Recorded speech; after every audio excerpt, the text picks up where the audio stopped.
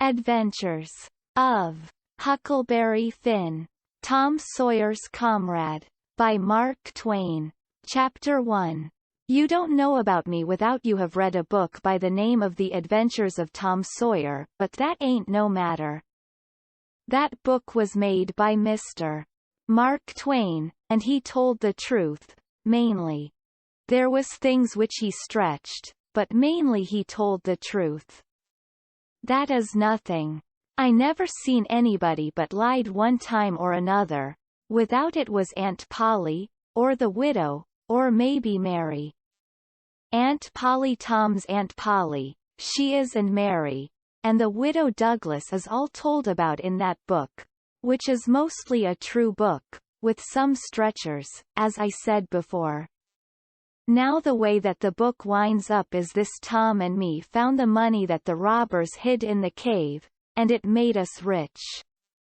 We got $6,000 apiece, all gold. It was an awful sight of money when it was piled up. Well, Judge Thatcher he took it and put it out at interest, and it fetched us $1 a day apiece all the year round, more than a body could tell what to do with. The widow Douglas she took me for her son, and allowed she would civilize me, but it was rough living in the house all the time, considering how dismal, regular and decent the widow was in all her ways, and so when I couldn't stand it no longer I lit out. I got into my old rags and my sugar hogshead again, and was free and satisfied. But Tom Sawyer he hunted me up and said he was going to start a band of robbers, and I might join if I would go back to the widow and be respectable. So I went back. The widow she cried over me, and called me a poor lost lamb, and she called me a lot of other names, too, but she never meant no harm by it. She put me in them new clothes again, and I couldn't do nothing but sweat, and feel all cramped up. Well, then, the old thing commenced again. The widow rung a bell for supper, and you had to come to time. When you got to the table you couldn't go right to eating, but you had to wait for the widow to tuck down her head and grumble a little over the victuals, though there warn't really anything the matter with them. That is, nothing, only everything was cooked by itself. In a barrel of odds and ends it is different things get mixed up, and the juice kind of swaps around, and the things go better. After supper she got out her book and learned me about Moses and the bulrushers, and I was in a sweat to find out all about him, but by and by she let it out that Moses had been dead a considerable long time, so then I didn't care no more about him, because I don't take no stock in dead people. Pretty soon I wanted to smoke, and asked the widow to let me. But she wouldn't. She said it was a mean practice and wasn't clean, and I must try to not do it any more. That is just the way with some people. They get down on a thing when they don't know nothing about it. Here she was a-bothering about Moses, which was no kin to her, and no use to anybody, being gone, you see, yet finding a power of fault with me for doing a thing that had some good in it. And she took snuff, too. Of course that was all right, because she done it herself. Her sister, Miss Watson, a tolerable slim old maid, with goggles on, had just come to live with her, and took a set at me now with a spelling book. She worked me middling hard for about an hour, and then the widow made her ease up. I couldn't stood it much longer. Then for an hour it was deadly dull, and I was fidgety. Miss Watson would say, "Don't put your feet up there, Huckleberry, and don't scrunch up like that." Huckleberry sat up straight, and pretty soon she would say, "Don't gap and stretch like that. Huckleberry, why don't you try to behave?" Then she told me all about the bad place, and I said I wished I was there. She got mad then, but I didn't mean no harm. All I wanted was to go somewheres, all I wanted was a change, I warn't particular. She said it was wicked to say what I said she wouldn't say it for the whole world, she was going to live so as to go to the good place. Well, I couldn't see no advantage in going where she was going, so I made up my mind I wouldn't try for it. But I never said so, because it would only make trouble, and wouldn't do no good. Now she had got a start, and she went on and told me all about the good place. She said all a body would have to do there was to go around all day long with a harp and sing, forever and ever. So I didn't think much of it. But I never said so. I asked her if she reckoned Tom Sawyer would go there, and she said not by a considerable sight. I was glad about that, because I wanted him and me to be together. Miss Watson she kept pecking at me, and it got tiresome and lonesome. By and by they fetched the niggers in and had prayers, and then everybody was off to bed. I went up to my room with a piece of candle, and put it on the table. Then I sat down in a chair by the window and tried to think of something cheerful, but it warn't no use. I felt so lonesome I most wished I was dead.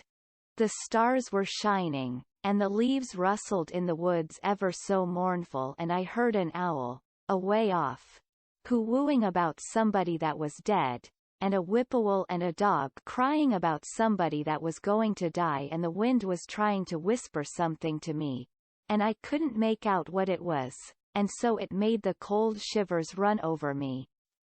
Then away out in the woods I heard that kind of a sound that a ghost makes when it wants to tell about something that's on its mind and can't make itself understood, and so can't rest easy in its grave, and has to go about that way every night grieving. I got so downhearted and scared I did wish I had some company. Pretty soon a spider went crawling up my shoulder, and I flipped it off and it lit in the candle, and before I could budge it was all shriveled up. I didn't need anybody to tell me that that was an awful bad sign and would fetch me some bad luck, so I was scared and most shook the clothes off of me. I got up and turned. Chapter 2. We went tiptoeing along a path amongst the trees back towards the end of the widow's garden, stooping down so as the branches wouldn't scrape our heads. When we was passing by the kitchen I fell over a root and made a noise. We crouched down and laid still. Miss Watson's big nigger, named Jim, was setting in the kitchen door. We could see him pretty clear, because there was a light behind him. He got up and stretched his neck out about a minute, listening. Then he says, "Who da?" He listened some more, then he come tiptoeing down and stood right between us. We could a touched him, nearly. Well, likely it was minutes and minutes that there warn't a sound, and we all there so close together. There was a place on my ankle that got to itching, but I dasn't scratch it, and then my ear begun to itch and next my back, right between my shoulders. Seemed like I'd die if I couldn't scratch. Well, I've noticed that thing plenty times since. If you are with the quality, or at a funeral, or trying to go to sleep when you ain't sleepy, if you are anywheres where it won't do for you to scratch, why you will itch all over in upwards of 1,000 places. Pretty soon Jim says, "Say, who is you? War as you? Dog my cat's if I didn't hear somefin. Well, I know what I's gwin to do. I's gwin to set down here and listen till I hears it agin." So he set down on the ground betwixt me and Tom. He leaned his back up against a tree, and stretched his legs out till one of them most touched one of mine. My nose begun to itch. It itched till the tears come into my eyes. but I dasn't scratch. Then it begun to itch on the inside. Next I got to itching underneath. I didn't know how I was going to set still. This miserableness went on as much as 6 or 7 minutes, but it seemed a sight longer than that. I was itching in 11 different places now. I reckoned I couldn't stand it more'n a minute longer, but I set my teeth hard and got ready to try. Just then Jim begun to breathe heavy. Next he begun to snore, and then I was pretty soon comfortable again. Tom he made a sign to me, kind of a little noise with his mouth, and we went creeping away on our hands and knees. When we was 10 foot off, Tom whispered to me, and wanted to tie Jim to the tree for fun. But I said no, he might wake and make a disturbance, and then they'd find out I warn't in. Then Tom said he hadn't got candles enough, and he would slip in the kitchen and get some more. I didn't want him to try. I said Jim might wake up and come. But Tom wanted to risk it, so we slid in there and got 3 candles, and Tom laid 5 cents on the table for pay. Then we got out, and I was in a sweat to get away, but nothing would do Tom but he must crawl to where Jim was, on his hands and knees, and play something on him. I waited, and it seemed a good while. Everything was so still and lonesome. As soon as Tom was back we cut along the path, around the garden fence, and by fetched up on the steep top of the hill the other side of the house. Tom said he slipped Jim's hat off of his head and hung it on a limb right over him, and Jim stirred a little, but he didn't wake. Afterwards Jim said the witches bewitched him and put him in a trance, and rode him all over the state, and then set him under the trees again, and hung his hat on a limb to show who done it. And next time Jim told it, he said they rode him down to New Orleans, and, after that, every time he told it he spread it more and more, till by and by he said they rode him all over the world, and tired him most to death, and his back was all over saddle boils. Jim was monstrous proud about it, and he got so he wouldn't hardly notice the other niggers. Niggers would come miles to hear Jim tell about it, and he was more looked up to than any nigger in that country. Strange niggers would stand with their mouths open and look him all over, same as if he was a wonder.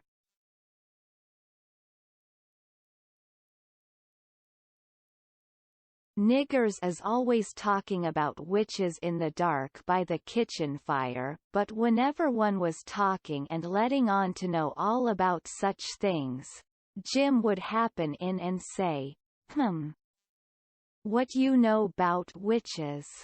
And that nigger was corked up and had to take a back seat. Jim always kept that 5-center piece round his neck with a string, and said it was a charm the devil give to him with his own hands, and told him he could cure anybody with it and fetch witches whenever he wanted to just by saying something to it, but he never told what it was he said to it. Niggers would come from all around there and give Jim anything they had, just for a sight of that 5-center piece, but they wouldn't touch it, because the devil had had his hands on it. Jim was most ruined for a servant, because he got stuck up on account of having seen the devil and been rode by witches. Well, when Tom and me got to the edge of the hilltop, we looked away down into the village and could see 3 or 4 lights twinkling, where there was sick folks, maybe, and the stars over us was sparkling ever so fine, and down by the village was the river, a whole mile broad, and awful still and grand. We went down the hill and found Joe Harper and Ben Rogers, and 2 or 3 more of the boys, hid in the old tanyard. So we unhitched a skiff and pulled down the river 2.5 miles, to the big scar on the hillside, and went ashore. We went to a clump of bushes, and Tom made everybody swear to keep the secret, and then showed them a hole in the hill, right in the thickest part of the bushes. Then we lit the candles, and crawled in on our hands and knees. We went about 200 yards, and then the cave opened up. Tom poked about amongst the passages, and pretty soon ducked under a wall where you wouldn't have noticed that there was a hole. We went along a narrow place and got into a kind of room, all damp and sweaty and cold, and there we stopped. Tom says, "Now, we'll start this band of robbers and call it Tom Sawyer's Gang. Everybody that wants to join has got to take an oath, and write his name in blood." Everybody was willing. So Tom got out a sheet of paper that he had wrote the oath on, and read it. It swore every boy to stick to the band, and never tell any of the secrets, and if anybody done anything to any boy in the band, whichever boy was ordered to kill that person and his family must do it, and he mustn't eat and he mustn't sleep till he had killed them and hacked a cross in their breasts, which was the sign of the band.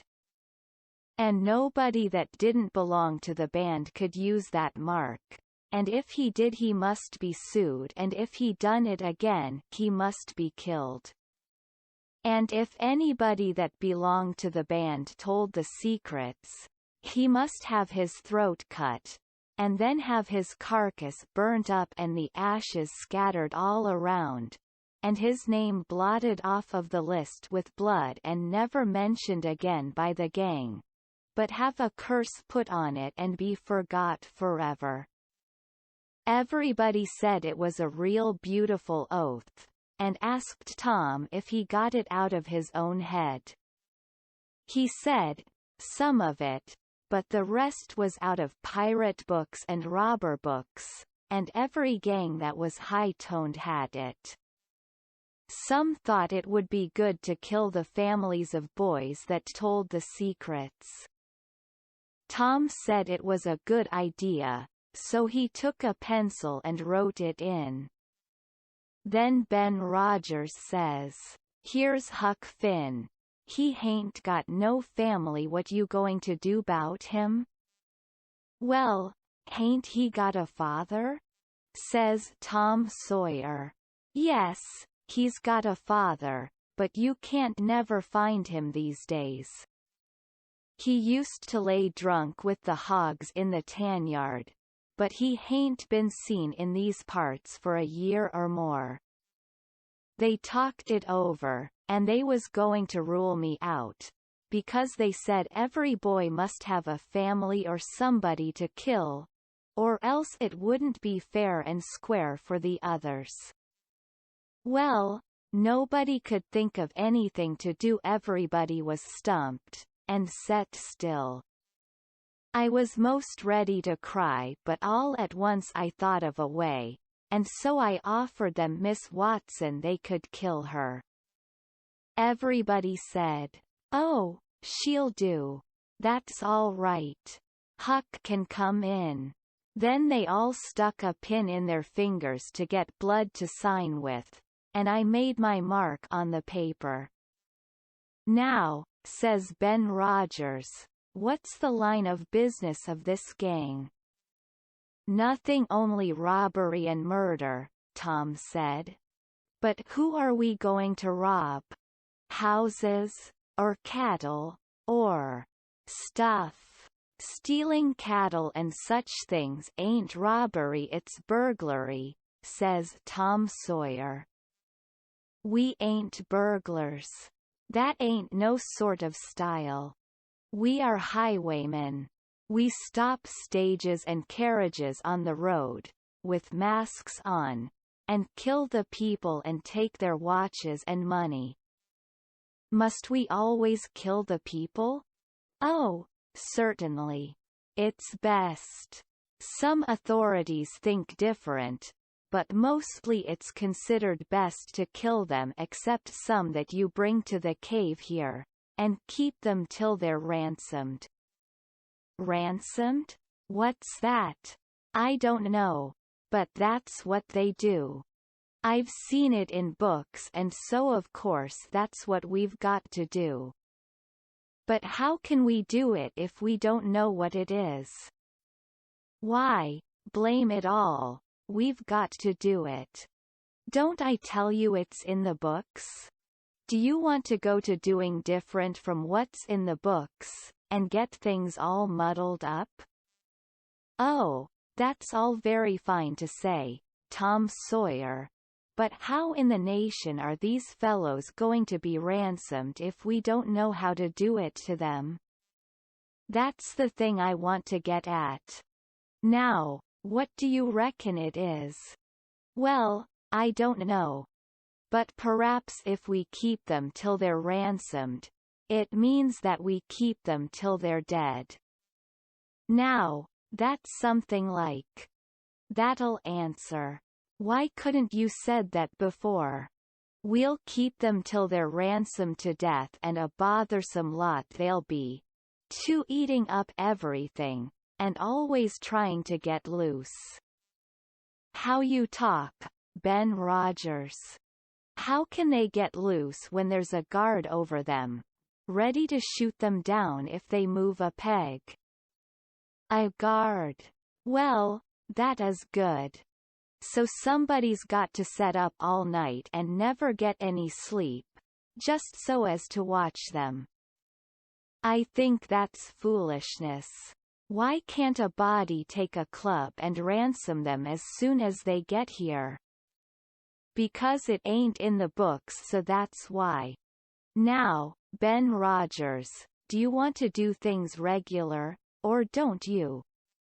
That's the idea. Don't you reckon that the people that made the books knows what's the correct thing to do? Do you reckon you can learn 'em anything? Not by a good deal. No, sir, we'll just go on and ransom them in the regular way. All right. I don't mind, but I say it's a fool way, anyhow. Say, do we kill the women, too? Well, Ben Rogers, if I was as ignorant as you I wouldn't let on. Kill the women? No, nobody ever saw anything in the books like that. You fetch them to the cave, and you're always as polite as pie to them, and by they fall in love with you, and never want to go home any more. Well, if that's the way I'm agreed, but I don't take no stock in it.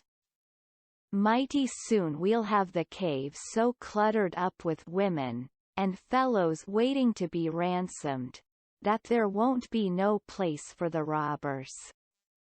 But go ahead, I ain't got nothing to say.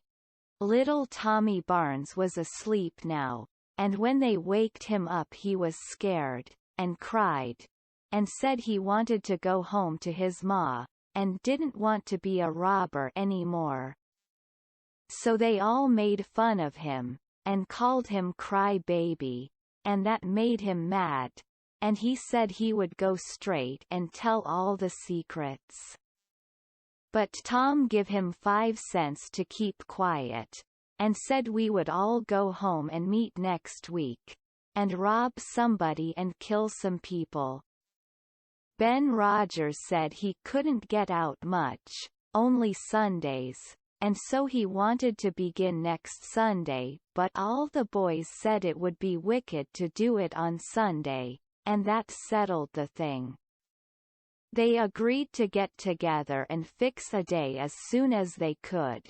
and then we elected Tom Sawyer first captain and Joe Harper second captain of the gang, and so started home. I clumb up the shed and crept into my window just before day was breaking.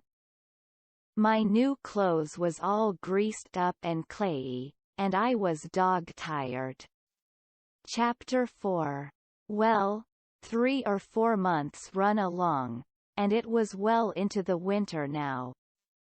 I had been to school most all the time and could spell and read and write just a little, and could say the multiplication table up to 6 times 7 is 35, and I don't reckon I could ever get any further than that if I was to live forever. I don't take no stock in mathematics, anyway.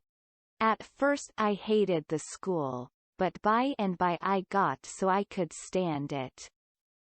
Whenever I got uncommon tired I played hooky, and the hiding I got next day done me good and cheered me up. So the longer I went to school the easier it got to be. I was getting sort of used to the widow's ways, too, and they weren't so raspy on me. Living in a house and sleeping in a bed pulled on me pretty tight mostly, but before the cold weather I used to slide out and sleep in the woods sometimes, and so that was a rest to me. I liked the old ways best, but I was getting so I liked the new ones, too, a little bit. The widow said I was coming along slow but sure, and doing very satisfactory. She said she weren't ashamed of me. One morning I happened to turn over the salt cellar at breakfast. I reached for some of it as quick as I could to throw over my left shoulder and keep off the bad luck, but Miss Watson was in ahead of me, and crossed me off. She says, "Take your hands away, Huckleberry, what a mess you are always making." The widow put in a good word for me, but that warn't going to keep off the bad luck. I knowed that well enough. I started out, after breakfast, feeling worried and shaky, and wondering where it was going to fall on me, and what it was going to be. There is ways to keep off some kinds of bad luck, but this wasn't one of them kind, so I never tried to do anything, but just poked along low-spirited and on the watch out. I went down to the front garden and clumb over the stile where you go through the high board fence. There was an inch of new snow on the ground, and I seen somebody's tracks. They had come up from the quarry and stood around the stile a while, and then went on around the garden fence. It was funny they hadn't come in, after standing around so. I couldn't make it out. It was very curious, somehow. I was going to follow around, but I stooped down to look at the tracks first. I didn't notice anything at first, but next I did. There was a cross in the left boot heel made with big nails, to keep off the devil. I was up in a second and shinning down the hill. I looked over my shoulder every now and then, but I didn't see nobody. I was at Judge Thatcher's as quick as I could get there. He said, "Why, my boy, you are all out of breath. Did you come for your interest?" "No, sir," I says. "Is there some for me?" "Oh, yes, a half-yearly is in last night, over $150. Quite a fortune for you. You had better let me invest it along with your 6,000, because if you take it you'll spend it." "No, sir," I says. "I don't want to spend it. I don't want it at all, nor the 6,000, nuther." I want you to take it. I want to give it to you, the 6,000 and all." He looked surprised. He couldn't seem to make it out. He says, "Why? What can you mean, my boy?" I says, "Don't you ask me no questions about it, please. You'll take it, won't you?" He says, "Well, I'm puzzled. Is something the matter? Please take it," says I, "and don't ask me nothing, then I won't have to tell no lies." He studied a while, and then he says, "Oh ho oh, I think I see. You want to sell all your property to me, not give it." That's the correct idea. Then he wrote something on a paper and read it over, and says, "There you see, it says, for a consideration. That means I have bought it of you and paid you for it. Here's $1 for you. Now you sign it." So I signed it, and left.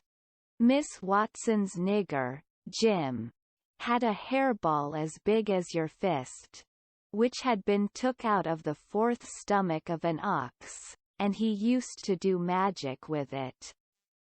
He said there was a spirit inside of it, and it knowed everything.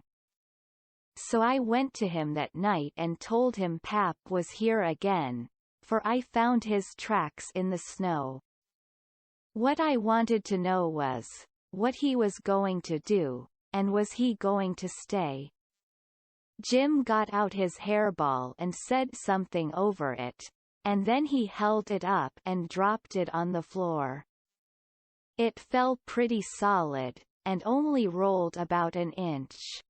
Jim tried it again, and then another time, and it acted just the same. Jim got down on his knees, and put his ear against it and listened. But it warned no use. He said it wouldn't talk. He said sometimes it wouldn't talk without money. I told him I had an old slick counterfeit quarter that warn't no good because the brass showed through the silver a little, and it wouldn't pass nohow, even if the brass didn't show, because it was so slick it felt greasy, and so that would tell on it every time. I reckoned I wouldn't say nothing about the $1 I got from the judge. I said it was pretty bad money, but maybe the hairball would take it, because maybe it wouldn't know the difference. Jim smelt it and bit it and rubbed it, and said he would manage so the hairball would think it was good. He said he would split open a raw Irish potato and stick the quarter in between and keep it there all night, and next morning you couldn't see no brass, and it wouldn't feel greasy no more, and so anybody in town would take it in a minute, let alone a hairball. Well, I knowed a potato would do that before, but I had forgot it. Jim put the quarter under the hairball, and got down and listened again. This time he said the hairball was all right. He said it would tell my whole fortune if I wanted it to. I says, "Go on." So the hairball talked to Jim, and Jim told it to me. He says, "Yo, ol' Father Doan know what he's a gwin to do. Sometimes he spec he'll go way, and den agin he spec he'll stay.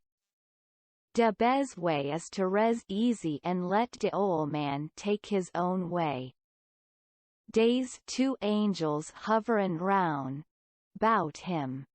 One UV'em is white and shiny, and t'other one is black.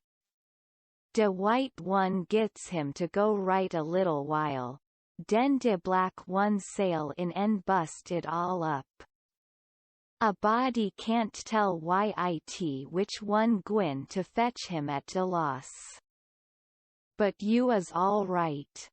You gwine to have considerable trouble in yo life, and considerable joy. Sometimes you gwine to get hurt, and sometimes you gwine to get sick, but every time you's gwine to get well again. Days two gals flyin' 'bout you in yo life. One UVM's light and t'other one is dark. One is rich and t'other is po. You's gwine to marry de po, one fust and de rich one by and by.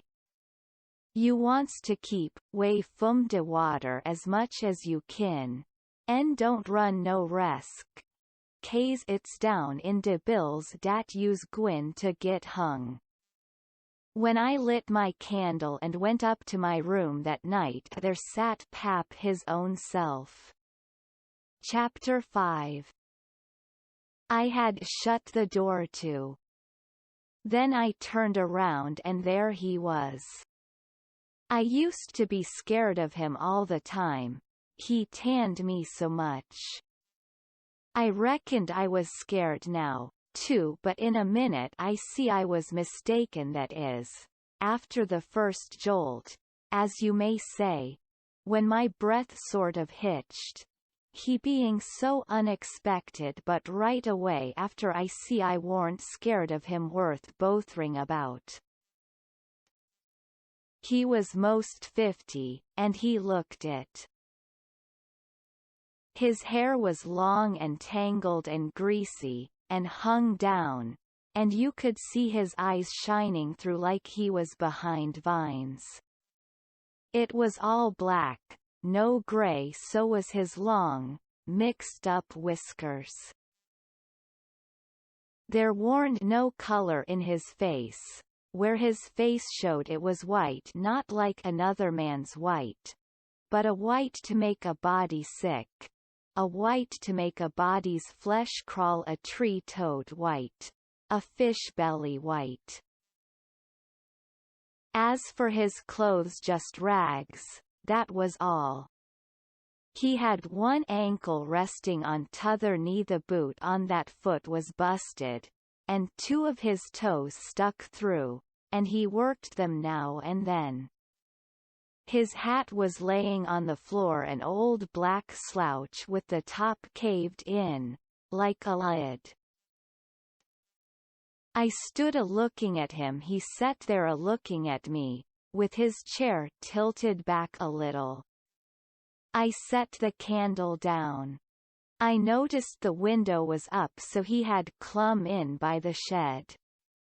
He kept a-looking me all over. By and by he says, "Starchy clothes very. You think you're a good deal of a big bug, don't you?" "Maybe I am. Maybe I ain't," I says. "Don't you give me none o' your lip," says he. "You've put on considerable many frills since I been away.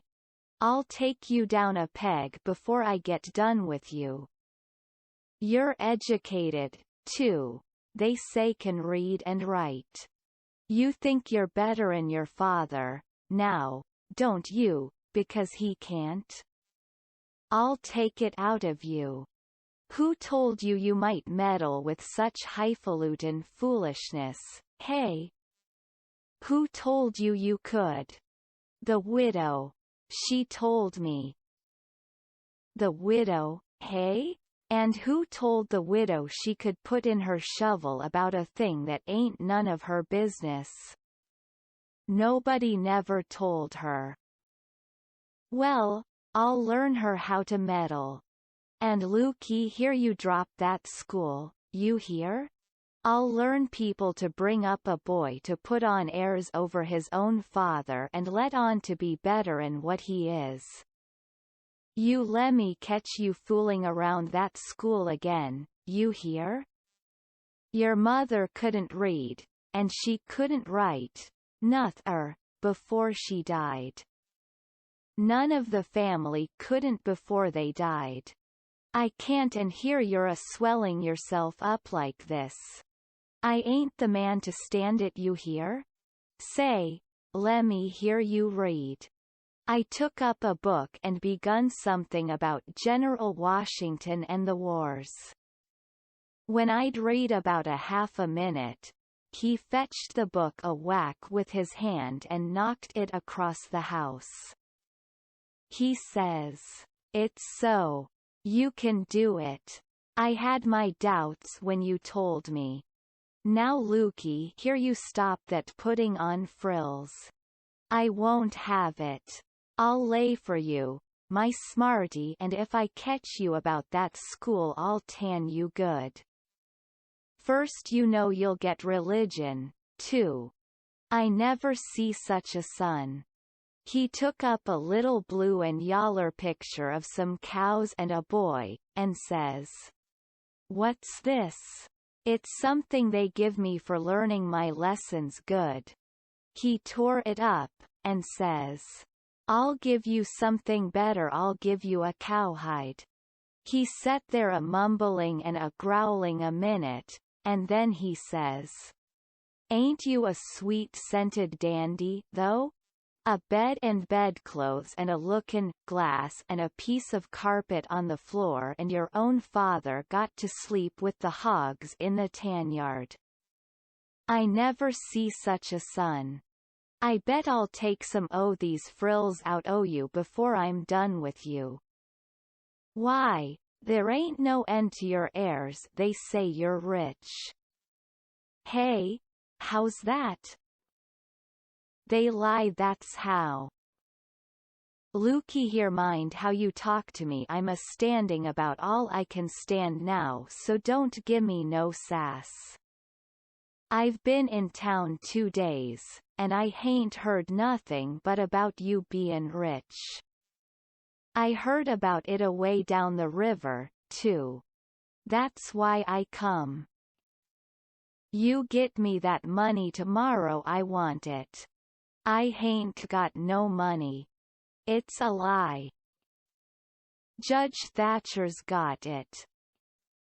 You get it. I want it. I hain't got no money, I tell you. You ask Judge Thatcher, he'll tell you the same. All right. I'll ask him and I'll make him pungle, too, or I'll know the reason why. Say, how much you got in your pocket? I want it. I hain't got only $1, and I want that too. It don't make no difference what you want it for, you just shell it out." He took it and bit it to see if it was good, and then he said he was going downtown to get some whiskey, said he hadn't had a drink all day. When he had got out on the shed he put his head in again, and cussed me for putting on frills and trying to be better than him, and when I reckoned he was gone he come back and put his head in again, and told me to mind about that school, because he was going to lay for me and lick me if I didn't drop that. Next day he was drunk, and he went to Judge Thatcher's and bully-ragged him, and tried to make him give up the money, but he couldn't, and then he swore he'd make the law force him. The judge and the widow went to law to get the court to take me away from him and let one of them be my guardian, but it was a new judge that had just come, and he didn't know the old man, so he said courts mustn't interfere and separate families if they could help it, said he'd druther not take a child away from its father. So Judge Thatcher and the widow had to quit on the business. That pleased the old man till he couldn't rest. He said he'd cowhide me till I was black and blue if I didn't raise some money for him. I borrowed $3 from Judge Thatcher, and Pap took it and got drunk, and went a-blowing around and cussing and whooping and carrying on, and he kept it up all over town, with a tin pan, till most midnight. Then they jailed him, and next day they had him before court, and jailed him again for a week. But he said he was satisfied, said he was boss of his son, and he'd make it warm for him. When he got out, the new judge said he was going to make a man of him. So he took him to his own house, and dressed him up clean and nice, and had him to breakfast and dinner and supper with the family, and was just old pie to him, so to speak. And after supper he talked to him about temperance and such things till the old man cried, and said he'd been a fool, and fooled away his life, but now he was going to turn over a new leaf and be a man nobody wouldn't be ashamed of, and he hoped the judge would help him and not look down on him. The judge said he could hug him for them words, so he cried. And his wife, she cried again. Pap said he'd been a man that had always been misunderstood before, and the judge said he believed it. The old man said that what a man wanted that was down was sympathy, and the judge said it was so they cried again. And when it was bedtime, the old man rose up and held out his hand, and says, "Look at it. Gentlemen and ladies, all take a hold of it, shake it. There's a hand that was the hand of a hog, but it ain't so no more, it's the hand of a man that's started in on a new life, and'll die before he'll go back. You mark them words, don't forget I said them. It's a clean hand now, shake it, don't be afeard." So they shook it, one after the other, all around, and cried. The judge's wife, she kissed it. Then the old man, he signed a pledge, made his mark. The judge said it was the holiest time on record, or something like that. Then they tucked the old man into a beautiful room, which was the spare room. And in the night sometime he got powerful thirsty and clumb out onto the porch roof and slid down a stanchion and traded his new coat for a jug of 40 rod. And clumb back again and had a good old time, and towards daylight he crawled out again, drunk as a fiddler, and rolled off the porch and broke his left arm in 2 places. And was most froze to death when somebody found him after sun up.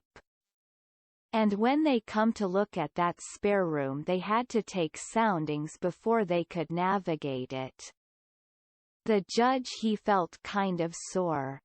He said he reckoned a body could reform the old man with a shotgun. Maybe, but he didn't know no other way. Chapter 6. Well, pretty soon the old man was up and around again, and then he went for Judge Thatcher in the courts to make him give up that money, and he went for me too for not stopping school. He catched me a couple of times and thrashed me, but I went to school just the same and dodged him or outrun him most of the time. I didn't want to go to school much before, but I reckoned I'd go now to spite Pap.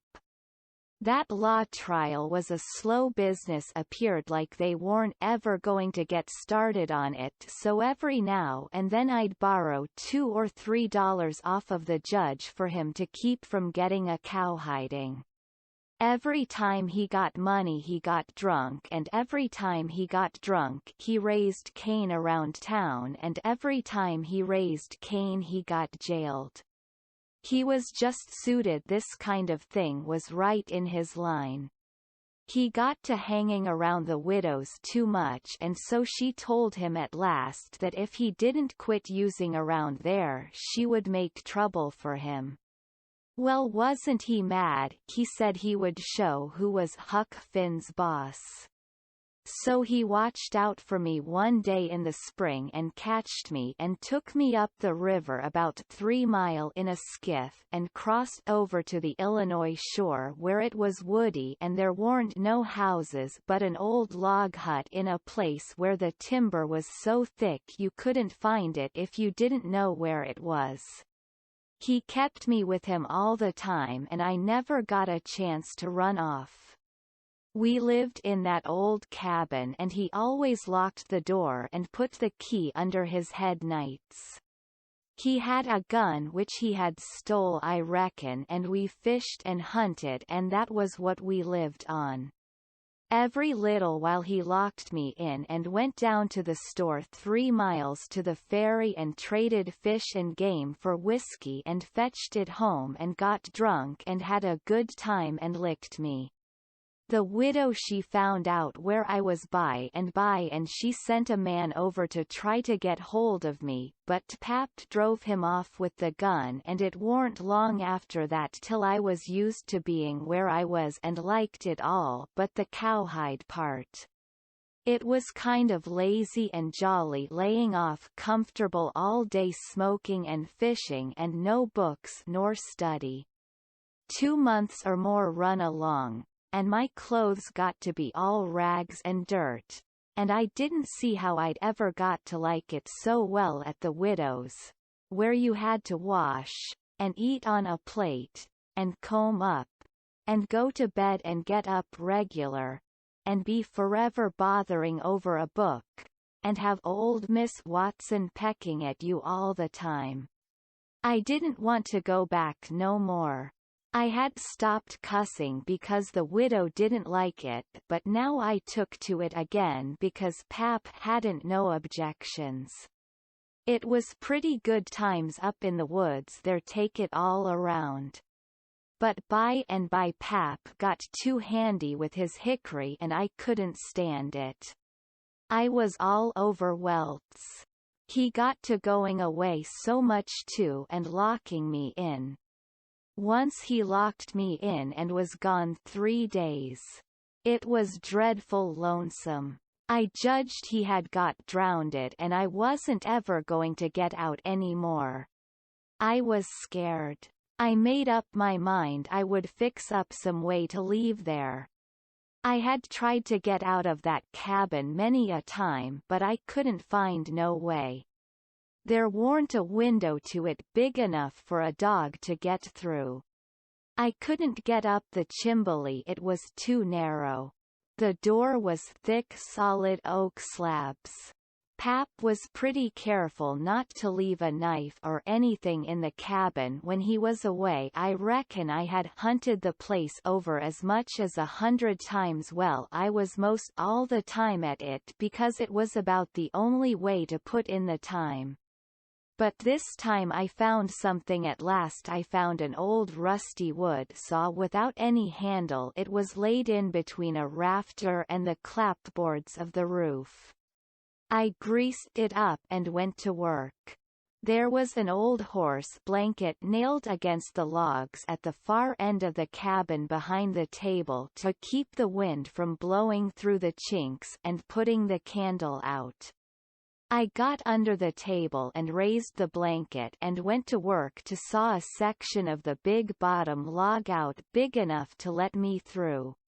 Well, it was a good long job, but I was getting towards the end of it when I heard Pap's gun in the woods.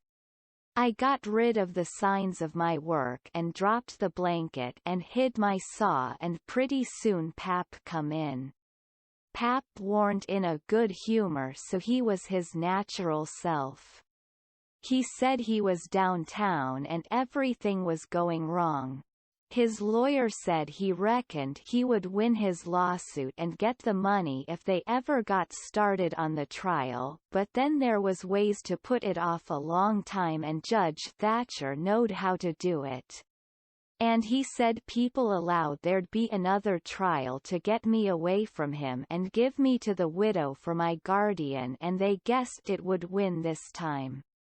This shook me up considerable because I didn't want to go back to the widow's any more and be so cramped up and civilized as they called it. Then the old man got to cussing, and cussed everything and everybody he could think of, and then cussed them all over again to make sure he hadn't skipped any, and after that he polished off with a kind of a general cuss all round. including a considerable parcel of people which he didn't know the names of, and so called them what's his name when he got to them, and went right along with his cussing. The old man made me go to the skiff and fetch the things he had got. There was a 50-pound sack of cornmeal, and a side of bacon, ammunition, and a 4-gallon jug of whiskey, and an old book and 2 newspapers for wadding, besides some tow. I toted up a load, and went back and sat down on the bow of the skiff to rest. I thought it all over, and I reckoned I would walk off with the gun and some lines, and take to the woods when I run away. I guessed I wouldn't stay in one place, but just tramp right across the country, mostly night times, and hunt and fish to keep alive, and so get so far away that the old man nor the widow couldn't ever find me any more. I judged I would saw out and leave that night if Pap got drunk enough, and I reckoned he would. I got so full of it I didn't notice how long I was staying till the old man hollered and asked me whether I was asleep or drowned. I got the things all up to the cabin, and then it was about dark. While I was cooking supper the old man took a swig or two and got sort of warmed up, and went to ripping again. He had been drunk over in town, and laid in the gutter all night, and he was a sight to look at. A body would 'a thought he was Adam, he was just all mud. Whenever his liquor begun to work he most always went for the government. This time he says, "Call this a government? Why, just look at it and see what it's like. Here's the law standing ready to take a man's son away from him, a man's own son, which he has had all the trouble and all the anxiety and all the expense of raising.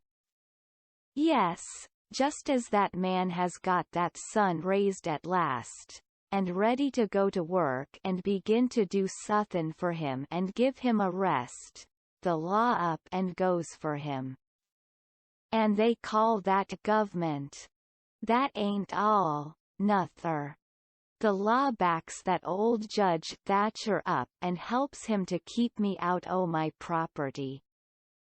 Here's what the law does. The law takes a man worth $6,000 and upwards, and jams him into an old trap of a cabin like this, and lets him go round in clothes that ain't fittin' for a hog.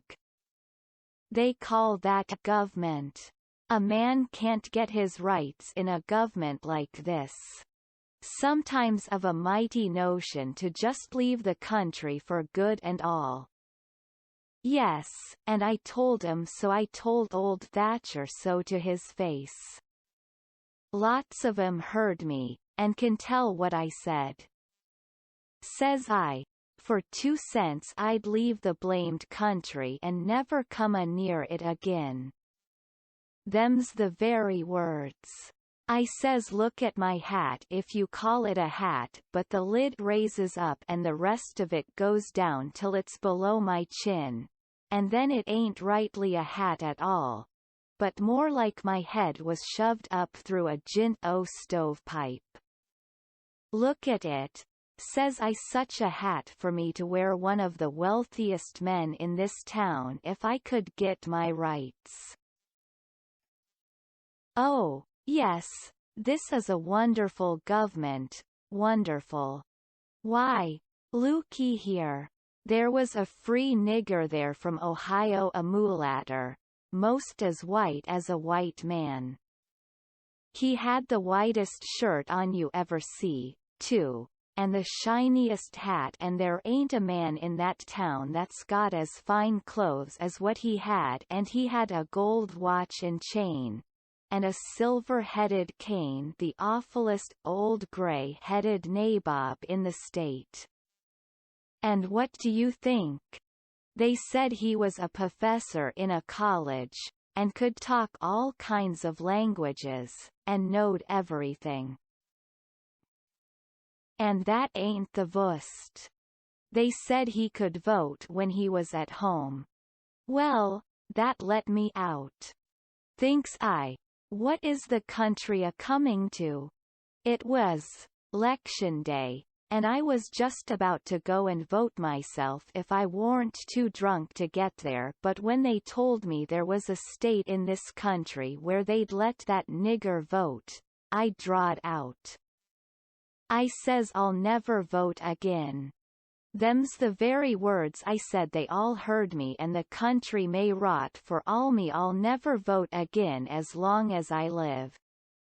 And to see the cool way of that nigger, why, he wouldn't give me the road if I hadn't shoved him out o' the way. I says to the people, why ain't this nigger put up at auction and sold? That's what I want to know. And what do you reckon they said? Why, they said he couldn't be sold till he'd been in the state 6 months, and he hadn't been there that long yet. There, now that's a specimen. They call that a government that can't sell a free nigger till he's been in the state 6 months. Here's a government that calls itself a government, and lets on to be a government, and thinks it is a government, and yet's got to set stock still for 6 whole months before it can take a hold of a prowling, thieving, infernal, white-shirted free nigger, and Pap was going on so he never noticed where his old limber legs was taking him to, so he went head over heels over the tub of salt pork and barked both shins, and the rest of his speech was all the hottest kind of language, mostly hove at the nigger and the government. Though he give the tub some, too, all along, here and there. He hopped around the cabin considerable, first on one leg and then on the other, holding first one shin and then the other one, and at last he let out with his left foot all of a sudden and fetched the tub a rattling kick. But it warn't good judgment, because that was the boot that had a couple of his toes leaking out of the front end of it, so now he raised a howl that fairly made a body's hair raise, and down he went in the dirt, and rolled there, and held his toes, and the cussing he done then laid over anything he had ever done previous. He said so his own self afterwards. He had heard old Soberry Hagen in his best days, and he said it laid over him, too, but I reckon that was sort of piling it on, maybe. After supper Pap took the jug, and said he had enough whiskey there for 2 drunks and 1 delirium tremens. That was always his word. I judged he would be blind drunk in about an hour, and then I would steal the key, or saw myself out, one or t'other. He drank, and tumbled down on his blankets by and by, but luck didn't run my way. He didn't go sound asleep, but was uneasy. He groaned and moaned and thrashed around this way and that for a long time. At last I got so sleepy I couldn't keep my eyes open all I could do, and so before I knowed what I was about I was sound asleep, and the candle burning. I don't know how long I was asleep, but all of a sudden there was an awful scream and I was up. There was Pap looking wild, and skipping around every which way and yelling about snakes. He said they was crawling up his legs, and then he would give a jump and scream, and say one had bit him on the cheek, but I couldn't see no snakes. He started and run round and round the cabin, hollering, "Take him off! Take him off! He's biting me on the neck. I never see a man look so wild in the eyes. Pretty soon he was all fagged out, and fell down panting. Then he rolled over and over wonderful fast, kicking things every which way, and striking and grabbing at the air with his hands, and screaming and saying there was devils a hold of him. He wore out by and by, and laid still a while, moaning. Then he laid stiller, and didn't make a sound. I could hear the owls and the wolves away off in the woods, and it seemed terrible still. He was laying over by the corner. By and by he raised up part way and listened, with his head to one side. He says, very low, "Tramp, tramp, tramp, that's the dead tramp, tramp, tramp. They're coming after me, but I won't go. Oh, they're here. Don't touch me, don't. Hands off, they're cold, let go. Oh, let a poor devil alone." Then he went down on all fours and crawled off, begging them to let him alone, and he rolled himself up in his blanket and wallowed in under the old pine table, still a-begging, and then he went to crying. I could hear him through the blanket. By and by he rolled out and jumped up on his feet looking wild, and he see me and went for me. He chased me round and round the place with a clasp knife, calling me the angel of death, and saying he would kill me, and then I couldn't come for him no more. I begged, and told him I was only Huck, but he laughed such a screechy laugh, and roared and cussed, and kept on chasing me up. Once when I turned short and dodged under his arm, he made a grab and got me by the jacket between my shoulders, and I thought I was gone, but I slid out of the jacket quick as lightning, and saved myself. Pretty soon he was all tired out, and dropped down with his back against the door, and said he would rest a minute and then kill me. He put his knife under him, and said he would sleep and get strong, and then he would see who was who. So he dozed off pretty soon. By and by I got the old split-bottom chair and clumb up as easy as I could, not to make any noise, and got down the gun. I slipped the ramrod down it to make sure it was loaded. Then I laid it across the turnip barrel, pointing towards Pap, and sat down behind it to wait for him to stir. And how slow and still the time did drag along. Chapter 7. Get up! What you 'bout? I opened my eyes and looked around, trying to make out where I was. It was after sun up, and I had been sound asleep. Pap was standing over me looking sour and sick, too. He says, "What you doin' with this gun?" I judged he didn't know nothing about what he had been doing, so I says, "Somebody tried to get in, so I was laying for him." "Why didn't you roust me out?"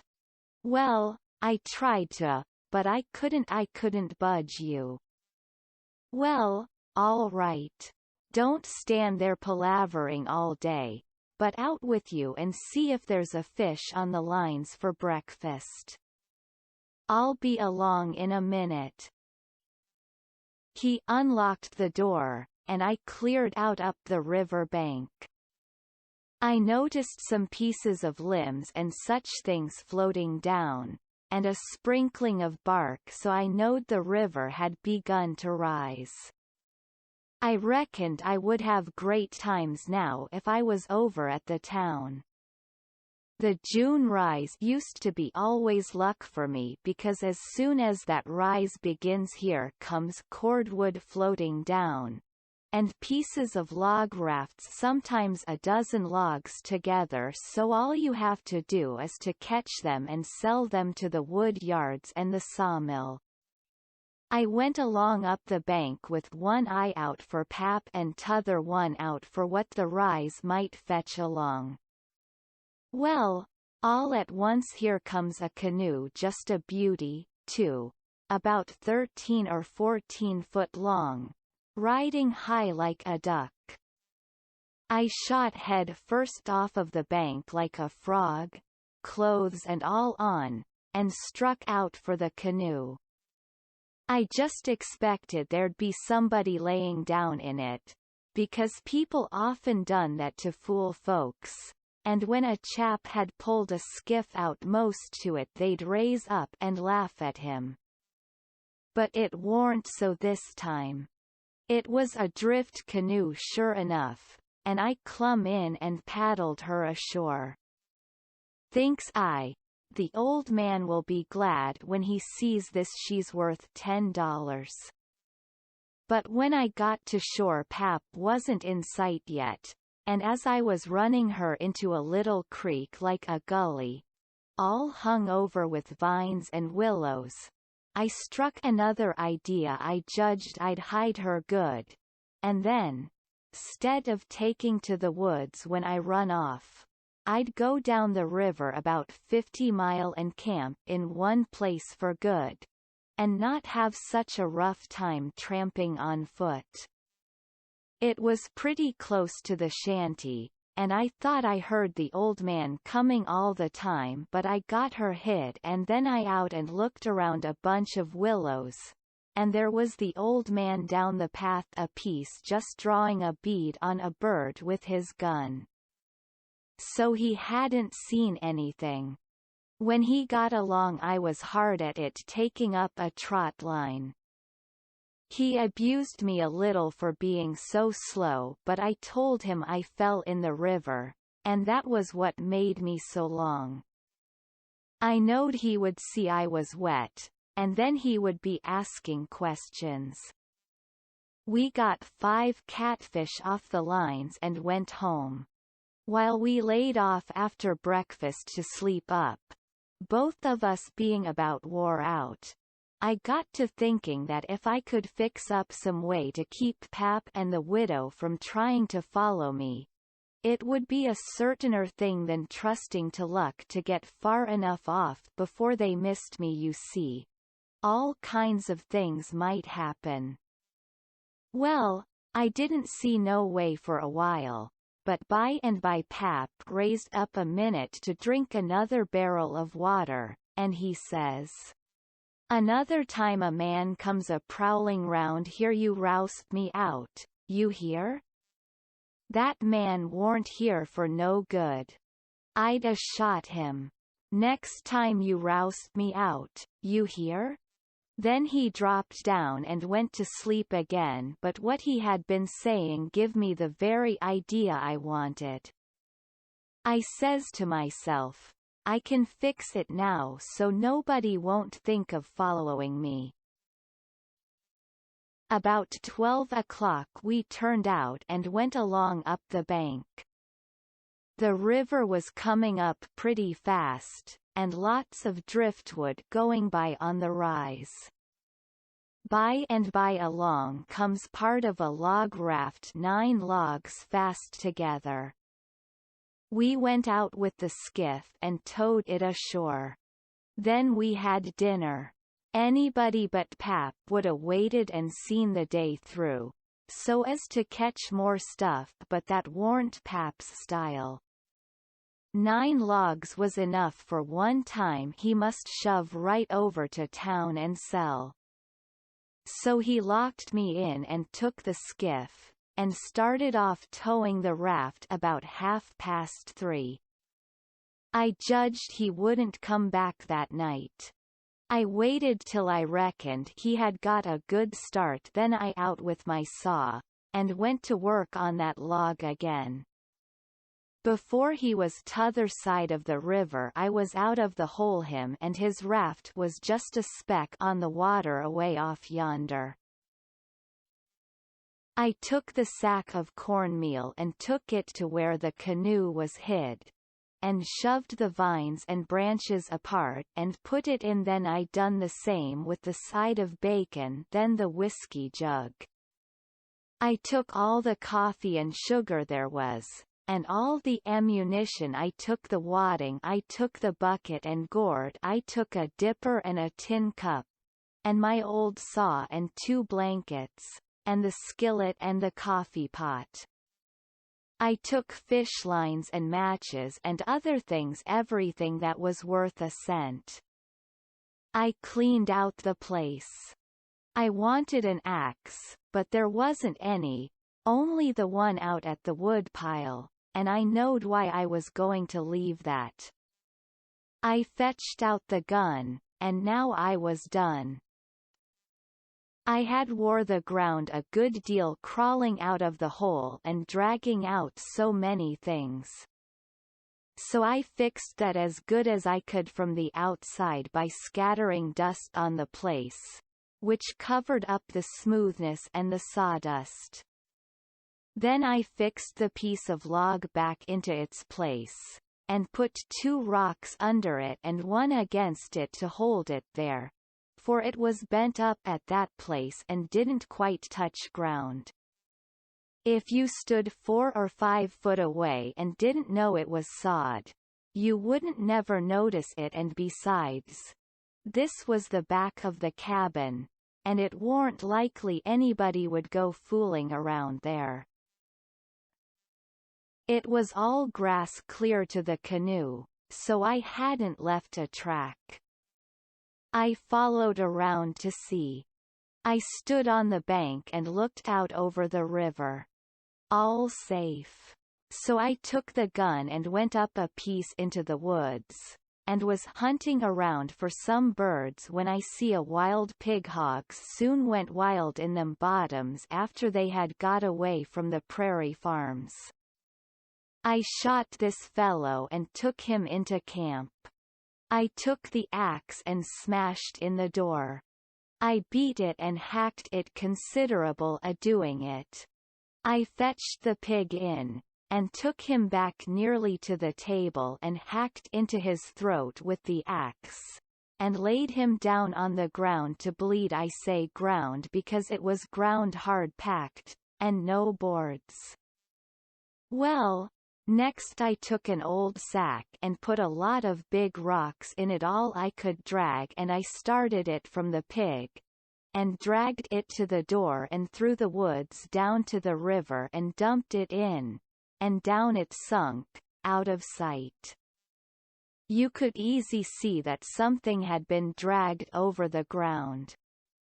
I did wish Tom Sawyer was there. I knowed he would take an interest in this kind of business, and throw in the fancy touches. Nobody could spread himself like Tom Sawyer in such a thing as that. Well, last I pulled out some of my hair, and blooded the axe good, and stuck it on the back side, and slung the axe in the corner. Then I took up the pig and held him to my breast with my jacket so he couldn't drip till I got a good piece below the house, and then dumped him into the river. Now I thought of something else. So I went and got the bag of meal and my old saw out of the canoe, and fetched them to the house. I took the bag to where it used to stand, and ripped a hole in the bottom of it with the saw, for there warn't no knives and forks on the place. Pap done everything with his clasp knife about the cooking. Then I carried the sack about 100 yards across the grass and through the willows east of the house, to a shallow lake that was 5 miles wide and full of rushes and ducks too, you might say, in the season. There was a slough or a creek leading out of it on the other side that went miles away. I don't know where, but it didn't go to the river. The meal sifted out and made a little track all the way to the lake. I dropped Pap's whetstone there too, so as to look like it had been done by accident. Then I tied up the rip in the meal sack with a string, so it wouldn't leak no more, and took it and my saw to the canoe again. It was about dark now, so I dropped the canoe down the river under some willows that hung over the bank, and waited for the moon to rise. I made fast to a willow, then I took a bite to eat, and by laid down in the canoe to smoke a pipe and lay out a plan. I says to myself, they'll follow the track of that sackful of rocks to the shore and then drag the river for me. And they'll follow that meal track to the lake and go browsing down the creek that leads out of it to find the robbers that killed me and took the things. They won't ever hunt the river for anything but my dead carcass. They'll soon get tired of that, and won't bother no more about me. All right, I can stop anywhere I want to. Jackson's Island is good enough for me. I know that island pretty well, and nobody ever comes there. And then I can paddle over to town nights, and slink around and pick up things I want. Jackson's Island's the place. I was pretty tired, and the first thing I knowed I was asleep.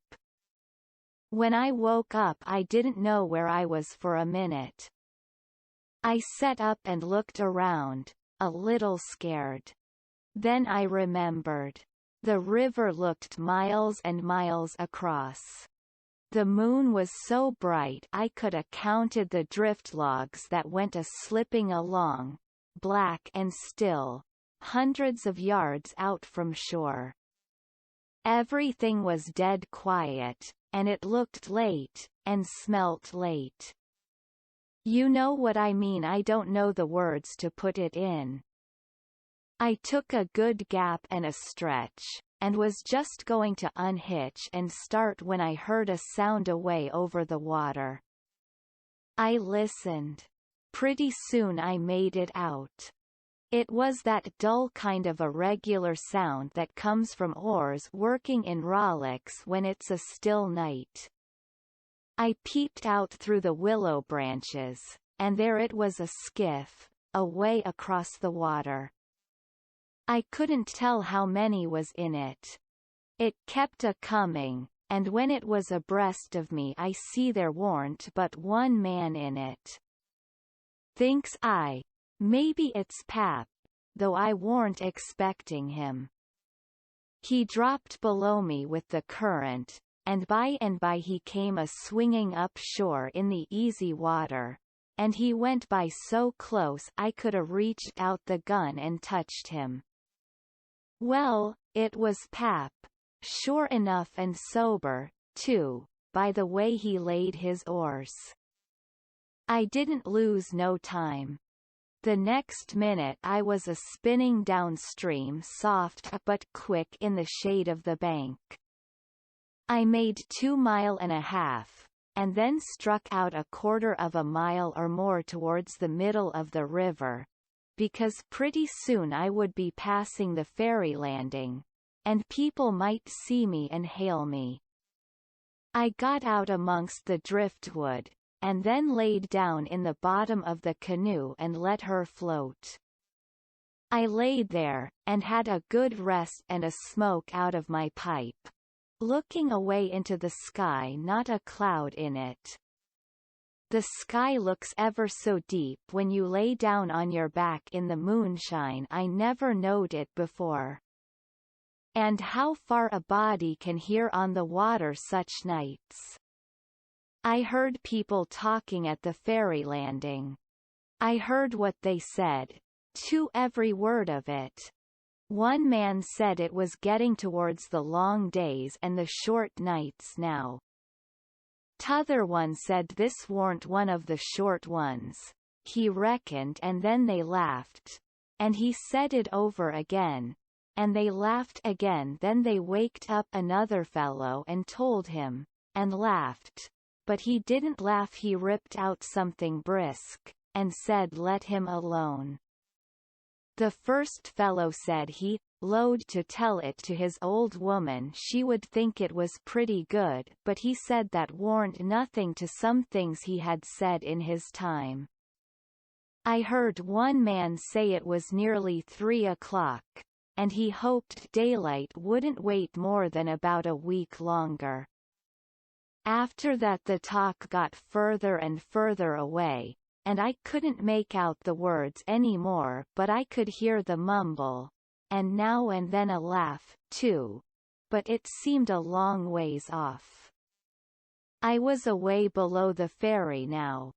I rose up, and there was Jackson's Island, about 2.5 miles downstream, heavy timbered and standing up out of the middle of the river, big and dark and solid, like a steamboat without any lights.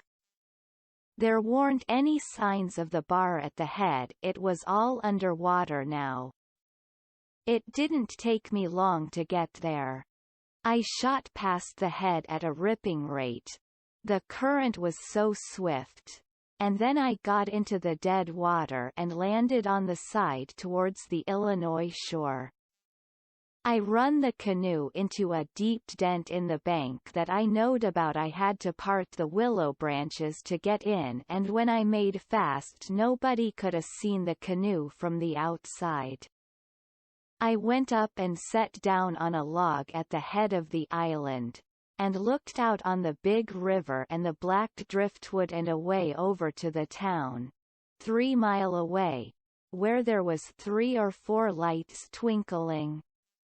A monstrous big lumber raft was about a mile upstream, coming along down, with a lantern in the middle of it. I watched it come creeping down, and when it was most abreast of where I stood I heard a man say, "Stern oars, there. Heave her head to starboard." I heard that just as plain as if the man was by my side. There was a little gray in the sky now, so I stepped into the woods, and laid down for a nap before breakfast. Chapter 8. The sun was up so high when I waked that I judged it was after 8 o'clock. I laid there in the grass and the cool shade thinking about things, and feeling rested and rather comfortable and satisfied. I could see the sun out at 1 or 2 holes, but mostly it was big trees all about, and gloomy in there amongst them. There was freckled places on the ground where the light sifted down through the leaves, and the freckled places swapped about a little, showing there was a little breeze up there. A couple of squirrels sat on a limb and jabbered at me very friendly. I was powerful lazy and comfortable, didn't want to get up and cook breakfast. Well, I was dozing off again when I thinks I hears a deep sound of boom. Away up the river. I rouses up, and rests on my elbow and listens. Pretty soon I hears it again. I hopped up, and went and looked out at a hole in the leaves, and I see a bunch of smoke laying on the water a long ways up about abreast the ferry. And there was the ferryboat full of people floating along down. I knowed what was the matter now. Boom! I see the white smoke squirt out of the ferryboat's side. You see, they was firing cannon over the water, trying to make my carcass come to the top. I was pretty hungry, but it warn't going to do for me to start a fire, because they might see the smoke. So I sat there and watched the cannon smoke and listened to the boom. The river was a mile wide there, and it always looks pretty on a summer morning, so I was having a good enough time seeing them hunt for my remainders if I only had a bite to eat. Well, then I happened to think how they always put quicksilver in loaves of bread and float them off, because they always go right to the drowned carcass and stop there. So, says I'll keep a lookout, and if any of them's floating around after me I'll give them a show.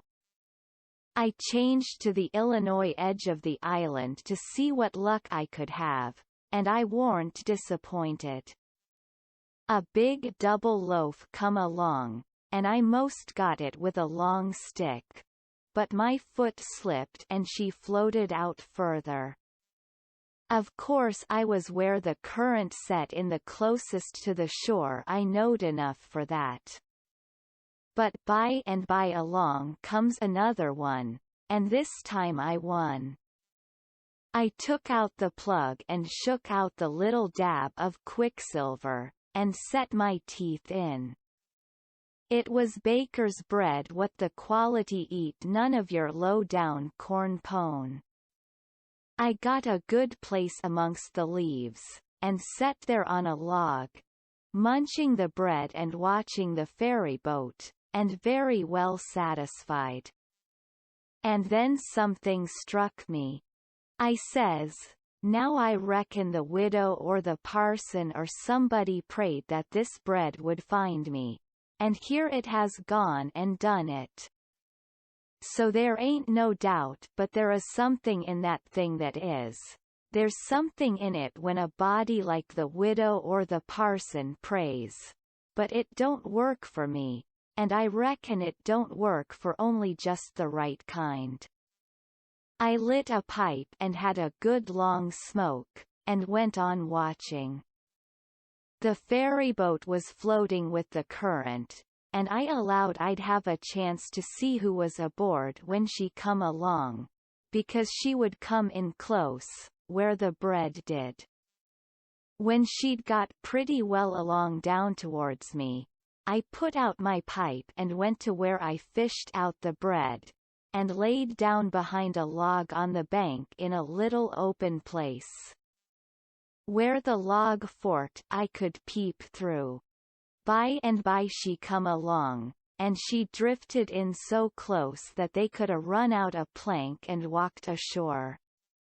Most everybody was on the boat.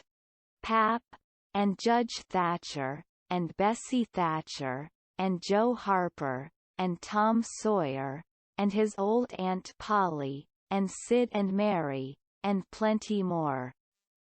Everybody was talking about the murder, but the captain broke in and says, "Look sharp. Now the current sets in the closest here, and maybe he's washed ashore and got tangled amongst the brush at the water's edge." I hope so, anyway. I didn't hope so. They all crowded up and leaned over the rails, nearly in my face, and kept still, watching with all their might. I could see them first rate, but they couldn't see me. Then the captain sung out, "Stand away!" and the cannon let off such a blast right before me that it made me deaf with the noise and pretty near blind with the smoke, and I judged I was gone. If they'd a had some bullets in, I reckon they'd a got the corpse they was after. Well, I see I warn't hurt, thanks to goodness. The boat floated on and went out of sight around the shoulder of the island. I could hear the booming now and then, further and further off, and by, after an hour, I didn't hear it no more. The island was 3 miles long. I judged they had got to the foot, and was giving it up. But they didn't yet a while. They turned around the foot of the island and started up the channel on the Missouri side, under steam, and booming once in a while as they went. I crossed over to that side and watched them. When they got abreast the head of the island they quit shooting and dropped over to the Missouri shore and went home to the town. I knowed I was all right now. Nobody else would come a-hunting after me. I got my traps out of the canoe and made me a nice camp in the thick woods. I made a kind of a tent out of my blankets to put my things under so the rain couldn't get at them. I catched a catfish and haggled him open with my saw, and towards sundown I started my campfire and had supper. Then I set out a line to catch some fish for breakfast. When it was dark I sat by my campfire smoking, and feeling pretty well satisfied, but by and by it got sort of lonesome, and so I went and sat on the bank and listened to the current swashing along, and counted the stars and drift logs and rafts that come down, and then went to bed. There ain't no better way to put in time when you are lonesome. You can't stay so, you soon get over it. And so for 3 days and nights. No difference, just the same thing. But the next day I went exploring around down through the island. I was boss of it, it all belonged to me, so to say, and I wanted to know all about it, but mainly I wanted to put in the time. I found plenty strawberries, ripe and prime, and green summer grapes, and green raspberries, and the green blackberries was just beginning to show. They would all come handy by and by, I judged. Well, I went fooling along in the deep woods till I judged I warn't far from the foot of the island. I had my gun along, but I hadn't shot nothing. It was for protection, thought I would kill some game nigh home. About this time I mighty near stepped on a good-sized snake, and it went sliding off through the grass and flowers, and I after it, trying to get a shot at it. I clipped along, and all of a sudden I bounded right onto the ashes of a campfire that was still smoking. My heart jumped up amongst my lungs. I never waited for to look further, but uncocked my gun and went sneaking back on my tiptoes as fast as ever I could. Every now and then I stopped a second amongst the thick leaves and listened, but my breath come so hard I couldn't hear nothing else. I slunk along another piece further, then listened again, and so on, and so on. If I see a stump, I took it for a man. If I trod on a stick and broke it, it made me feel like a person had cut one of my breaths in two and I only got half, and the short half, too. When I got to Camp 1 warn't feeling very brash. There warn't much sand in my craw, but I says, this ain't no time to be fooling around. So I got all my traps into my canoe again so as to have them out of sight, and I put out the fire and scattered the ashes around to look like an old last year's camp, and then clumb a tree. I reckon I was up in the tree 2 hours, but I didn't see nothing. I didn't hear nothing. I only thought I heard and seen as much as 1,000 things. Well, I couldn't stay up there forever, so at last I got down. But I kept in the thick woods and on the lookout all the time. All I could get to eat was berries and what was left over from breakfast. By the time it was night I was pretty hungry. So when it was good and dark I slid out from shore before moonrise and paddled over to the Illinois bank about 1/4 mile. I went out in the woods and cooked a supper, and I had about made up my mind I would stay there all night when I hear a plunkety-plunk, plunkety-plunk, and says to myself, horses coming, and next I hear people's voices. I got everything into the canoe as quick as I could, and then went creeping through the woods to see what I could find out. I hadn't got far when I hear a man say, "We better camp here if we can find a good place. The horses is about beat out. Let's look around." I didn't wait, but shoved out and paddled away easy. I tied up in the old place, and reckoned I would sleep in the canoe. I didn't sleep much. I couldn't, somehow, for thinking. And every time I waked up I thought somebody had me by the neck. So the sleep didn't do me no good. By and by I says to myself, I can't live this way. I'm a-going to find out who it is that's here on the island with me. I'll find it out or bust. Well, I felt better right off. So I took my paddle and slid out from shore just a step or two, and then let the canoe drop along down amongst the shadows.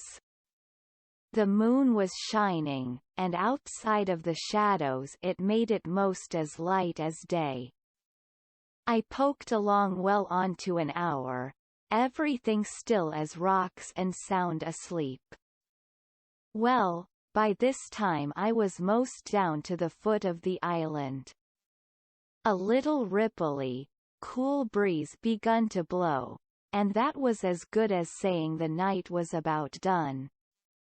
I give her a turn with the paddle and brung her nose to shore, then I got my gun and slipped out and into the edge of the woods. I sat down there on a log, and looked out through the leaves. I see the moon go off watch, and the darkness begin to blanket the river. But in a little while I see a pale streak over the treetops, and knowed the day was coming.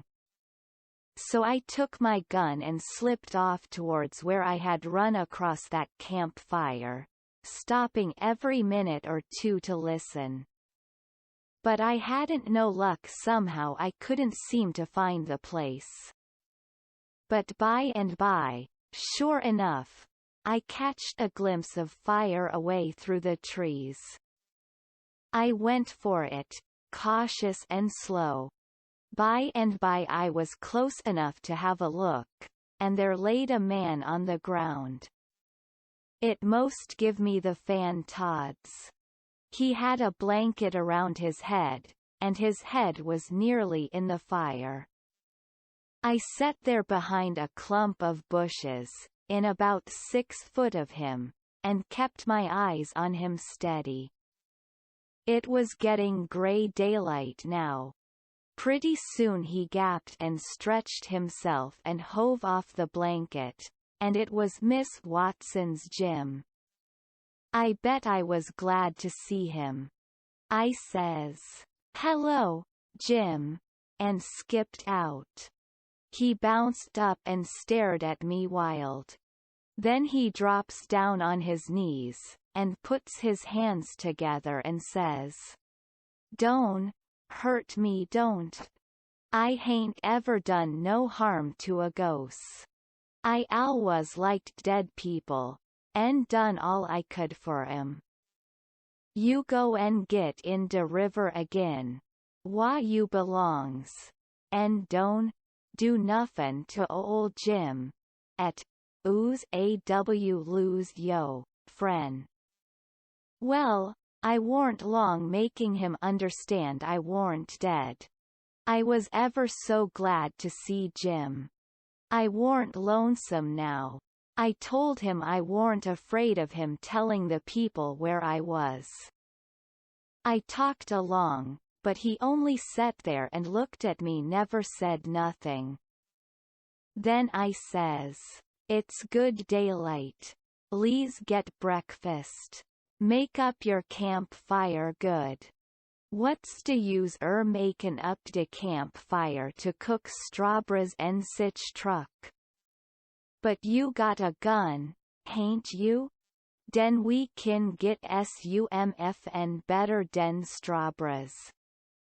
Strawberries and such truck, I says. Is that what you live on? I could get nuffin else, he says. Why? How long you been on the island, Jim? I come hey a de night arter you's killed. What? All that time? Yes indeedy. And ain't you had nothing but that kind of rubbage to eat? No, saw nuffin else. Well, you must be most starved, ain't you? I reckon I could eat a hoss. I think I could. How long you been on de islan? Since the night I got killed. No. What has you lived on? But you got a gun. Oh, yes, you got a gun. Dat's good. Now you kill SUMFN and all make up de fire. So we went over to where the canoe was, and while he built a fire in a grassy open place amongst the trees, I fetched meal and bacon and coffee pot and frying pan, and sugar and tin cups, and the nigger was set back considerable, because he reckoned it was all done with witchcraft. I catched a good big catfish, too, and Jim cleaned him with his knife, and fried him.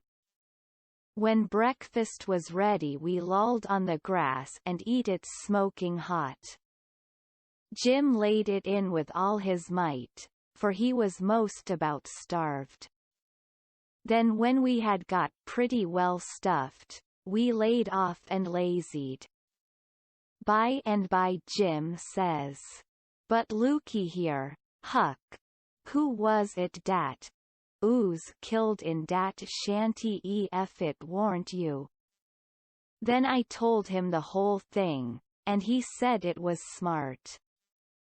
He said Tom Sawyer couldn't get up no better plan than what I had.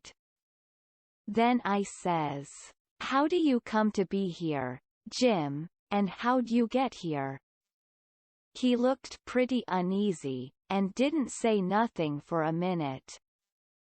Then he says, "Maybe I better not tell." "Why, Jim?" "Well, dey's reasons. But you wouldn't tell on me ef I ooze to tell you, would you, Huck?" "Blamed if I would, Jim." "Well, I believe you, Huck. I run off. Jim. But mind, you said you wouldn't. Tell you know you said you wouldn't. Tell, Huck." "Well, I did. I said I wouldn't, and I'll stick to it. Honest Injun, I will. People would call me a low-down abolitionist and despise me for keeping mum, but that don't make no difference. I ain't a-going to tell, and I ain't a-going back there, anyways. So, now, le's know all about it." "Well, you see, it ooze dis way. Ol' Mrs. Dat's Miss Watson she pecks on me all de time, and treats me pooty rough, but she lose said she wouldn't sell me down to Orleans.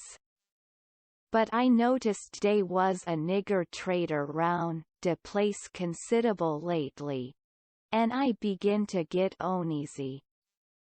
Well, one night I creeps to de do, pooty late, and de do warn't quite shet, and I hear old Missus tell de widder she gwine to sell me down to Orleans, but she didn't wanta, but she could get $800 for me, and it ooh sich a big stack o' money she could resizes. De widder she try to get her to say she wouldn't do it, but I never waited to hear de res.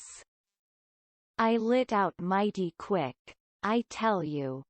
I tuck out and shin down de hill, and spec to steal a skift. long de show. Summers, bove de town.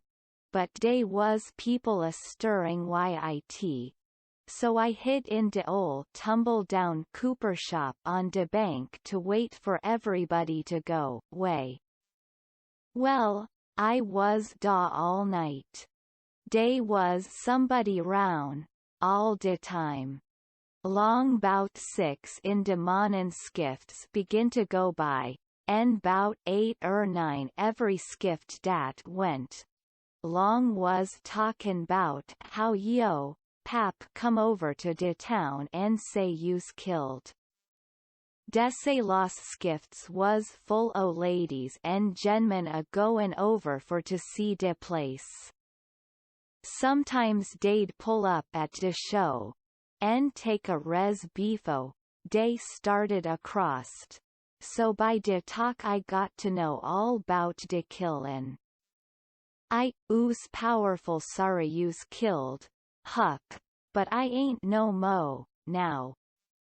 I laid da under de shavins all day.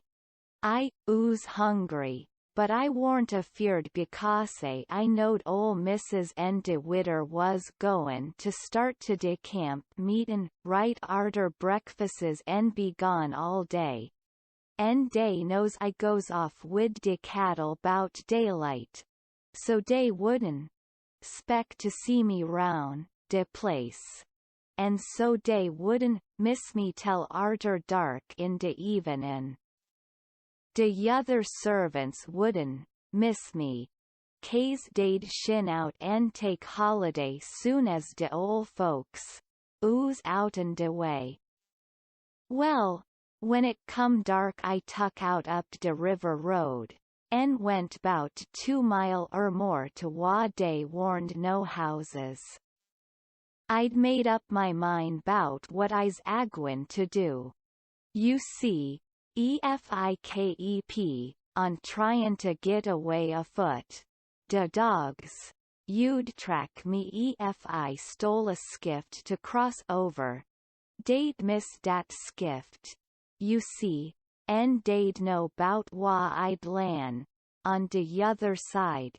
En wha to pick up my track. So I says, a raff is what I's arter it don't make no track. I see a light a comin' roun', de pint by me by. So I wade, in en shove, a log ahead o' me en swum more'n halfway across de river, en got in. Mongst de driftwood. En kep, my head down low, en kinder swum agin de current tel de raff come along. Den I swum to de stern uv it en tuck a holt. It clouded up en ooze pooty dark for a little while. So I clum up en laid down on de planks. De men, ooze all, way yonder in de middle, wha de lantern was. De river was a riskin', en dey was a good current so I reckoned at by foe, in de mornin' I'd be 25 mile down de river. En den I'd slip in G's beefo. Daylight en swim asho, en take to de woods on de Illinois side. But I didn't have no luck. When we ooze most down to de head de islan, a man begin to come aft wid de lantern. I see it warn't no use fair to wait, so I slid overboard and struck out fair de islan. Well, I had a notion I could lan', mos' anywheres, but I couldn't bank too bluff. I ooze mos' to de foot de islan, befo I found a good place. I went into de woods and jedged I wouldn't fool wid raffs no mo.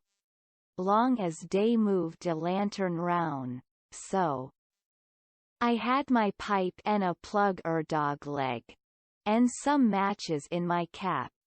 En dey warn't wet, so I ooze all right. And so you ain't had no meat nor bread to eat all this time? Why didn't you get mud turkles? How you gwine to get, You can't slip up on and grab and how's a body gwine to hit wid a rock? How could a body do it in de night? And I warn't gwine to show myself on de bank in de daytime. Well, that's so. You've had to keep in the woods all the time, of course. Did you hear 'em shooting the cannon? Oh, yes. I knowed dey was arter you. I see go by Haya watched though de bushes. Some young birds come along, flying a yard or two at a time and lighting. Jim said it was a sign it was going to rain. He said it was a sign when young chickens flew that way, and so he reckoned it was the same way when young birds done it. I was going to catch some of them, but Jim wouldn't let me. He said it was death. He said his father laid mighty sick once, and some of them catched a bird, and his old granny said his father would die, and he did. And Jim said you mustn't count the things you are going to cook for dinner, because that would bring bad luck. The same if you shook the tablecloth after sundown. And he said if a man owned a beehive and that man died, the bees must be told about it before sun up next morning. Or else the bees would all weaken down and quit work and die. Jim said bees wouldn't sting idiots, but I didn't believe that, because I had tried them lots of times myself, and they wouldn't sting me. I had heard about some of these things before, but not all of them. Jim knowed all kinds of signs. He said he knowed most everything. I said it looked to me like all the signs was about bad luck, and so I asked him if there weren't any good luck signs. He says, mighty few and dey ain't no use to a body. What you want to know when good luck's a comin' for? Want to keep it off? And he said if you's got hairy arms and a hairy brayas, it's a sign dat you's agwin to be rich. Well, dey's some use in a sign like dat, 'case it's so fur ahead. You see, maybe you's got to be a long time fust, and so you might get discouraged, and kill yo if you didn't. No by de sign dat you gwin to be rich by me by. Have you got hairy arms and a hairy breast, Jim? What's de use to ax dat question? Don't you see I has? Well, are you rich? No, but I been rich onct, and gwin to be rich again. Onct I had $14, but I tuck to speculatin', and got busted out. What did you speculate in, Jim? Well, fust I tackled stock. What kind of stock? Why, livestock cattle, you know. I put $10 in a cow. But I ain't gwin to resk no mo money in stock. De cow up and died on my hands. So you lost the $10.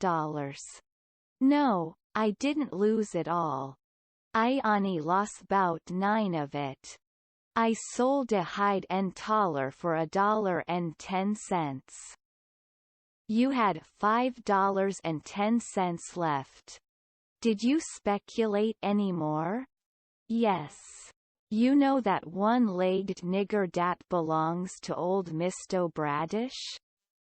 Well, he sought up a bank, and say anybody dat put in $1 would get $4 mo, at de end de year. Well, all de niggers went in, but they didn't have much. I was the only one that had much. So I stuck out for mo, dan fo dollars, and I said, if I didn't get it I'd start a bank myself. Well, o' course dat nigger want to keep me out de business, because he says dey warn't business, no for 2 banks, so he say I could put in my $5 and he pay me 35 at the end de year. So I done it. Den I reckoned I'd invest the $35 right off and keep things a-movin'. Dey was a nigger name, Bob. Dat had catched a wood flat. And his marster didn't know it and I bought it offen him and told him to take de $35 when de end de year come, but somebody stole de wood flat dat night. And next day de one-legged nigger say de banks busted. So dey didn't. None of us get no money. What did you do with the 10 cents, Jim? Well, I was gwine to spend it. But I had a dream. And de dream told me to give it to a nigger name Balaam's ass dey call him for short ease one dem chuckleheads, you know. But ease lucky, dey say. And I see I warn't lucky. De dream say let Balaam invest de 10 cents and he'd make a raise for me. Well, Balaam he tuck de money, and when he was in church he hear de preacher say dat whoever give to de len to de Lord, and bone to get his money back 100 times. So Balaam he tuck and give de 10 cents to de and laid low to see what was gwine to come of it. Well, what did come of it, Jim? Nuffin never come of it. I could manage to collect dat money no way and Balaam he could I ain't gwine to len no mo money, doubt I see de security. Bone, to get yo money back 100 times, de preacher says. If I could get de 10 cents back, I'd call it squaw, and be glad de chanced. Well, it's all right anyway, Jim. Long as you're going to be rich again some time or other. Yes, and I's rich now, come to look at it. I owns myself, and I's wuth $800. I wished I had de money, I wouldn't want no mo. Chapter 9. I wanted to go and look at a place right about the middle of the island that I'd found when I was exploring, so we started and soon got to it, because the island was only 3 miles long and 1/4 mile wide. This place was a tolerable long, steep hill or ridge about 40 foot high.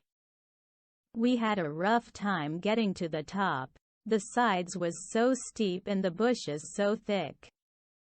We tramped and clumb around all over it, and by found a good big cavern in the rock, most up to the top on the side towards Illinois. The cavern was as big as 2 or 3 rooms bunched together, and Jim could stand up straight in it. It was cool in there. Jim was for putting our traps in there right away, but I said we didn't want to be climbing up and down there all the time. Jim said if we had the canoe hid in a good place, and had all the traps in the cavern, we could rush there if anybody was to come to the island, and they would never find us without dogs.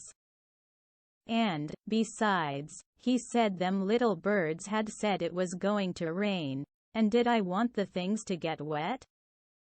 So we went back and got the canoe, and paddled up abreast the cavern, and lugged all the traps up there. Then we hunted up a place close by to hide the canoe in, amongst the thick willows. We took some fish off of the lines and set them again, and begun to get ready for dinner. The door of the cavern was big enough to roll a hogshead in, and on one side of the door the floor stuck out a little bit, and was flat and a good place to build a fire on. So we built it there and cooked dinner. We spread the blankets inside for a carpet, and eat our dinner in there. We put all the other things handy at the back of the cavern. Pretty soon it darkened up, and begun to thunder and lighten, so the birds was right about it. Directly it begun to rain, and it rained like all fury, too, and I never see the wind blow so. It was one of these regular summer storms. It would get so dark that it looked all blue-black outside, and lovely, and the rain would thrash along by so thick that the trees off a little ways looked dim and spider-webby, and here would come a blast of wind that would bend the trees down and turn up the pale underside of the leaves, and then a perfect ripper of a gust would follow along and set the branches to tossing their arms as if they was just wild, and next, when it was just about the bluest and blackest FST. It was as bright as glory, and you'd have a little glimpse of tree tops a-plunging about away off yonder in the storm, hundreds of yards further than you could see before dark as sin again in a second, and now you'd hear the thunder let go with an awful crash, and then go rumbling, grumbling, tumbling, down the sky towards the underside of the world, like rolling empty barrels downstairs where it's long stairs and they bounce a good deal, you know. "Jim, this is nice," I says. "I wouldn't want to be nowhere else but here. Pass me along another hunk of fish and some hot corn bread." "Well, you wouldn't a been here, if it hadn't a been for Jim. You'd a been down da in de woods widout any dinner, en gittin' most drownded, too, dat you would, honey. Chickens knows when it's gwine to rain, and so do de birds, chilly." The river went on raising and raising for 10 or 12 days, till at last it was over the banks. The water was 3 or 4 foot deep on the island in the low places and on the Illinois bottom. On that side it was a good many miles wide, but on the Missouri side it was the same old distance across a half a mile, because the Missouri shore was just a wall of high bluffs. Daytimes we paddled all over the island in the canoe. It was mighty cool and shady in the deep woods, even if the sun was blazing outside. We went winding in and out amongst the trees, and sometimes the vines hung so thick we had to back away and go some other way.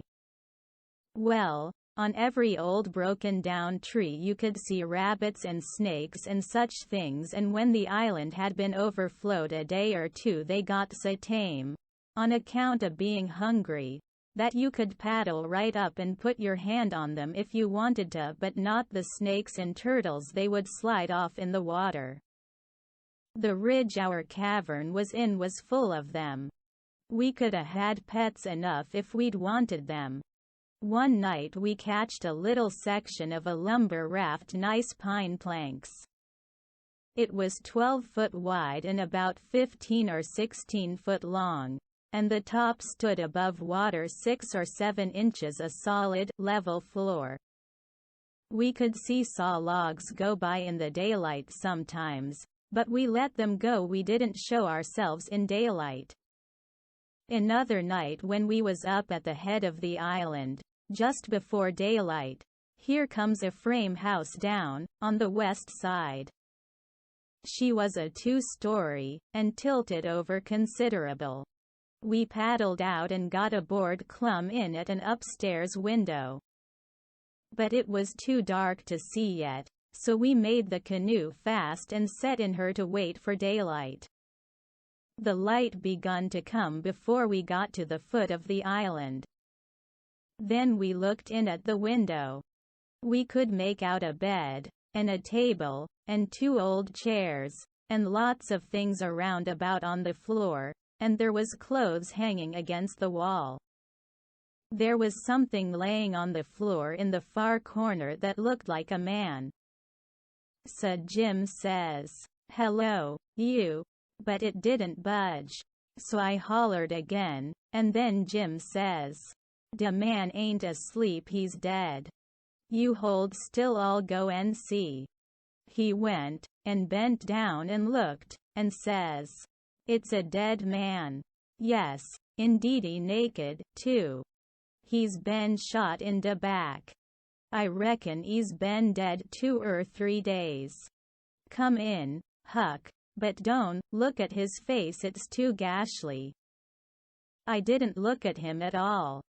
Jim throwed some old rags over him, but he needn't done it, I didn't want to see him. There was heaps of old greasy cards scattered around over the floor, and old whiskey bottles, and a couple of masks made out of black cloth, and all over the walls was the ignorantest kind of words and pictures made with charcoal. There was 2 old dirty calico dresses, and a sunbonnet, and some women's underclothes hanging against the wall, and some men's clothing, too. We put the lot into the canoe, it might come good. There was a boy's old speckled straw hat on the floor, I took that, too. And there was a bottle that had had milk in it, and it had a rag stopper for a baby to suck. We woulda took the bottle, but it was broke. There was a seedy old chest, and an old hair trunk with the hinges broke. They stood open, but there warn't nothing left in them that was any account. The way things was scattered about, we reckoned the people left in a hurry, and warn't fixed so as to carry off most of their stuff.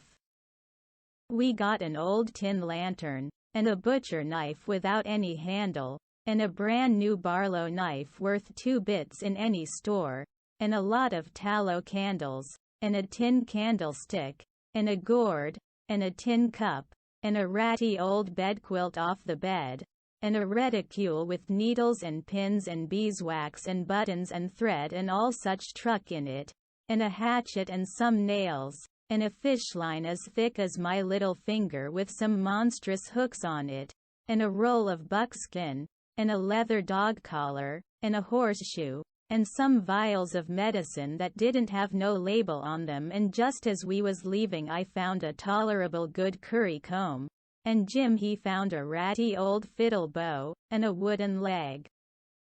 The straps was broke off of it, but, barring that, it was a good enough leg, though it was too long for me and not long enough for Jim, and we couldn't find the other one, though we hunted all around. And so, take it all around, we made a good haul.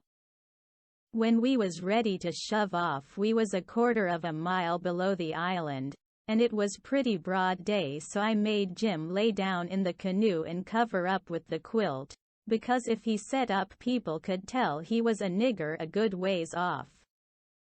I paddled over to the Illinois shore, and drifted down most a half a mile doing it. I crept up the dead water under the bank, and hadn't no accidents and didn't see nobody. We got home all safe. Chapter 10.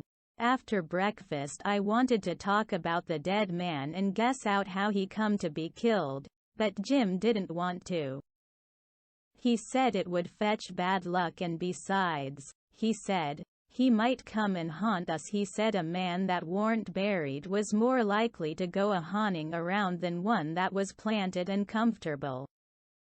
That sounded pretty reasonable, so I didn't say no more, but I couldn't keep from studying over it and wishing I knowed who shot the man, and what they done it for. We rummaged the clothes we'd got, and found $8 in silver sewed up in the lining of an old blanket overcoat. Jim said he reckoned the people in that house stole the coat, because if they'd a knowed the money was there they wouldn't a left it, I said I reckoned they killed him, too, but Jim didn't want to talk about that. I says, "Now you think it's bad luck, but what did you say when I fetched in the snakeskin that I found on the top of the ridge day before yesterday? You said it was the worst bad luck in the world to touch a snakeskin with my hands. Well, here's your bad luck. We've raked in all this truck and $8 besides. I wish we could have some bad luck like this every day, Jim." "Never you mind, honey, never you mind. Don't you get too pert. It's a comin'. Mind I tell you, it's a comin'." It did come, too. It was a Tuesday that we had that talk. Well, after dinner Friday we was laying around in the grass at the upper end of the ridge, and got out of tobacco. I went to the cavern to get some, and found a rattlesnake in there. I killed him, and curled him up on the foot of Jim's blanket, ever so natural, thinking there'd be some fun when Jim found him there. Well, by night I forgot all about the snake, and when Jim flung himself down on the blanket while I struck a light, the snake's mate was there, and bit him.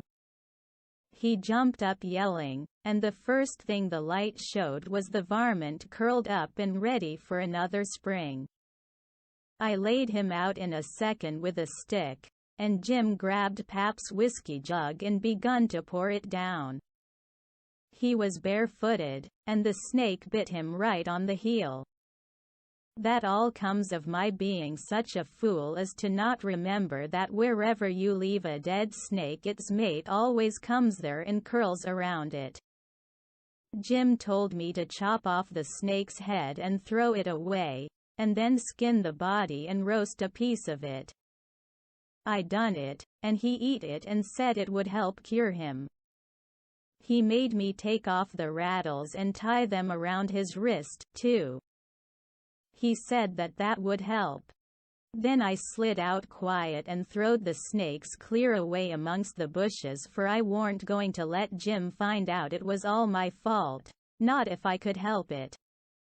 Jim sucked and sucked at the jug, and now and then he got out of his head and pitched around and yelled, but every time he come to himself he went to sucking at the jug again. His foot swelled up pretty big, and so did his leg, but by and by the drunk begun to come, and so I judged he was all right, but I'd druther been bit with a snake than Pap's whiskey. Jim was laid up for 4 days and nights. Then the swelling was all gone and he was around again. I made up my mind I wouldn't ever take a holt of a snakeskin again with my hands, now that I see what had come of it. Jim said he reckoned I would believe him next time. And he said that handling a snakeskin was such awful bad luck that maybe we hadn't got to the end of it yet. He said he druther see the new moon over his left shoulder as much as 1,000 times than take up a snakeskin in his hand. Well, I was getting to feel that way myself, though I've always reckoned that looking at the new moon over your left shoulder is one of the carelessest and foolishest things a body can do.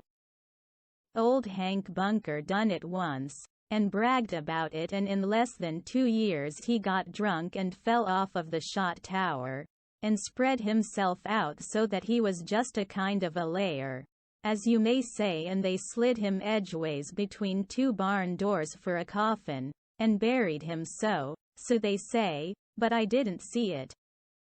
Pap told me. But anyway, it all come of looking at the moon that way, like a fool. Well, the days went along, and the river went down between its banks again, and about the first thing we done was to bait one of the big hooks with a skinned rabbit and set it and catch a catfish that was as big as a man, being 6 foot 2 inches long, and weighed over 200 pounds. We couldn't handle him. Of course he would have flung us into Illinois. We just sat there and watched him rip and tear around till he drowned. We found a brass button in his stomach and a round ball, and lots of rubbish. We split the ball open with the hatchet, and there was a spool in it. Jim said he'd had it there a long time, to coat it over so and make a ball of it. It was as big a fish as was ever catched in the Mississippi, I reckon. Jim said he hadn't ever seen a bigger one. He would have been worth a good deal over at the village. They peddle out such a fish as that by the pound in the market house there. Everybody buys some of him. His meat's as white as snow and makes a good fry. Next morning I said it was getting slow and dull, and I wanted to get a stirring up some way. I said I reckoned I would slip over the river and find out what was going on. Jim liked that notion, but he said I must go in the dark and look sharp. Then he studied it over and said, couldn't I put on some of them old things and dress up like a girl? That was a good notion, too. So we shortened up one of the calico gowns, and I turned up my trouser legs to my knees and got into it. Jim hitched it behind with the hooks, and it was a fair fit. I put on the sunbonnet and tied it under my chin, and then for a body to look in and see my face was like looking down a joint of stovepipe. Jim said nobody would know me, even in the daytime, hardly. I practiced around all day to get the hang of the things, and by I could do pretty well in them. Only Jim said I didn't walk like a girl, and he said I must quit pulling up my gown to get at my breeches pocket. I took notice, and done better. I started up the Illinois shore in the canoe just after dark. I started across to the town from a little below the ferry landing, and the drift of the current fetched me in at the bottom of the town. I tied up and started along the bank. There was a light burning in a little shanty that hadn't been lived in for a long time, and I wondered who had took up quarters there. I slipped up and peeped in at the window. There was a woman about 40-year-old in there knitting by a candle that was on a pine table.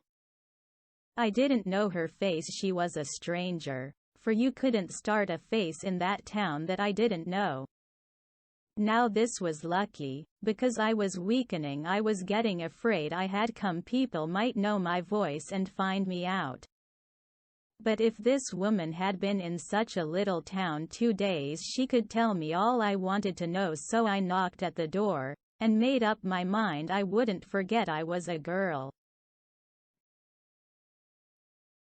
Chapter 11. Come in, says the woman, and I did. She says take a cheer. I done it. She looked me all over with her little shiny eyes, and says, what might your name be? Sarah Williams. Whereabouts do you live? In this neighborhood? Nome. In Hookerville, 7 miles below. I've walked all the way and I'm all tired out. Hungry, too, I reckon. I'll find you something. Nome, I ain't hungry. I was so hungry I had to stop 2 miles below here at a farm, so I ain't hungry no more. It's what makes me so late.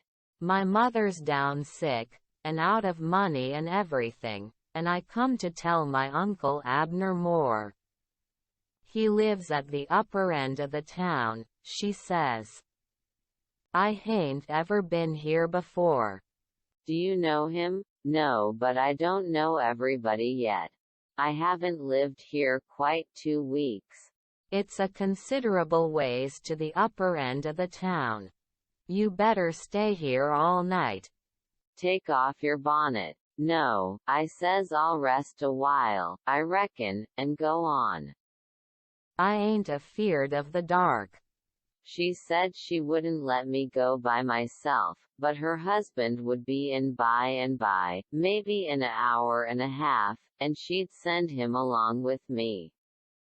Then she got to talking about her husband, and about her relations up the river, and her relations down the river, and about how much better off they used to was, and how they didn't know but they'd made a mistake coming to our town, instead of letting well alone, and so on, till I was afeard I had made a mistake coming to her to find out what was going on in the town. But by and by she dropped on to Pap and the murder, and then I was pretty willing to let her clatter right along.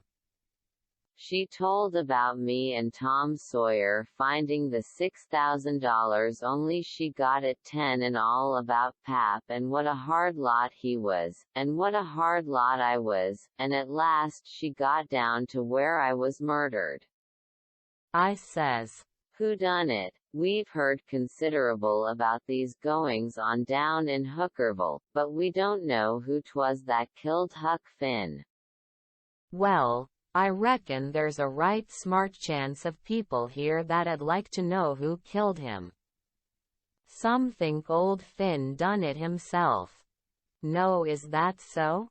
Most everybody thought it at first. He'll never know how nigh he come to getting lynched.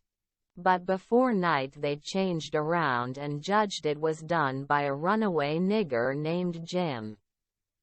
"Why I stopped. I reckoned I better keep still." She run on, and never noticed I had put in at all. "The nigger run off the very night Huck Finn was killed. So there's a reward out for him, $300. And there's a reward out for old Finn, $200. You see, he come to town the morning after the murder, and told about it, and was out with him on the ferryboat hunt, and right away after he up and left. Before night they wanted to lynch him, but he was gone, you see. Well, next day they found out the nigger was gone. They found out he hadn't been seen since 10 o'clock the night the murder was done. So then they put it on him, you see, and while they was full of it, next day, back comes old Finn, and went boo-hooing to Judge Thatcher to get money to hunt for the nigger all over Illinois with. The judge gave him some, and that evening he got drunk, and was around till after midnight with a couple of mighty hard-looking strangers, and then went off with them. Well, he hain't come back since, and they ain't looking for him back till this thing blows over a little, for people thinks now that he killed his boy and fixed things so folks would think robbers done it, and then he'd get Huck's money without having to bother a long time with a lawsuit. People do say he warn't any too good to do it. Oh, he's sly, I reckon. If he don't come back for a year he'll be all right. You can't prove anything on him, you know everything will be quieted down then, and he'll walk in Huck's money as easy as nothing. Yes, I reckon so, I don't see nothing in the way of it. Has everybody quit thinking the nigger done it? Oh, no, not everybody.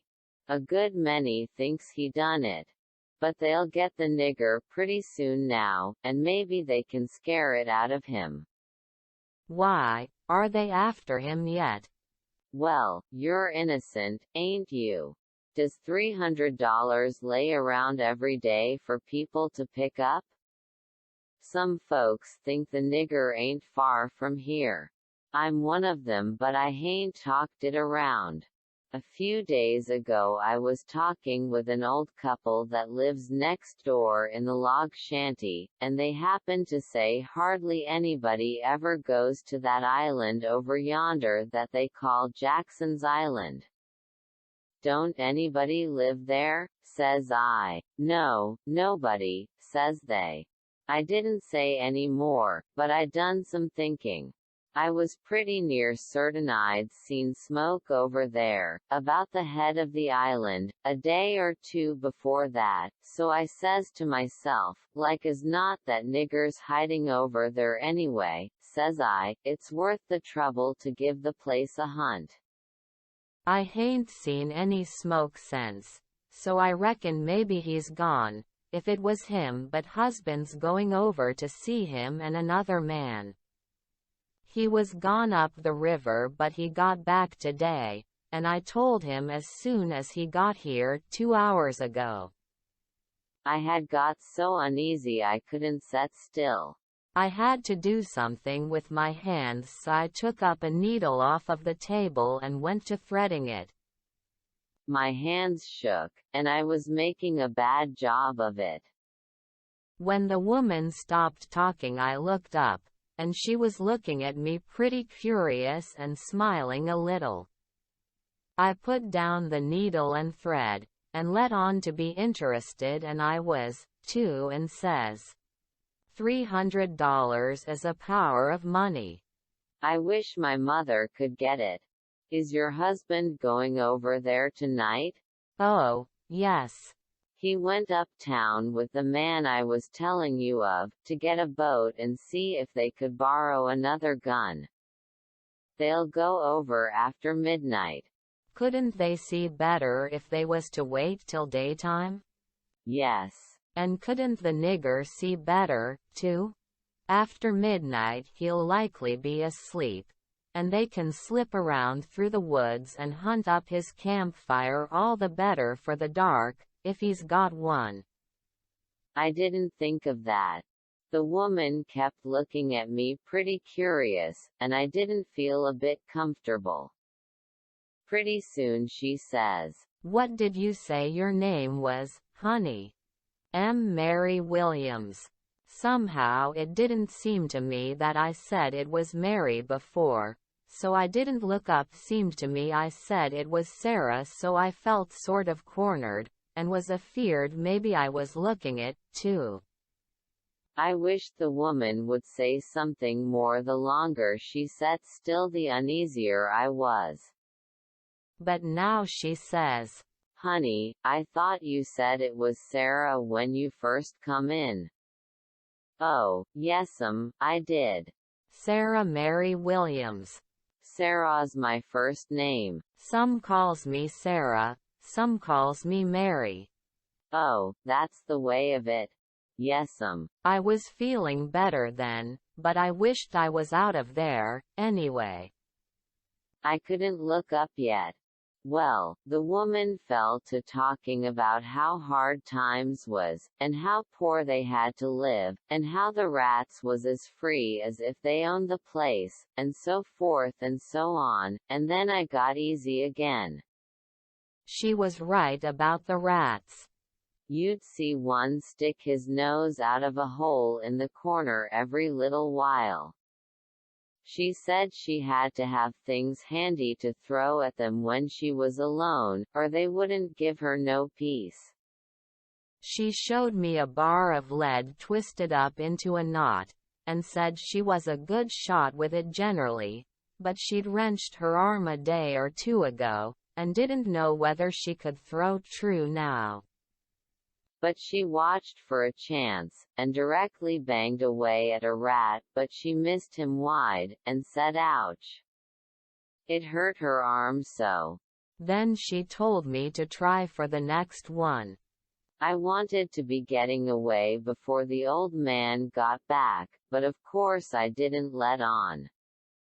I got the thing, and the first rat that showed his nose I let drive, and if he'd a stayed where he was he'd a been a tolerable sick rat. She said that was first rate, and she reckoned I would hive the next one.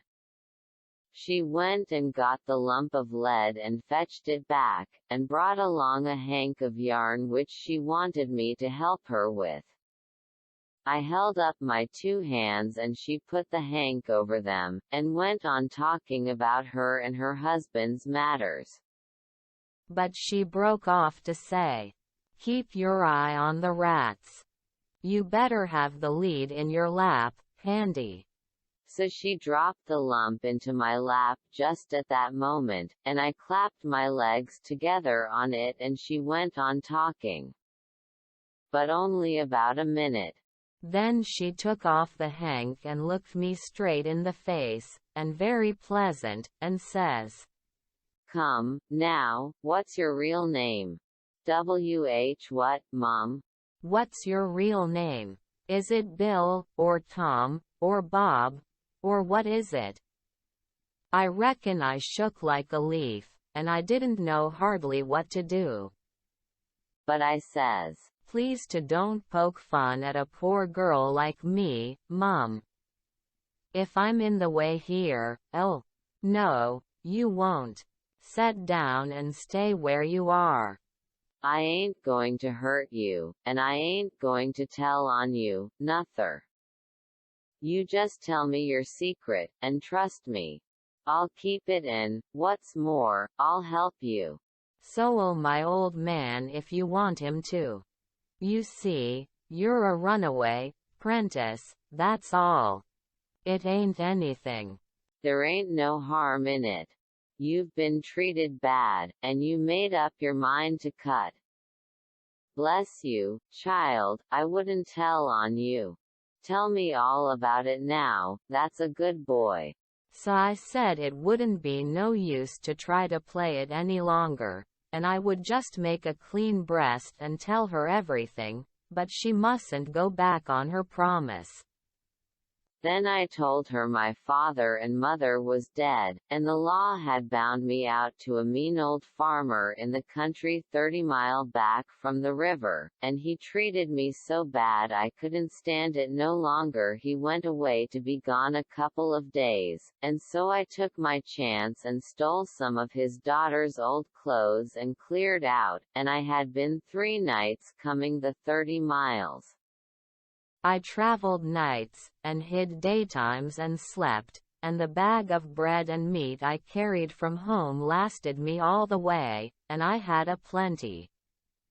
I said I believed my Uncle Abner Moore would take care of me, and so that was why I struck out for this town of Goshen. Goshen, child? This ain't Goshen. This is St. Petersburg. Goshen's 10 mile further up the river. Who told you this was Goshen? Why, a man I met at daybreak this morning, just as I was going to turn into the woods for my regular sleep. He told me when the roads forked I must take the right hand, and 5 mile would fetch me to Goshen. He was drunk, I reckon. He told you just exactly wrong. Well, he did act like he was drunk, but it ain't no matter now. I got to be moving along. I'll fetch Goshen before daylight. Hold on a minute. I'll put you up a snack to eat. You might want it. So she put me up a snack, and says, Say, when a cow's laying down, which end of her gets up first? Answer up prompt now, don't stop to study over it. Which end gets up first? The hind end, Mum. Well, then, a horse. The forward end, Mum. Which side of a tree does the moss grow on? North side. If 15 cows is browsing on a hillside, how many of them eats with their heads pointed the same direction? The whole 15, Mum. Well, I reckon you have lived in the country. I thought maybe you was trying to hocus me again. What's your real name, now? George Peters, Mum. Well, try to remember it, George. Don't forget and tell me it's Alexander before you go, and then get out by saying it's George Alexander when I catch you. And don't go about women in that old calico. You do a girl tolerable poor, but you might fool men, maybe. Bless you, child, when you set out to thread a needle, don't hold the thread still and fetch the needle up to it. Hold the needle still and poke the thread at it. That's the way a woman most always does, but a man always does t'other way. And when you throw at a rat or anything, hitch yourself up a tiptoe and fetch your hand up over your head as awkward as you can, and miss your rat about 6 or 7 foot. throw stiff-armed from the shoulder, like there was a pivot there for it to turn on, like a girl, not from the wrist and elbow, with your arm out to one side, like a boy. And, mind you, when a girl tries to catch anything in her lap she throws her knees apart, she don't clap them together, the way you did when you catched the lump of lead. Why, I spotted you for a boy when you was threading the needle, and I contrived the other things just to make certain. Now trot along to your uncle, Sarah Mary Williams George Alexander Peters, and if you get into trouble you send word to Mrs. Judith Loftus, which is me, and I'll do what I can to get you out of it. Keep the river road all the way, and next time you tramp take shoes and socks with you. The river road's a rocky one, and your feet'll be in a condition when you get to Goshen, I reckon. I went up the bank about 50 yards, and then I doubled on my tracks and slipped back to where my canoe was, a good piece below the house. I jumped in, and was off in a hurry. I went upstream far enough to make the head of the island, and then started across. I took off the sun bonnet, for I didn't want no blinders on then. When I was about the middle I heard the clock begin to strike, so I stops and listens. The sound come faint over the water but clear 11. When I struck the head of the island I never waited to blow, though I was most winded, but I shoved right into the timber where my old camp used to be, and started a good fire there on a high and dry spot. Then I jumped in the canoe and dug out for our place, a mile and a half below, as hard as I could go. I landed, and slopped through the timber and up the ridge and into the cavern. There Jim laid, sound asleep on the ground. I roused him out and says, "Get up and hump yourself, Jim. There ain't a minute to lose.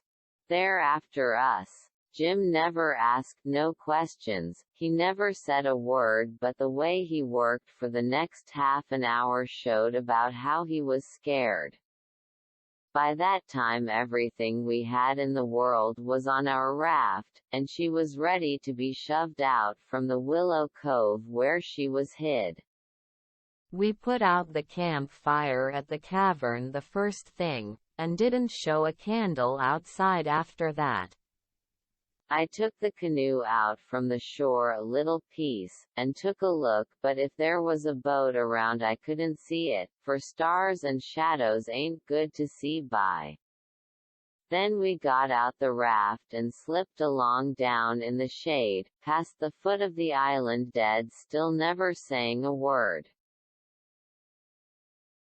Chapter 12. It must have been close on to 1 o'clock when we got below the island at last, and the raft did seem to go mighty slow. If a boat was to come along we was going to take to the canoe and break for the Illinois shore, and it was well a boat didn't come, for we hadn't ever thought to put the gun in the canoe, or a fishing line, or anything to eat. We was in ruther too much a sweat to think of so many things. It warn't good judgment to put everything on the raft. If the men went to the island I just expect they found the campfire I built, and watched it all night for Jim to come. Anyways, they stayed away from us, and if my building the fire never fooled them it warn't no fault of mine. I played it as low down on them as I could.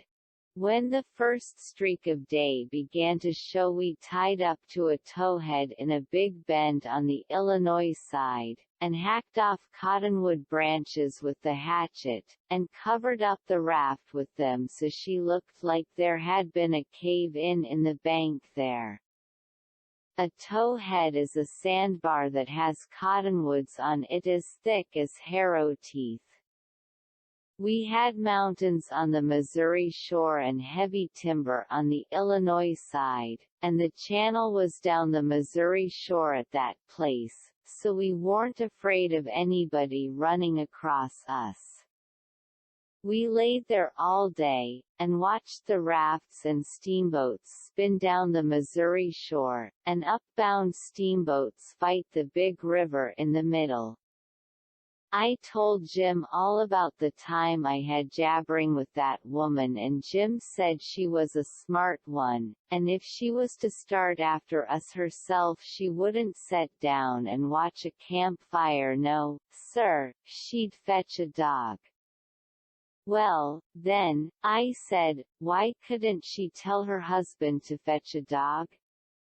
Jim said he bet she did think of it by the time the men was ready to start, and he believed they must 'a' gone uptown to get a dog, and so they lost all that time, or else we wouldn't be here on a towhead 16 or 17 mile below the village. No, indeedy, we would be in that same old town again.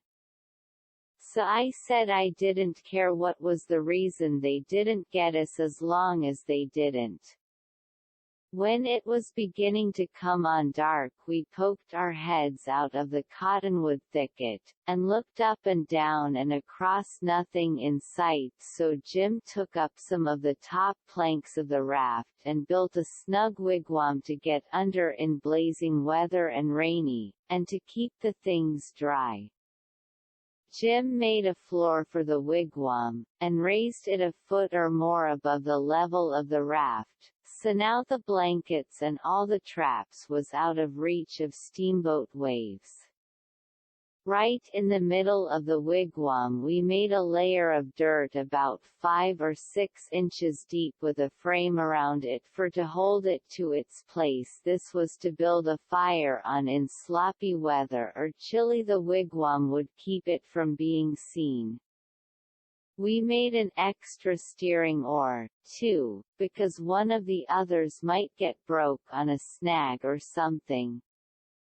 We fixed up a short forked stick to hang the old lantern on, because we must always light the lantern whenever we see a steamboat coming downstream, to keep from getting run over, but we wouldn't have to light it for upstream boats unless we see we was in what they call a crossing, for the river was pretty high yet, very low banks being still a little underwater, so upbound boats didn't always run the channel, but hunted easy water.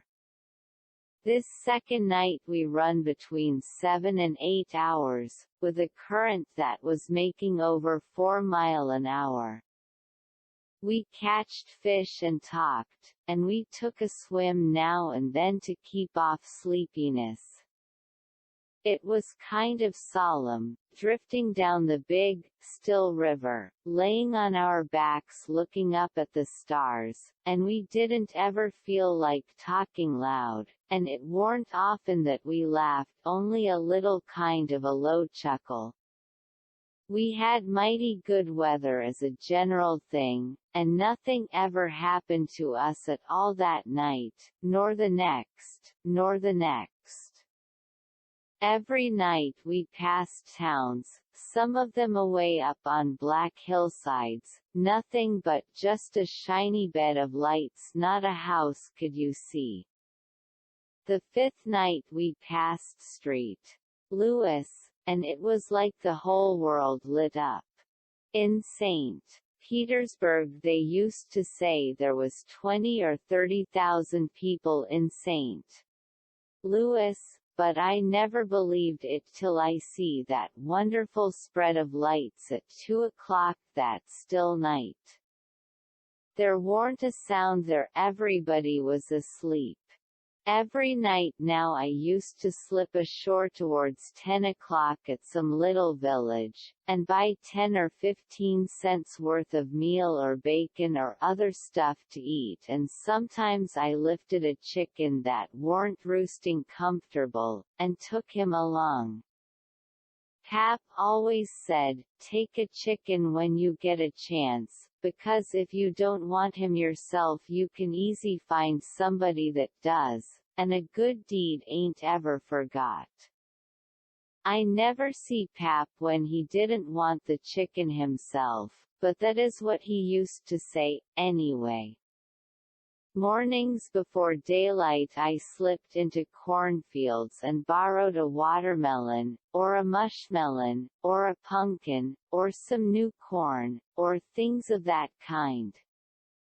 Pap always said it warn't no harm to borrow things if you was meaning to pay them back some time, but the widow said it warn't anything but a soft name for stealing, and no decent body would do it. Jim said he reckoned the widow was partly right and Pap was partly right, so the best way would be for us to pick out 2 or 3 things from the list and say we wouldn't borrow them any more than he reckoned it wouldn't be no harm to borrow the others. So we talked it over all one night, drifting along down the river, trying to make up our minds whether to drop the watermelons, or the cantaloupes, or the mushmelons, or what. But towards daylight we got it all settled satisfactory, and concluded to drop crabapples and persimmons. We weren't feeling just right before that, but it was all comfortable now. I was glad the way it come out, too, because crabapples ain't ever good, and the persimmons wouldn't be ripe for 2 or 3 months yet. We shot a waterfowl now and then that got up too early in the morning or didn't go to bed early enough in the evening. Take it all round, we lived pretty high. The 5th night below Street Lewis we had a big storm after midnight, with a power of thunder and lightning, and the rain poured down in a solid sheet. We stayed in the wigwam and let the raft take care of itself.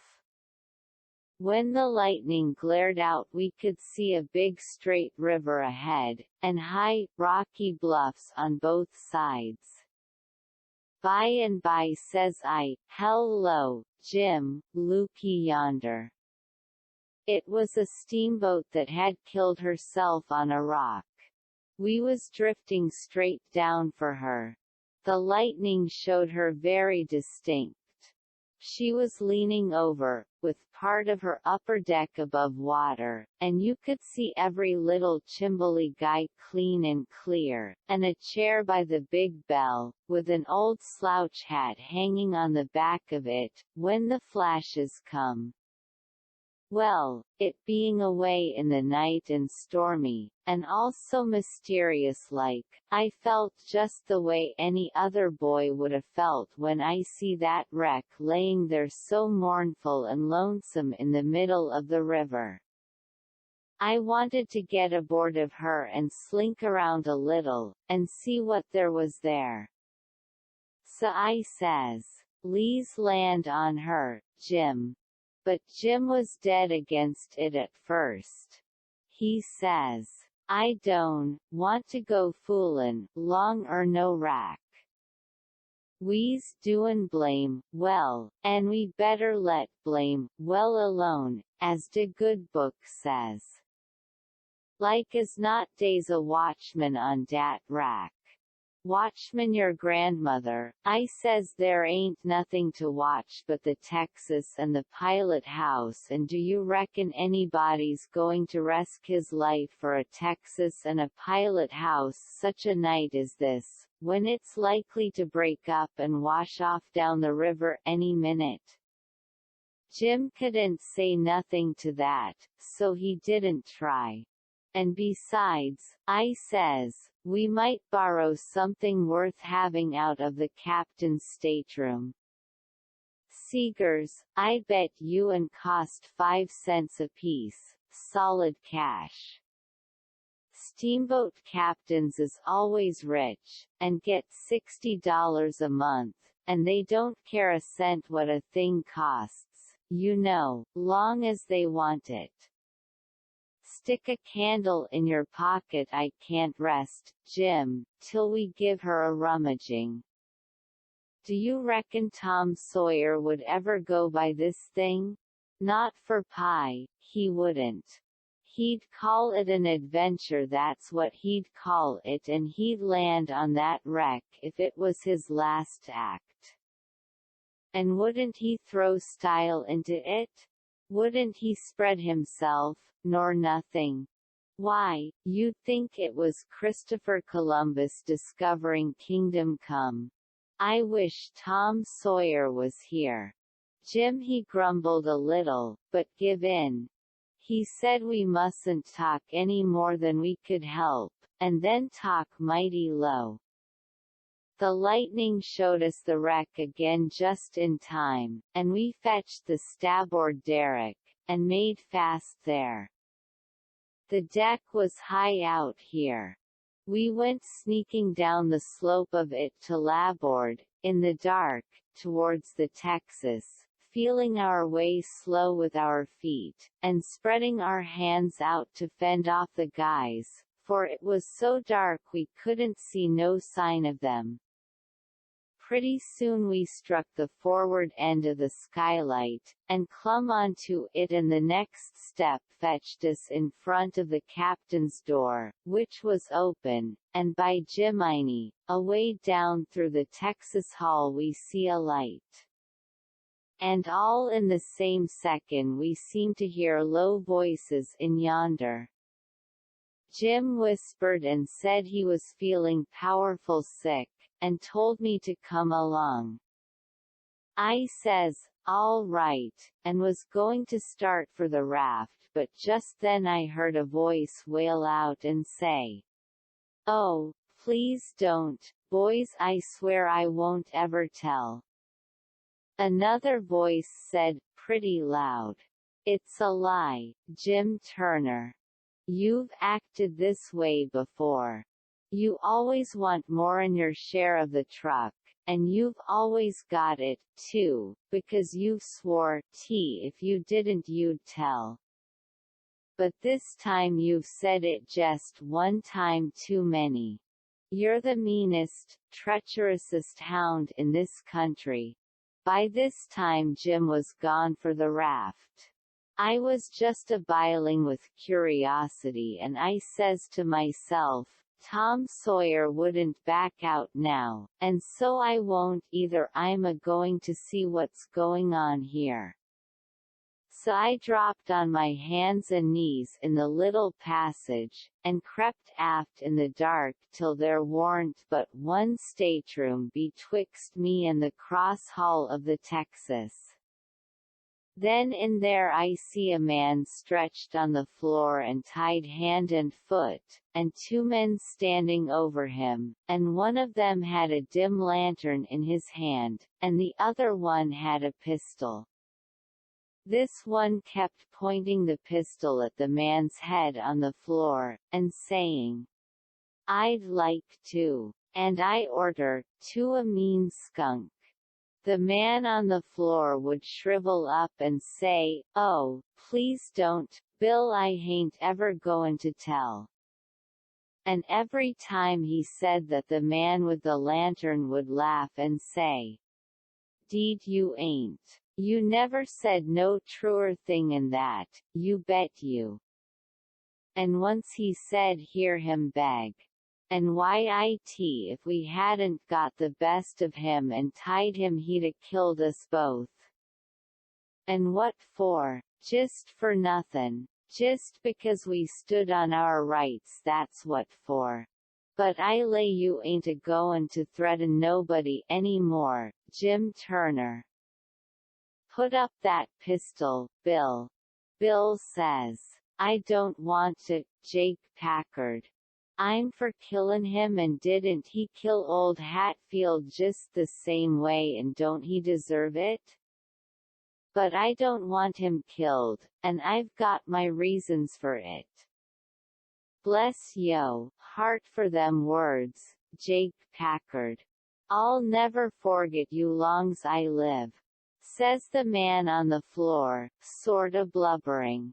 Packard didn't take no notice of that, but hung up his lantern on a nail and started towards where I was there in the dark, and motioned Bill to come.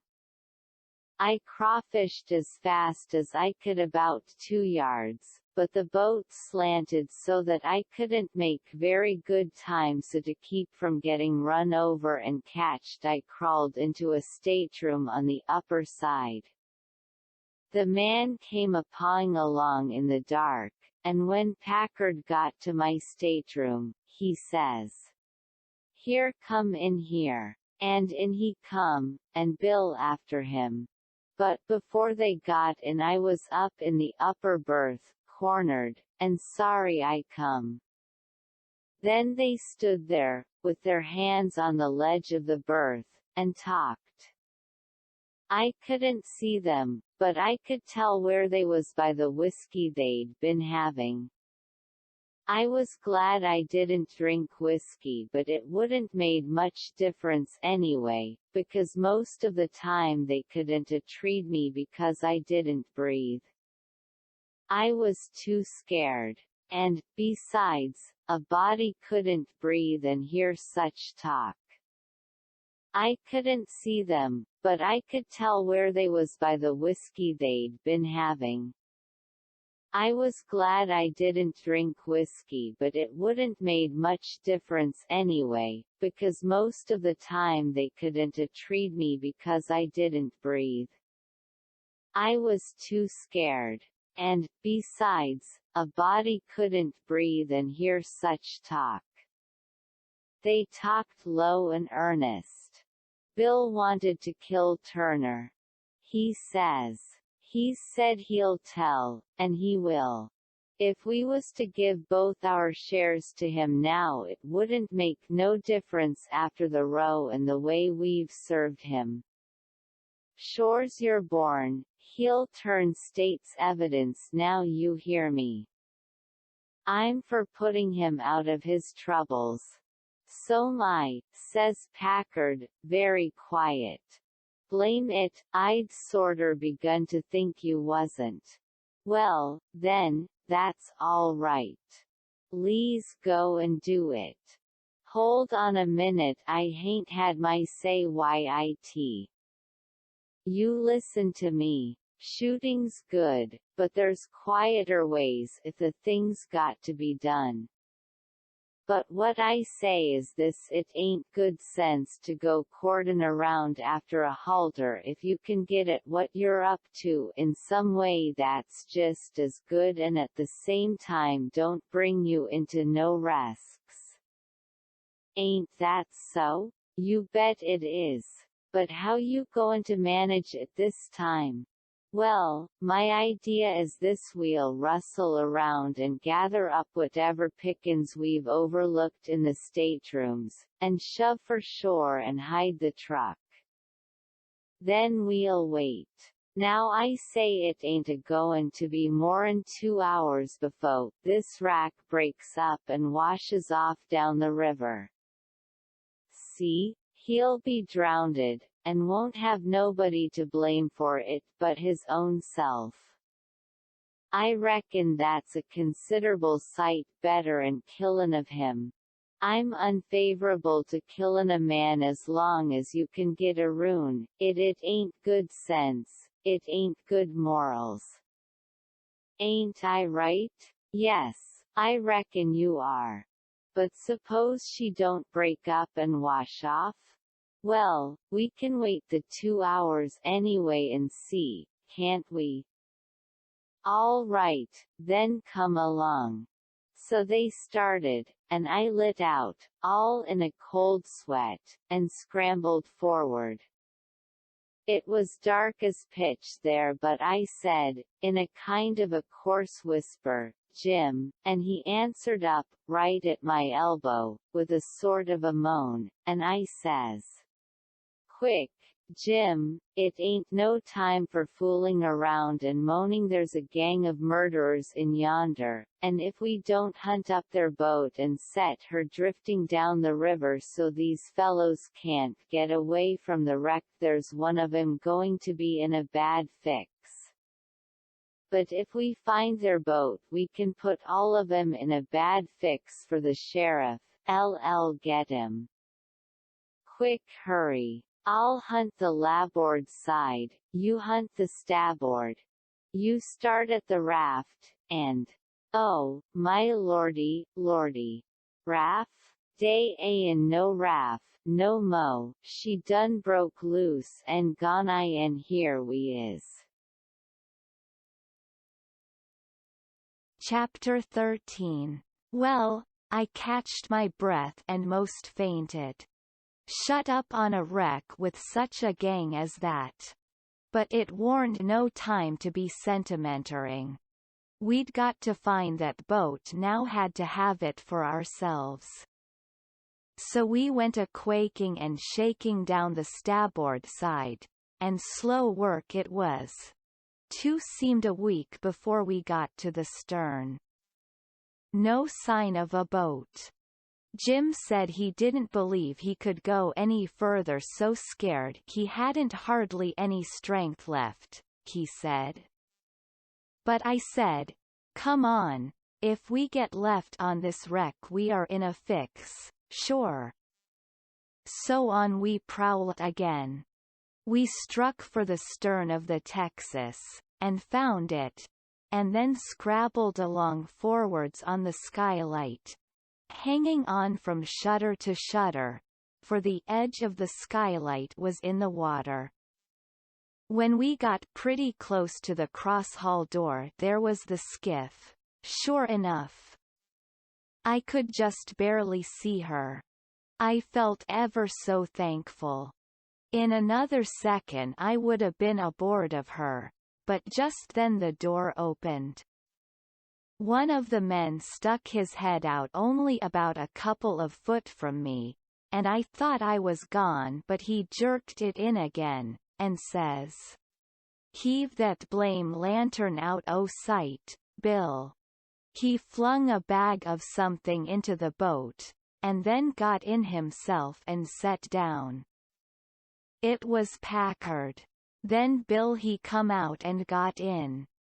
Packard says, in a low voice, "All ready, shove off." I couldn't hardly hang on to the shutters, I was so weak. But Bill says, "Hold on, did you go through him?" "No." "Didn't you?" "No." "So he's got his share o' the cash yet." "Well, then, come along, no use to take truck and leave money." "Say, won't he suspicion what we're up to?" "Maybe he won't. But we got to have it anyway. Come along." So they got out and went in.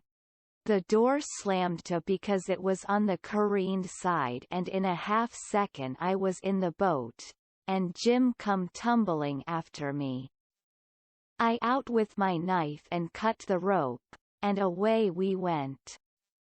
We didn't touch an oar, and we didn't speak nor whisper, nor hardly even breathe.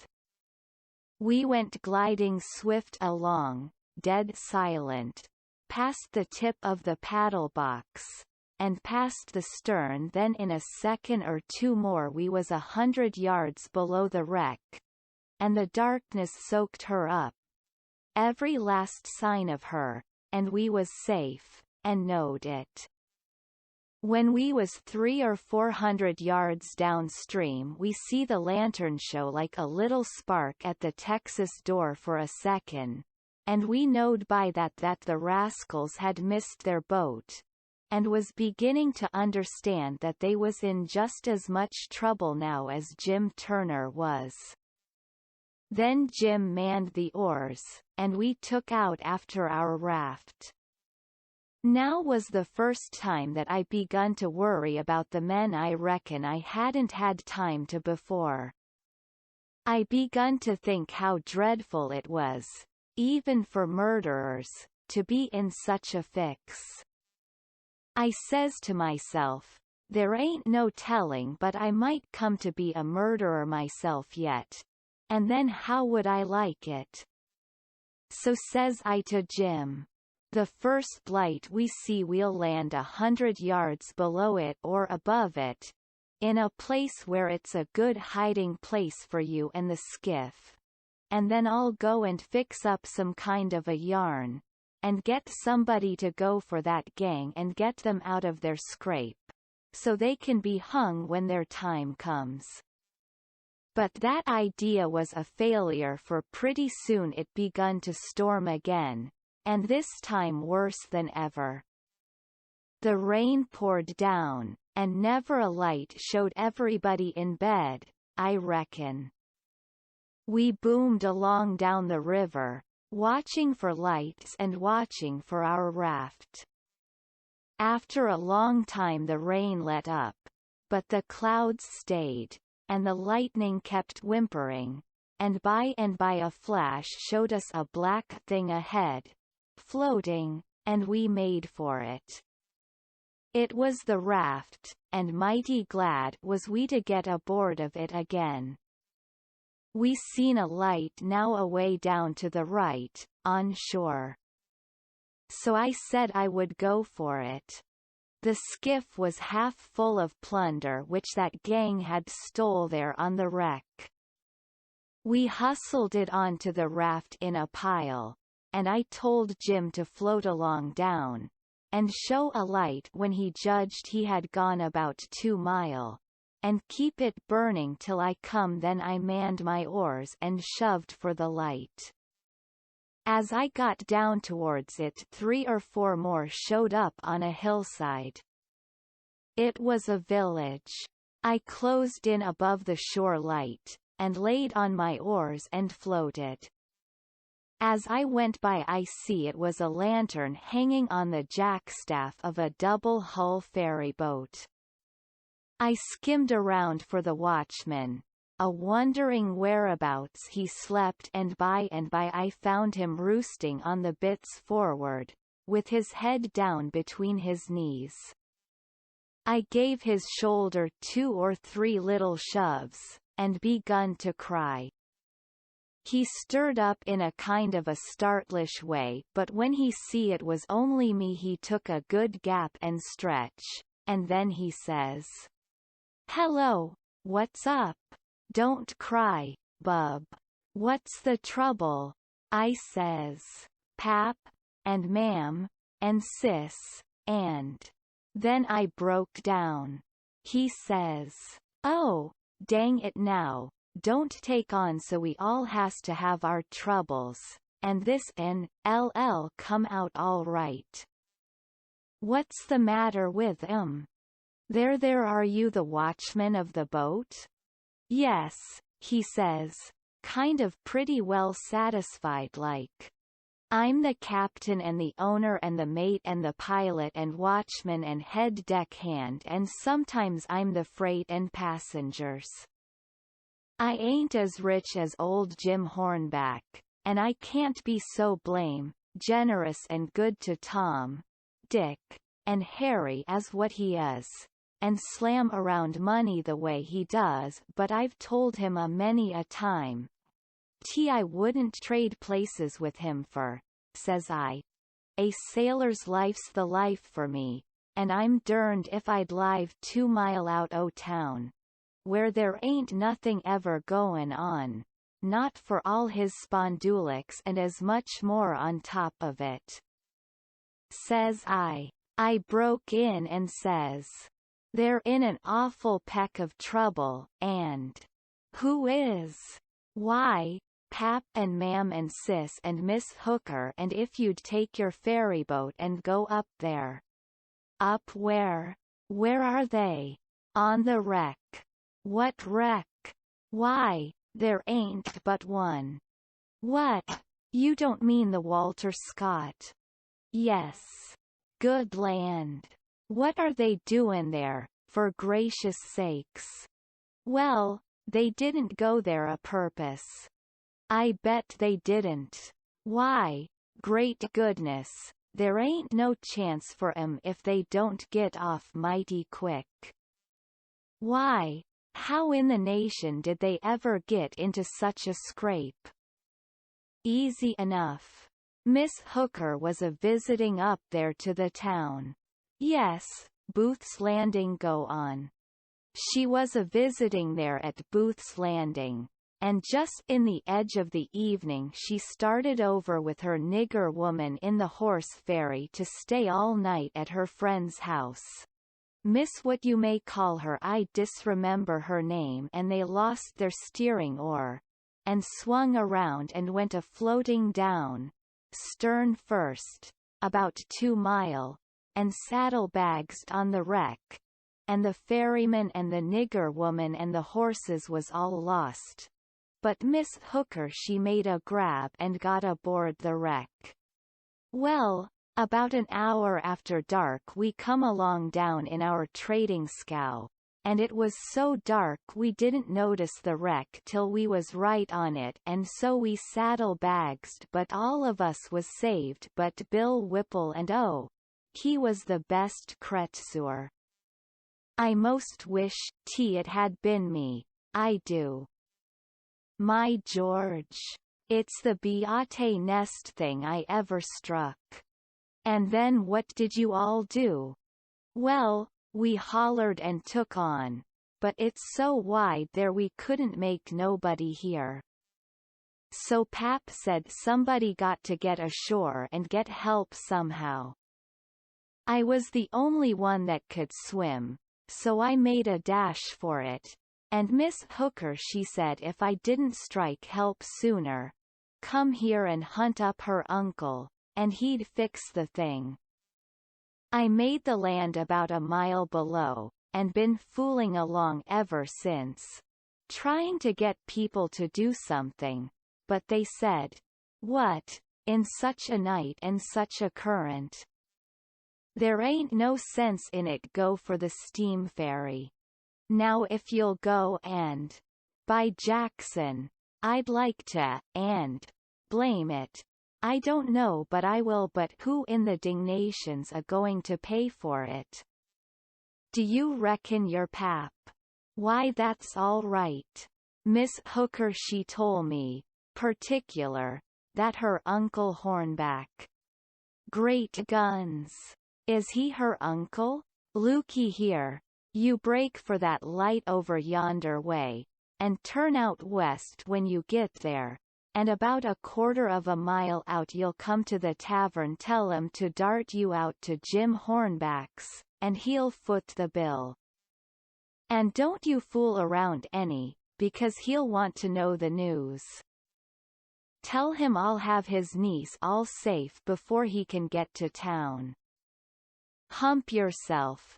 Now I'm a-going up around the corner here to roust out my engineer. I struck for the light, but as soon as he turned the corner I went back and got into my skiff and bailed her out, and then pulled up shore in the easy water about 600 yards, and tucked myself in among some woodboats, for I couldn't rest easy till I could see the ferryboat start. But take it all around, I was feeling ruther comfortable on accounts of taking all this trouble for that gang, for not many would a done it. I wished the widow knowed about it. I judged she would be proud of me for helping these rapscallions, because rapscallions and dead beats is the kind the widow and good people takes the most interest in. Well, before long here comes the wreck, dim and dusky, sliding along down. A kind of cold shiver went through me, and then I struck out for her. She was very deep, and I see in a minute there warn't much chance for anybody being alive in her. I pulled all around her and hollered a little, but there wasn't any answer, all dead still. I felt a little bit heavy-hearted about the gang, but not much, for I reckoned if they could stand it I could. Then here comes the ferryboat, so I shoved for the middle of the river on a long downstream slant, and when I judged I was out of eyereach I laid on my oars, and looked back and see her go and smell around the wreck for Miss Hooker's remainders, because the captain would know her Uncle Hornback would want them, and then pretty soon the ferryboat give it up and went for the shore, and I laid into my work and went a-booming down the river. It did seem a powerful long time before Jim's light showed up, and when it did show it looked like it was 1,000 miles off.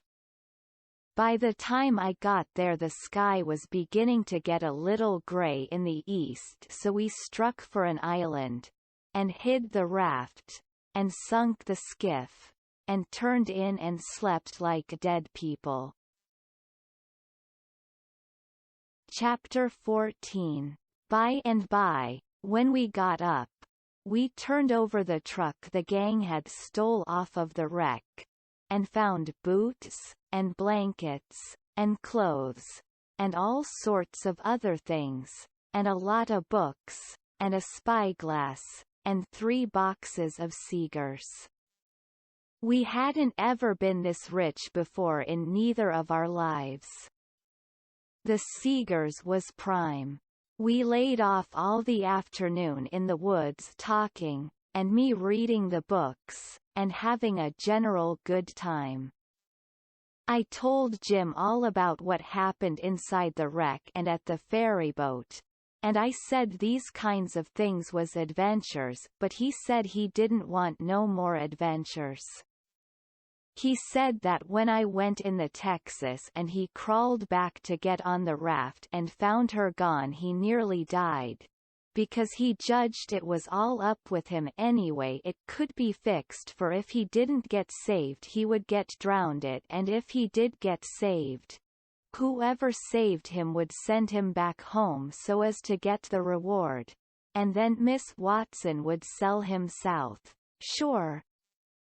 Well, he was right. He was most always right. He had an uncommon level head for a nigger. I read considerable to Jim about kings and dukes and earls and such, and how gaudy they dressed, and how much style they put on, and called each other your majesty, and your grace, and your lordship, and so on, 'stead of Mr. and Jim's eyes bugged out, and he was interested. He says, I didn't know dey was so many I hain't hearn 'bout none scazely, but ol' King Sollerman, onless you counts dem kings dat's in a pack yards. How much do a king get? Get? I says why, they get $1,000 a month. If they want it they can have just as much as they want. Everything belongs to them. Ayen, dat day? And what they got to do, Huck?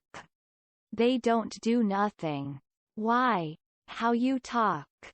They just set around. No, as dat so? Of course it is. They just set around, except, maybe, when there's a war then they go to the war.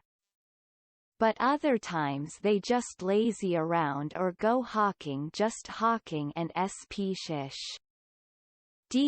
You hear a noise? We skipped out and looked, but it warn't nothing but the flutter of a steamboat's wheelaway down, coming around the point, so we come back. Yes, says I, and other times, when things is dull, they fuss with the Parliament, and if everybody don't go just so he whacks their heads off. But mostly they hang round the harem. Round? De which? Harem. What's de harem? The place where he keeps his wives. Don't you know about the harem? Solomon had one. He had about 1,000,000 wives. Why, yes, dat's so I'd done forgot it. A harem's a bodin house, I reckon. Most likely dey has rackety times in de nussery. And I reckon de wives quarrels considerable and dat crease de racket. Yit dey say Solomon de wisest man dat ever live. I don't take no stock in dat.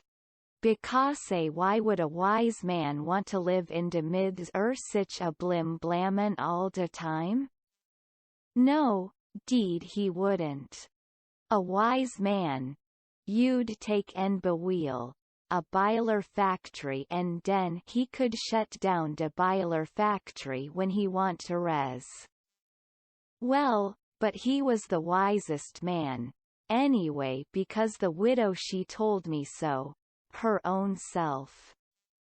I don't keer what de widder say, he warn't no wise man nuther. He had some de dad fetchedies ways I ever see. Does you know 'bout dat chili dat he, ooze gwin to chop into? Yes, the widow told me all about it. Well, den, warn dat de beaten's notion in de whirl. You jes take and look at it a minute. Das de stump. Da dat's one de women hayes you dat's de yother one is Solomon en dish dollar bills de chili. Bofe on you claims it. What does I do?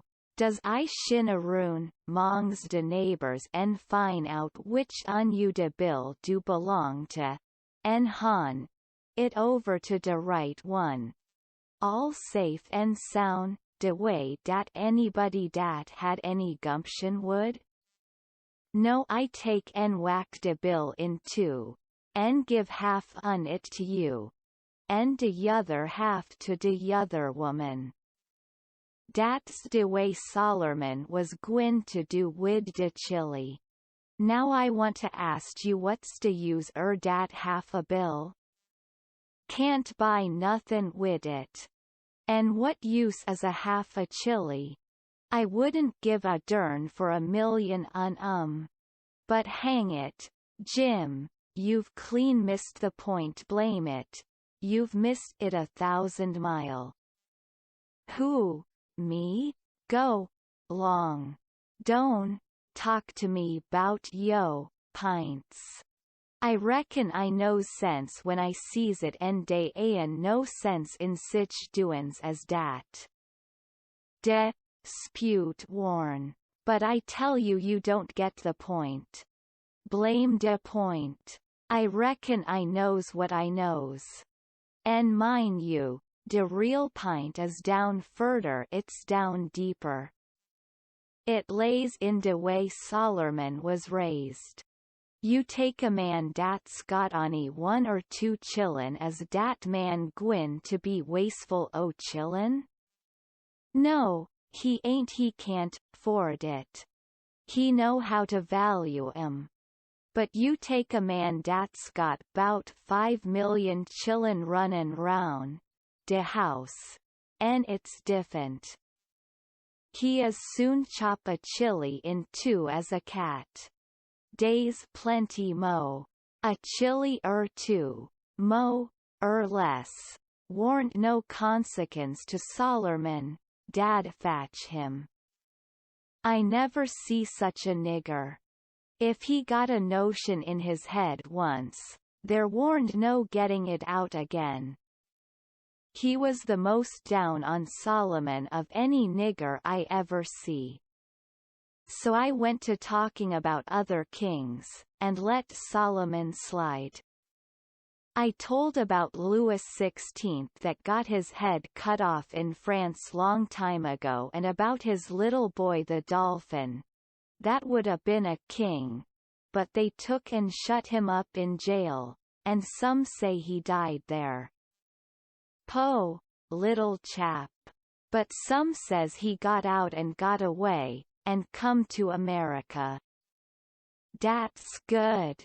But he'll be pooty lonesome day and no kings here, is dey, Huck? No.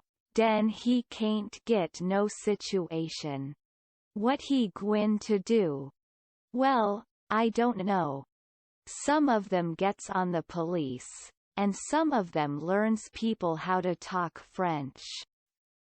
Why, Huck, don't de French people talk de same way we does? No, Jim, you couldn't understand a word they said, not a single word. Well, now, I be ding busted. How do dat come? I don't know, but it's so. I got some of their jabber out of a book. Suppose a man was to come to you and say, Parlez-vous Franzi, what would you think? I wouldn't think nuffin'. I'd take and bust him over de head, dat as, if he warn't white. I wouldn't 'low no nigger to call me dat. Shucks, it ain't calling you anything. It's only saying, do you know how to talk French? Well, den, why couldn't he say it? Why, he is a saying it. That's a Frenchman's way of saying it. Well, it's a blame ridiculous way, and I don't want to hear no mo 'bout it. Dey ain't no sense in it. Looky here, Jim, does a cat talk like we do? No, a cat don't. Well, does a cow? No, a cow don't, nuther. Does a cat talk like a cow, or a cow talk like a cat? No, dey don't. It's natural and right for 'em to talk different from each other, ain't it? Course. And ain't it natural and right for a cat and a cow to talk different from us? Why, most holy it is. Well, then, why ain't it natural and right for a Frenchman to talk different from us? You answer me that. Is a cat a man, Huck? No. Well, den, dey ain't no sense in a cat talkin' like a man. Is a cow a man? Is a cow a cat? No, she ain't either of them. Well, den, she ain't got no business to talk like either one or the y'other of 'em. Is a Frenchman a man? Yes. Well, den, dad blame it. Why don't he talk like a man? You answer me dat. I see it warn't no use wasting words. You can't learn a nigger to argue. So I quit. Chapter 15. We judged that 3 nights more would fetch us to Cairo, at the bottom of Illinois, where the Ohio River comes in, and that was what we was after. We would sell the raft and get on a steamboat and go way up the Ohio amongst the free states, and then be out of trouble. Well, the second night a fog begun to come on, and we made for a towhead to Taita, for it wouldn't do to try to run in a fog. But when I paddled ahead in the canoe, with the line to make fast, there weren't anything but little saplings to tie to. I passed the line around one of them right on the edge of the cut bank, but there was a stiff current, and the raft come booming down so lively she tore it out by the roots, and away she went. I see the fog closing down, and it made me so sick and scared I couldn't budge for most a half a minute, it seemed to me, and then there warn't no raft in sight. You couldn't see 20 yards. I jumped into the canoe and run back to the stern, and grabbed the paddle and set her back a stroke. I was in such a hurry I hadn't untied her. I got up and tried to untie her, but I was so excited my hands shook so I couldn't hardly do anything with them. As soon as I got started I took out after the raft, hot and heavy, right down the towhead. That was all right as far as it went, but the towhead warn't 60 yards long, and the minute I flew by the foot of it I shot out into the solid white fog, and hadn't no more idea which way I was going than a dead man. Thinks I, it won't do to paddle first, I know I'll run into the bank or a towhead or something, I got to set still and float. And yet it's mighty fidgety business to have to hold your hands still at such a time. I whooped and listened. Away down there somewheres I hears a small whoop, and up comes my spirits. I went tearing after it, listening sharp to hear it again. The next time it come I see I warn't heading for it, but heading away to the right of it. And the next time I was heading away to the left of it and not gaining on it much either, for I was flying around, this way and that and t'other, but it was going straight ahead all the time. I did wish the fool would think to beat a tin pan, and beat it all the time, but he never did, and it was the still places between the whoops that was making the trouble for me. Well, I fought along, and directly I hears the whoop behind me. I was tangled good now. That was somebody else's whoop, or else I was turned around. I throwed the paddle down.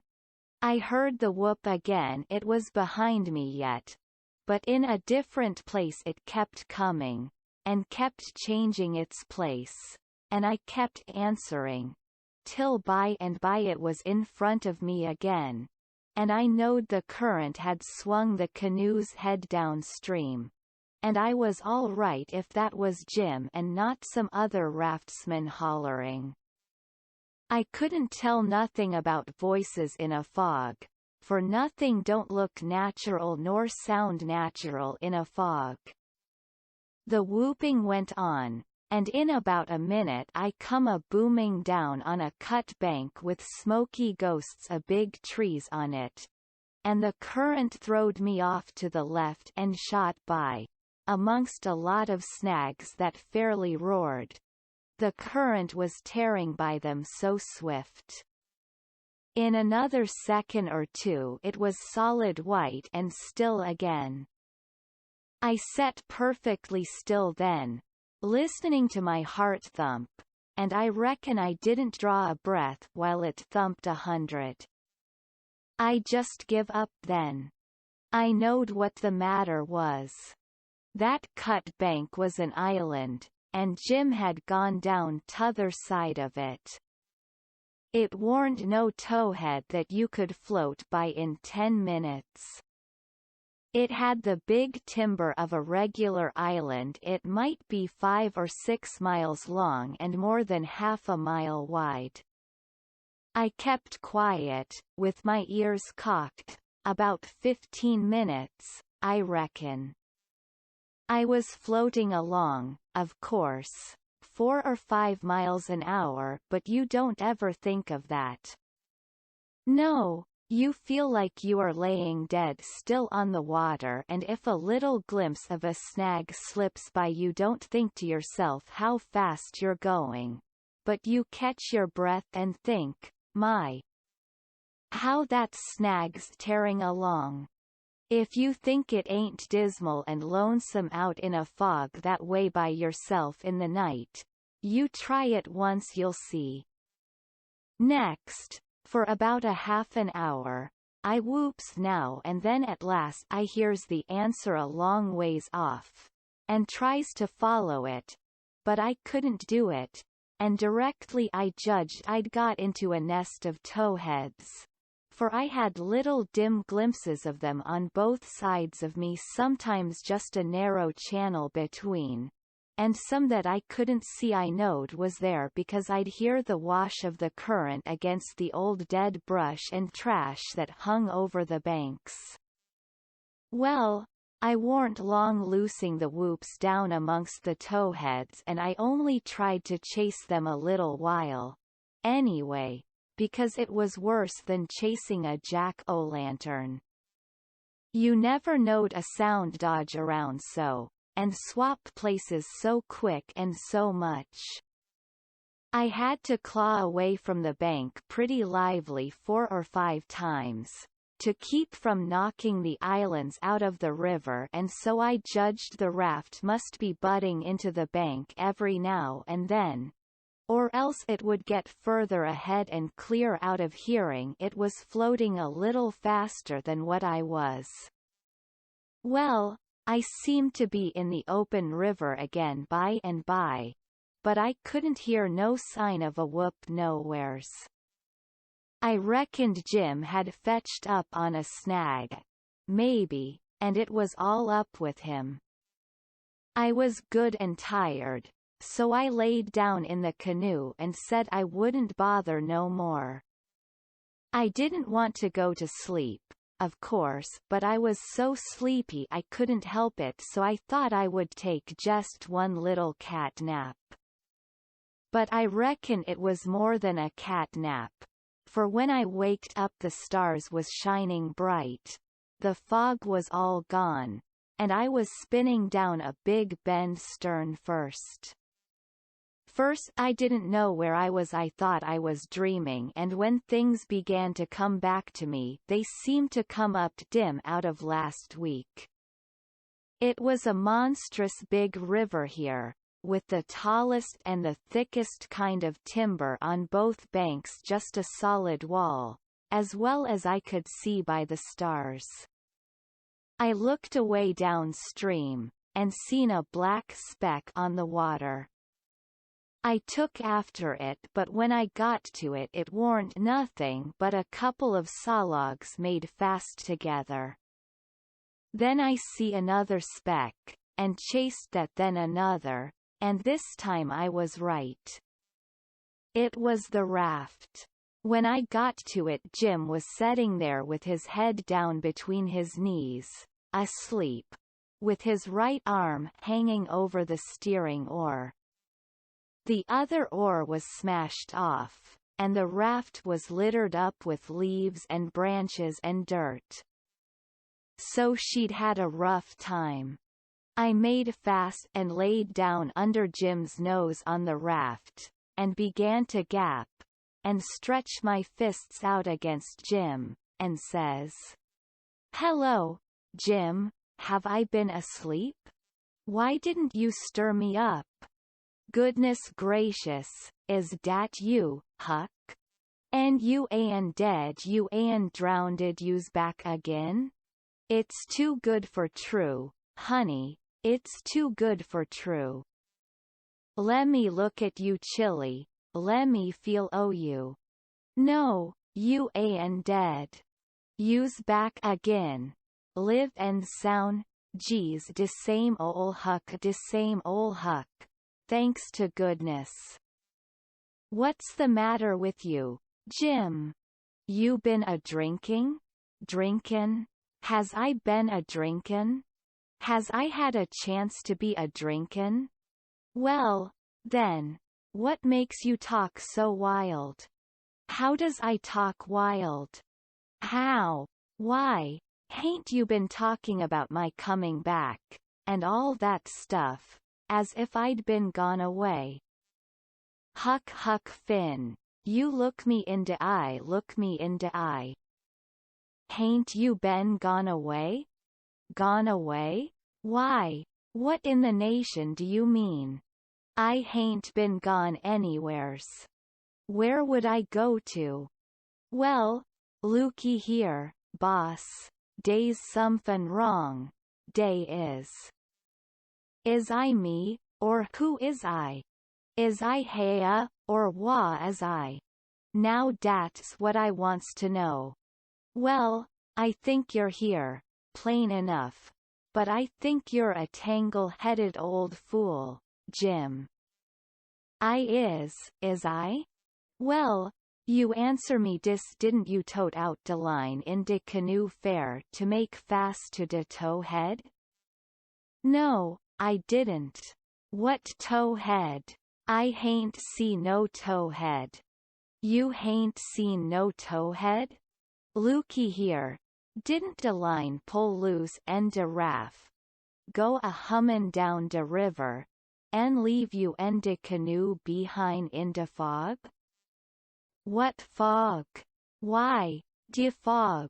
De fog dat's been a ruin, all night. And didn't you whoop? And didn't I whoop? Till we got mix up in de islands and one on us got lost and t'other one was G's as good as lost, K's he didn't know wha he was? And didn't I bust up agin a lot dem islands and have a terrible time and mos get drowned? Now ain't dat so, boss, ain't it so? You answer me dat. Well, this is too many for me, Jim. I hain't seen no fog, nor no islands, nor no troubles, nor nothing. I been setting here talking with you all night till you went to sleep about 10 minutes ago, and I reckon I done the same. You couldn't a got drunk in that time, so of course you've been dreaming. Dad fetch it. How is I gwine to dream all dat in 10 minutes? Well, hang it all, you did dream it, because there didn't any of it happen.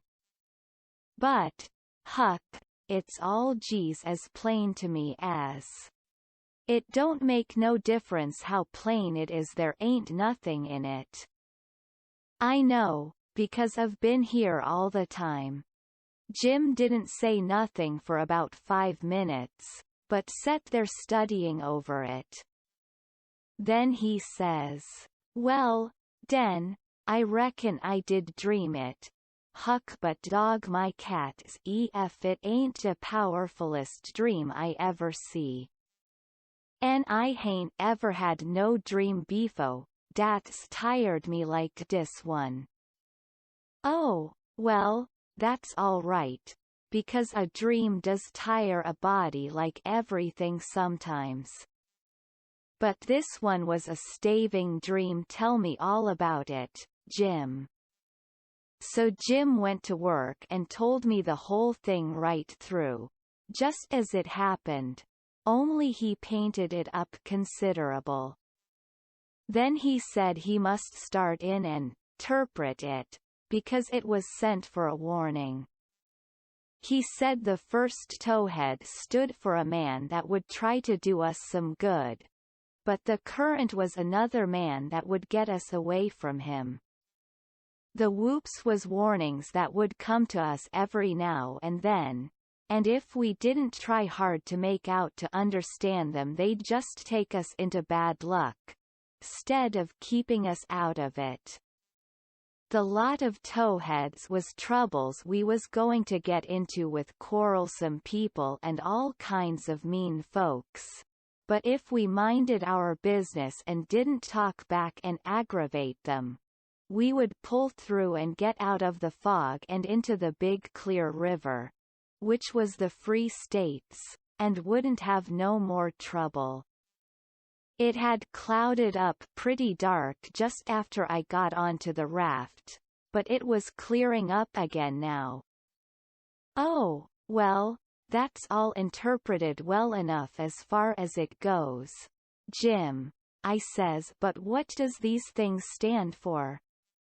It was the leaves and rubbish on the raft and the smashed oar. You could see them first rate now. Jim looked at the trash, and then looked at me, and back at the trash again.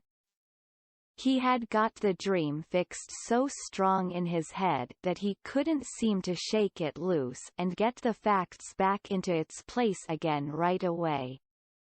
But when he did get the thing straightened around, he looked at me steady without ever smiling, and says, "What do dey stan for? I's gwine to tell you. When I got all wore out wid work, en wid de callin' for you, en went to sleep, my heart was mos broke because you was lost, en I didn't keer no mo what become me en de raff." And when I wake up and find you back again, all safe and sound, de tears come. And I coulda got down on my knees and kiss yo foot. I's so thankful. And all you was thinkin' 'bout was how you could make a fool you v old Jim wid a lie. Dat truck da is trash and trash is what people is dat puts dirt on de head er day friends and makes 'em ashamed. Then he got up slow and walked to the wigwam, and went in there without saying anything but that. But that was enough. It made me feel so mean I could almost kissed his foot to get him to take it back. It was 15 minutes before I could work myself up to go and humble myself to a nigger, but I done it, and I warn't ever sorry for it afterwards, neither. I didn't do him no more mean tricks, and I wouldn't done that one if I'd knowed it would make him feel that way. Chapter 16. We slept most all day, and started out at night, a little ways behind a monstrous long raft that was as long going by as a procession. She had 4 long sweeps at each end, so we judged she carried as many as 30 men, likely. She had 5 big wigwams aboard, wide apart, and an open camp fire in the middle, and a tall flag pole at each end. There was a power of style about her. It amounted to something being a raftsman on such a craft as that. We went drifting down into a big bend, and the night clouded up and got hot. The river was very wide, and was walled with solid timber on both sides. You couldn't see a break in it hardly ever, or a light. We talked about Cairo, and wondered whether we would know it when we got to it. I said likely we wouldn't, because I had heard say there warn't but about a dozen houses there, and if they didn't happen to have them lit up, how was we going to know we was passing a town? Jim said if the 2 big rivers joined together there, that would show. But I said maybe we might think we was passing the foot of an island and coming into the same old river again. That disturbed Jim and me too. So the question was, what to do? I said, paddle ashore the first time a light showed, and tell them Pap was behind, coming along with a trading scow, and was a green hand at the business, and wanted to know how far it was to Cairo. Jim thought it was a good idea, so we took a smoke on it and waited. There warn't nothing to do now but to look out sharp for the town, and not pass it without seeing it. He said he'd be mighty sure to see it, because he'd be a free man the minute he seen it, but if he missed it he'd be in a slave country again and no more show for freedom. Every little while he jumps up and says, "Da she is?" But it warn't. It was jack-o'-lanterns, or lightning bugs, so he sat down again, and went to watching, same as before. Jim said it made him all over trembly and feverish to be so close to freedom. Well, I can tell you it made me all over trembly and feverish, too, to hear him, because I'd begun to get it through my head that he was most free and who was to blame for it. Why? Me. I couldn't get that out of my conscience, no how nor no way. It got to troubling me so I couldn't rest, I couldn't stay still in one place. It hadn't ever come home to me before, what this thing was that I was doing. But now it did, and it stayed with me, and scorched me more and more. I tried to make out to myself that I weren't to blame, because I didn't run Jim off from his rightful owner, but it warn't no use. Conscience up and says, every time, but you knowed he was running for his freedom, and you could a paddled ashore and told somebody. That was so I couldn't get around that no way. That was where it pinched. Conscience says to me, what had poor Miss Watson done to you that you could see her nigger go off right under your eyes and never say one single word? What did that poor old woman do to you that you could treat her so mean? Why, she tried to learn you your book. She tried to learn you your manners. She tried to be good to you every way she knowed how. That's what she done. I got to feeling so mean and so miserable I most wished I was dead. I fidgeted up and down the raft, abusing myself to myself, and Jim was fidgeting up and down past me. We neither of us could keep still. Every time he danced around and says, "Das Cairo," it went through me like a shot, and I thought if it was Cairo I reckoned I would die of miserableness. Jim talked out loud all the time while I was talking to myself. He was saying how the first thing he would do when he got to a free state he would go to saving up money and never spend a single cent, and when he got enough he would buy his wife, which was owned on a farm close to where Miss Watson lived, and then they would both work to buy the 2 children, and if their master wouldn't sell them, they'd get an abolitionist to go and steal them. It most froze me to hear such talk. He wouldn't ever dared to talk such talk in his life before. Just see what a difference it made in him the minute he judged he was about free. It was according to the old saying, give a nigger an inch and he'll take an ell.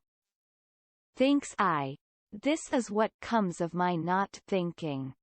Here was this nigger, which I had as good as helped to run away, coming right out flat-footed and saying he would steal his children that belonged to a man I didn't even know, a man that hadn't ever done me no harm. I was sorry to hear Jim say that. It was such a lowering of him. My conscience got to stirring me up hotter than ever, until at last I says to it, let up on me, it ain't too late yet, I'll paddle ashore at the first light and tell. I felt easy and happy and light as a feather right off. All my troubles was gone. I went to looking out sharp for a light, and sort of singing to myself. By and by one showed. Jim sings out, we's safe, Huck. We's safe. Jump up and crack yo, heels. Dat's de good ol' Cairo at Los I's knows it. I says, I'll take the canoe and go and see, Jim. It mightn't be, you know.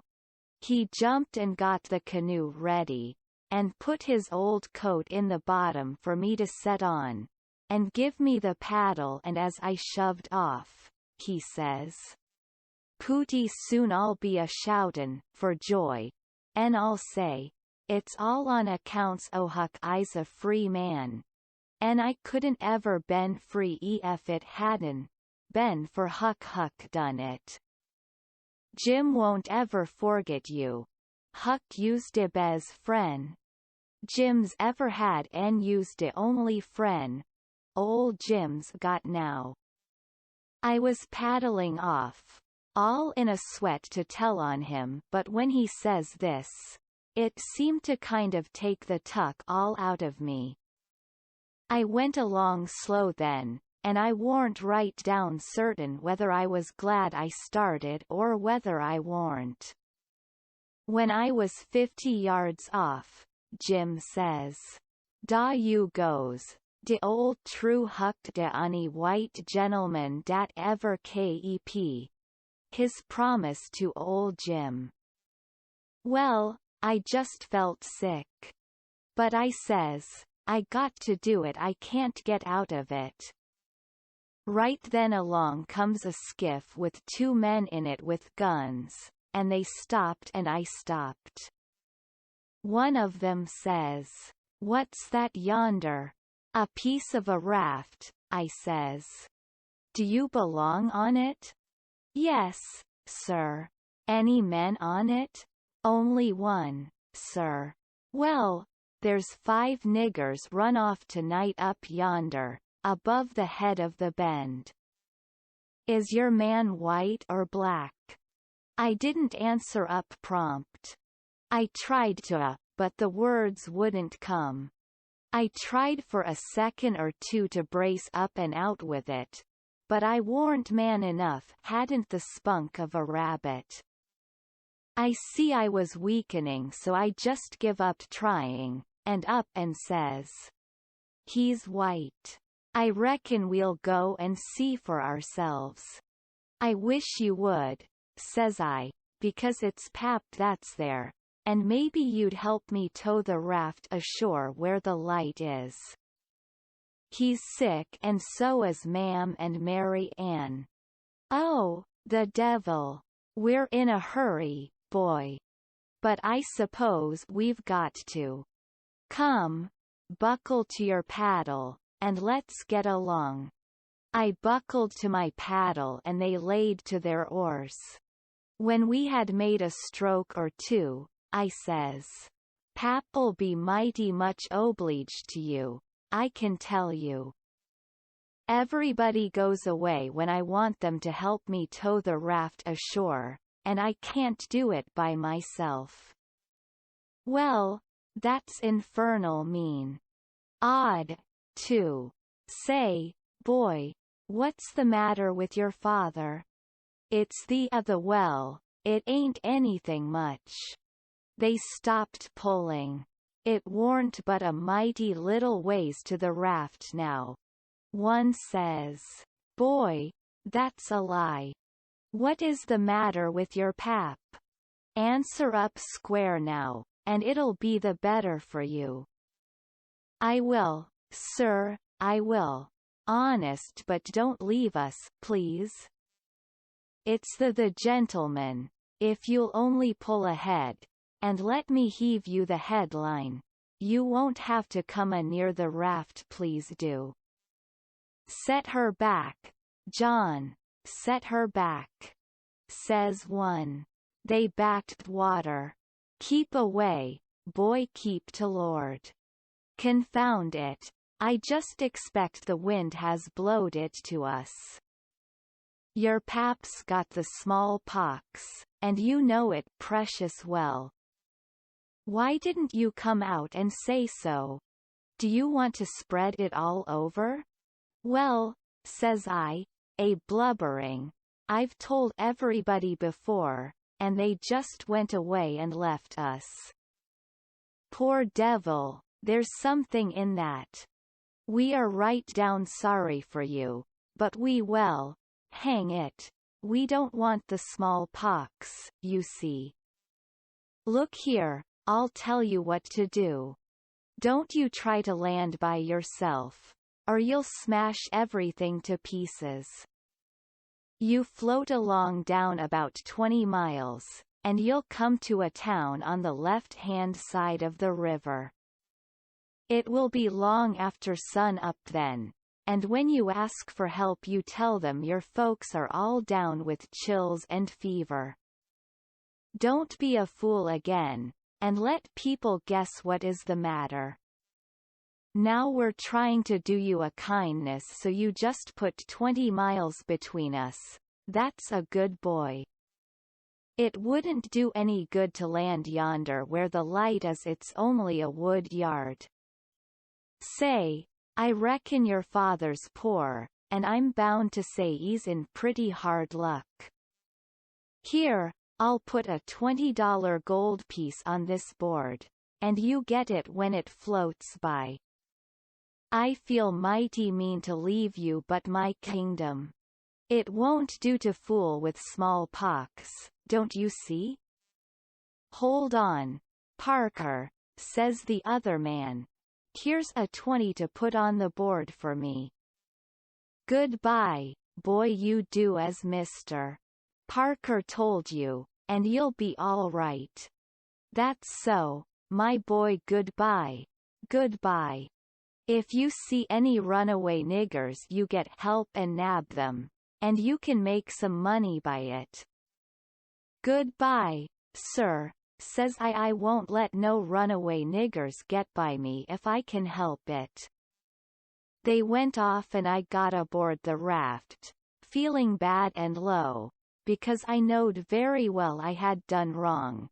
And I see it warn't no use for me to try to learn to do right a body that don't get started right when he's little ain't got no show. When the pinch comes there ain't nothing to back him up and keep him to his work, and so he gets beat. Then I thought a minute, and says to myself, hold on, suppose you'd a done right and give Jim up.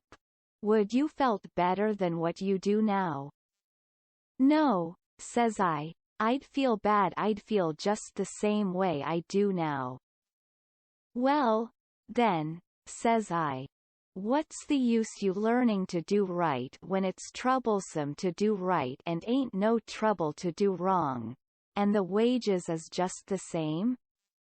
I was stuck. I couldn't answer that. So I reckoned I wouldn't bother no more about it. But after this always do whichever come handiest at the time. I went into the wigwam. Jim warn't there. I looked all around, he warn't anywhere. I says, Jim, here I is, Huck. Is day out o' sight yit? Don't talk loud. He was in the river under the stern oar, with just his nose out. I told him they were out of sight, so he come aboard. He says, I was a listenin' to all de talk, and I slips into de river and was gwine to shove for show, if dey come aboard. Den I was gwine to swim to de raft, agin when dey was gone. But Lawsy, how you did fool 'em, Huck. Dat was de smarties dodge. I tell you, Chilly, I spec it save. Old Jim ain't going to forget you for dat, honey. Then we talked about the money. It was a pretty good raise, $20 apiece. Jim said we could take deck passage on a steamboat now, and the money would last us as far as we wanted to go in the Free States. He said 20 mile more warn't far for the raft to go, but he wished we was already there. Towards daybreak we tied up, and Jim was mighty particular about hiding the raft good. Then he worked all day fixing things in bundles, and getting all ready to quit rafting. That night about 10 we hove in sight of the lights of a town away down in a left-hand bend. I went off in the canoe to ask about it. Pretty soon I found a man out in the river with a skiff, setting a trot line. I ranged up and says, Mister, is that town Cairo? Cairo? No, you must be a blame fool. What town is it, mister? If you want to know, go and find out.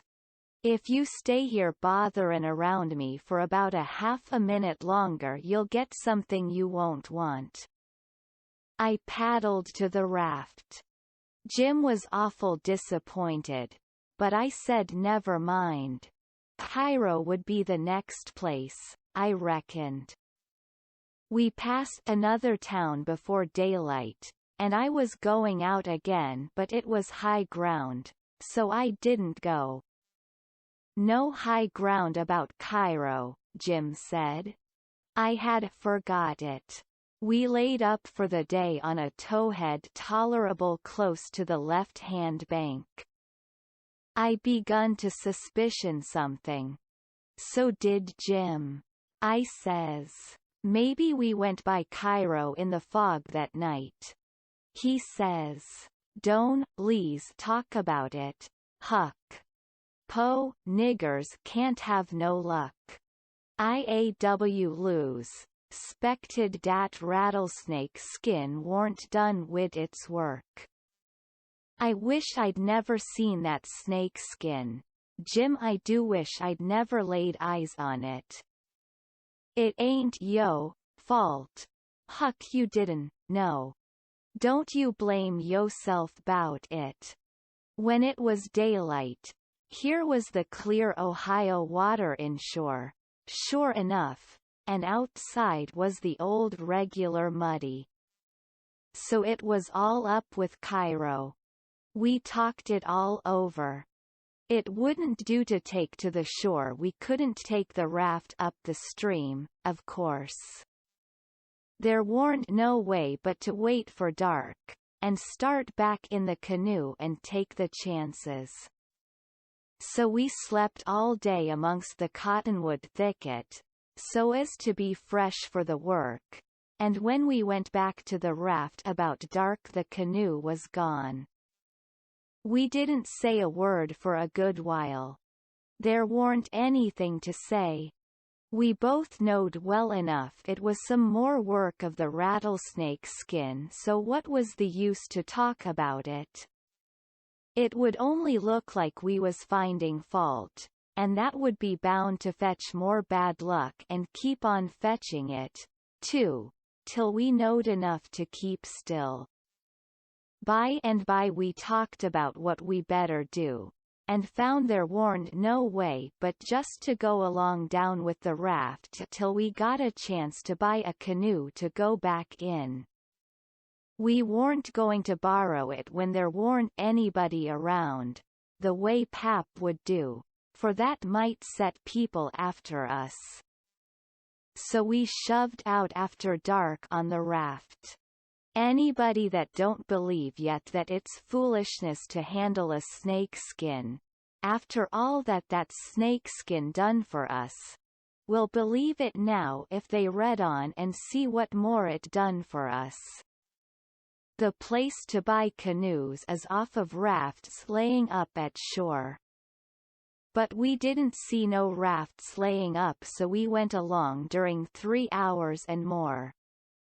Well, the night got grey and ruther thick, which is the next meanest thing to fog. You can't tell the shape of the river, and you can't see no distance. It got to be very late and still, and then along comes a steamboat up the river. We lit the lantern, and judged she would see it. Upstream boats didn't generally come close to us. They go out and follow the bars and hunt for easy water under the reefs, but nights like this they bull right up the channel against the whole river. We could hear her pounding along, but we didn't see her good till she was close. She aimed right for us. Often they do that and try to see how close they can come without touching. Sometimes the wheel bites off a sweep, and then the pilot sticks his head out and laughs, and thinks he's mighty smart. Well, here she comes, and we said she was going to try and shave us, but she didn't seem to be shearing off a bit. She was a big one, and she was coming in a hurry, too, looking like a black cloud with rows of glowworms around it, but all of a sudden she bulged out, big and scary, with a long row of wide-open furnace doors shining like red-hot teeth, and her monstrous bows and guards hanging right over us. There was a yell at us, and a jingling of bells to stop the engines, a powwow of cussing, and whistling of steam, and as Jim went overboard on one side and I on the other, she come smashing straight through the raft. I dived and I aimed to find the bottom, too, for a 30-foot wheel had got to go over me, and I wanted it to have plenty of room. I could always stay underwater a minute. This time I reckon I stayed under a minute and a half. Then I bounced for the top in a hurry, for I was nearly busting. I popped out to my armpits and blowed the water out of my nose, and puffed a bit. Of course there was a booming current, and of course that boat started her engines again 10 seconds after she stopped them. For they never cared much for raftsmen, so now she was churning along up the river, out of sight in the thick weather, though I could hear her. I sung out for Jim about a dozen times, but I didn't get any answer, so I grabbed a plank that touched me while I was treading water, and struck out for shore, shoving it ahead of me. But I made out to see that the drift of the current was towards the left-hand shore, which meant that I was in a crossing, so I changed off and went that way. It was one of these long, slanting, 2-mile crossings, so I was a good long time in getting over. I made a safe landing, and clumb up the bank. I couldn't see but a little ways, but I went poking along over rough ground for a quarter of a mile or more, and then I run across a big old-fashioned double log house before I noticed it. I was going to rush by and get away, but a lot of dogs jumped out and went to howling and barking at me, and I knowed better than to move another peg. Chapter 17. In about a minute somebody spoke out of a window without putting his head out, and says, "Be done, boys. Who's there?" I says, "It's me." "Who's me?" "George Jackson, sir." "What do you want?" "I don't want nothing, sir. I only want to go along by, but the dogs won't let me." "What are you prowling around here this time of night for, hey?" "I warn't prowling around, sir. I fell overboard off of the steamboat." "Oh, you did you? Strike a light there, somebody. What did you say your name was?" "George Jackson, sir. I'm only a boy. Look here, if you're telling the truth you needn't be afraid nobody'll hurt you. But don't try to budge, stand right where you are. Rouse out Bob and Tom, some of you, and fetch the guns." "George Jackson, is there anybody with you?" "No, sir, nobody. I heard the people stirring around in the house now, and see a light." The man sung out, "Snatch that light away, Betsy. You old fool, ain't you got any sense? Put it on the floor behind the front door. Bob, if you and Tom are ready, take your places." "All ready. Now, George Jackson, do you know the Shepherdsons?" "No, sir, I never heard of them." "Well, that may be so, and it mayn't. Now, all ready. Step forward, George Jackson. And mind, don't you hurry, come mighty slow. If there's anybody with you, let him keep back. If he shows himself he'll be shot. Come along now. Come slow, push the door open yourself just enough to squeeze in. You hear?" I didn't hurry, I couldn't if I'd a wanted to. I took one slow step at a time and there warn't a sound, only I thought I could hear my heart. The dogs were as still as the humans, but they followed a little behind me, When I got to the 3-log doorsteps I heard them unlocking and unbarring and unbolting. I put my hand on the door and pushed it a little and a little more till somebody said, "There. That's enough, put your head in." I done it, but I judged they would take it off.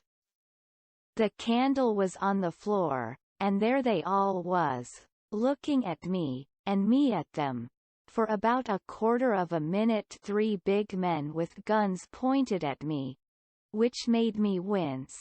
I tell you, the oldest, gray and about 60. The other 2 30 or more, all of them fine and handsome, and the sweetest old gray-headed lady, and back of her 2 young women which I couldn't see right well. The old gentleman says, "There, I reckon it's all right. Come in."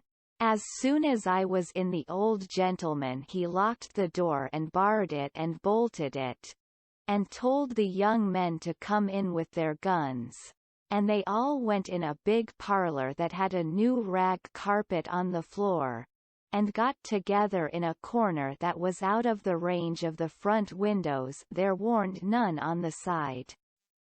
They held the candle, and took a good look at me, and all said, "Why, he ain't a Shepherdson, no.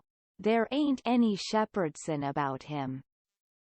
Then the old man said he hoped I wouldn't mind being searched for arms, because he didn't mean no harm by it, it was only to make sure. So he didn't pry into my pockets, but only felt outside with his hands, and said it was all right. He told me to make myself easy and at home, and tell all about myself, but the old lady says, "Why, bless you, Saul, the poor thing's as wet as he can be, and don't you reckon it may be he's hungry?" True for you, Rachel, I forgot. So the old lady says, "Betsy, this was a nigger woman. You fly around and get him something to eat as quick as you can. Poor thing, and one of you girls go and wake up Buck and tell him, oh, here he is himself. Buck, take this little stranger and get the wet clothes off from him and dress him up in some of yours that's dry." Buck looked about as old as me, 13 or 14 or along there, though he was a little bigger than me. He hadn't on anything but a shirt, and he was very frowsy-headed. He came in gaping and digging one fist into his eyes, and he was dragging a gun along with the other one. He says, "Ain't they no Shepherdsons around?" They said, "No, 'twas a false alarm." "Well," he says, "if they'd a been some, I reckon I'd a got one."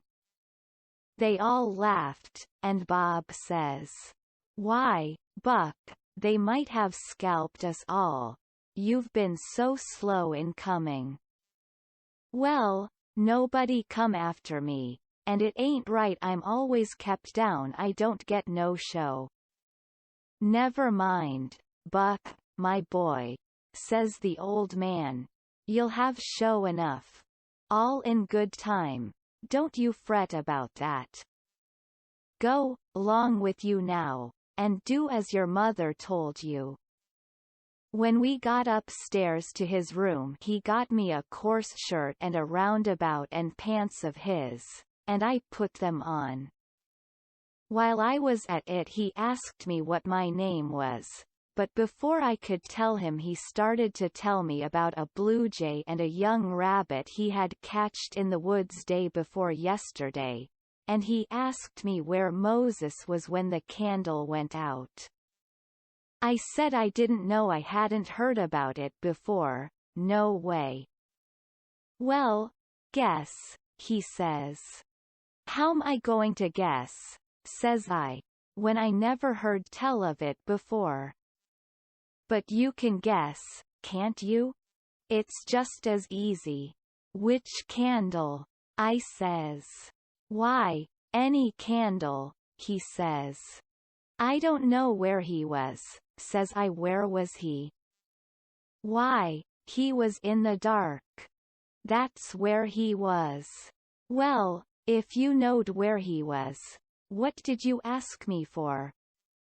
Why, blame it. It's a riddle, don't you see? Say, how long are you going to stay here? You got to stay always. We can just have booming times. They don't have no school now. Do you own a dog? I've got a dog and he'll go in the river and bring out chips that you throw in. Do you like to comb up Sundays, and all that kind of foolishness? You bet I don't, but Ma she makes me. Confound these old britches. I reckon I'd better put 'em on, but I'd ruther not, it's so warm. Are you all ready? All right. Come along, old hoss. Cold corn pone, cold corn beef, butter and buttermilk, that is what they had for me down there, and there ain't nothing better that ever I've come across yet. Buck and his ma and all of them smoked cob pipes, except the nigger woman, which was gone, and the 2 young women. They all smoked and talked, and I eat and talked. The young women had quilts around them, and their hair down their backs. They all asked me questions, and I told them how Pap and me and all the family was living on a little farm down at the bottom of Arkansas, and my sister Mary Ann run off and got married and never was heard of no more, and Bill went to hunt them and he warn't heard of no more, and Tom and Mort died, and then there warn't nobody but just me and Pap left, and he was just trimmed down to nothing, on account of his troubles. So when he died I took what there was left, because the farm didn't belong to us, and started up the river, deck passage, and fell overboard, and that was how I come to be here. So they said I could have a home there as long as I wanted it. Then it was most daylight and everybody went to bed, and I went to bed with Buck, and when I waked up in the morning, drat it all, I had forgot what my name was. So I laid there about an hour trying to think, and when Buck waked up I says, "Can you spell, Buck?" "Yes," he says. "I bet you can't spell my name," says I. "I bet you what you dare I can," says he. "All right," says I. "Go ahead." "Georgejackson there now," he says. "Well," says I, "you done it, but I didn't think you could. It ain't no slouch of a name to spell right off without studying." I set it down, private, because somebody might want me to spell it next, and so I wanted to be handy with it and rattle it off like I was used to it. It was a mighty nice family, and a mighty nice house, too. I hadn't seen no house out in the country before that was so nice and had so much style. It didn't have an iron latch on the front door, nor a wooden one with a buckskin string, but a brass knob to turn, the same as houses in town. There warn't no bed in the parlor, nor a sign of a bed, but heaps of parlors in towns has beds in them. There was a big fireplace that was bricked on the bottom, and the bricks was kept clean and red by pouring water on them and scrubbing them with another brick. Sometimes they wash them over with red water paint that they call Spanish brown, same as they do in town. They had big brass dog irons that could hold up a saw log. There was a clock on the middle of the mantelpiece, with a picture of a town painted on the bottom half of the glass front, and a round place in the middle of it for the sun, and you could see the pendulum swinging behind it. It was beautiful to hear that clock tick, and sometimes when one of these peddlers had been along and scoured her up and got her in good shape, she would start in and strike 150 before she got tuckered out. They wouldn't took any money for her.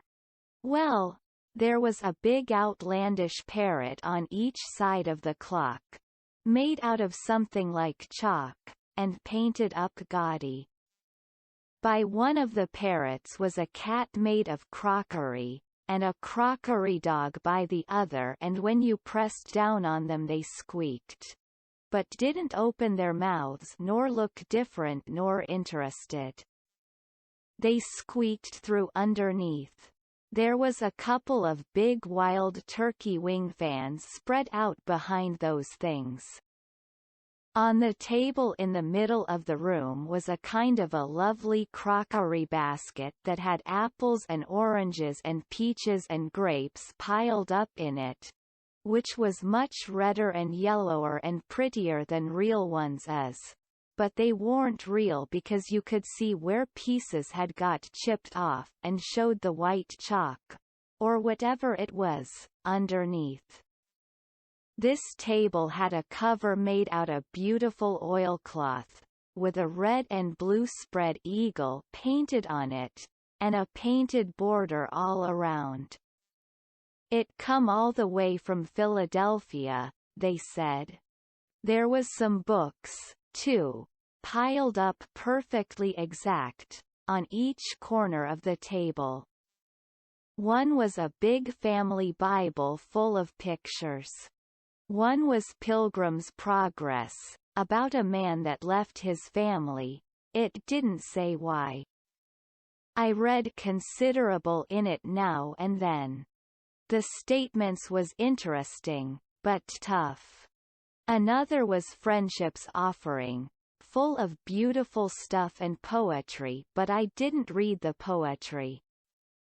Another was Henry Clay's Speeches, and another was Dr. Gunn's Family Medicine, which told you all about what to do if a body was sick or dead. There was a hymn book, and a lot of other books.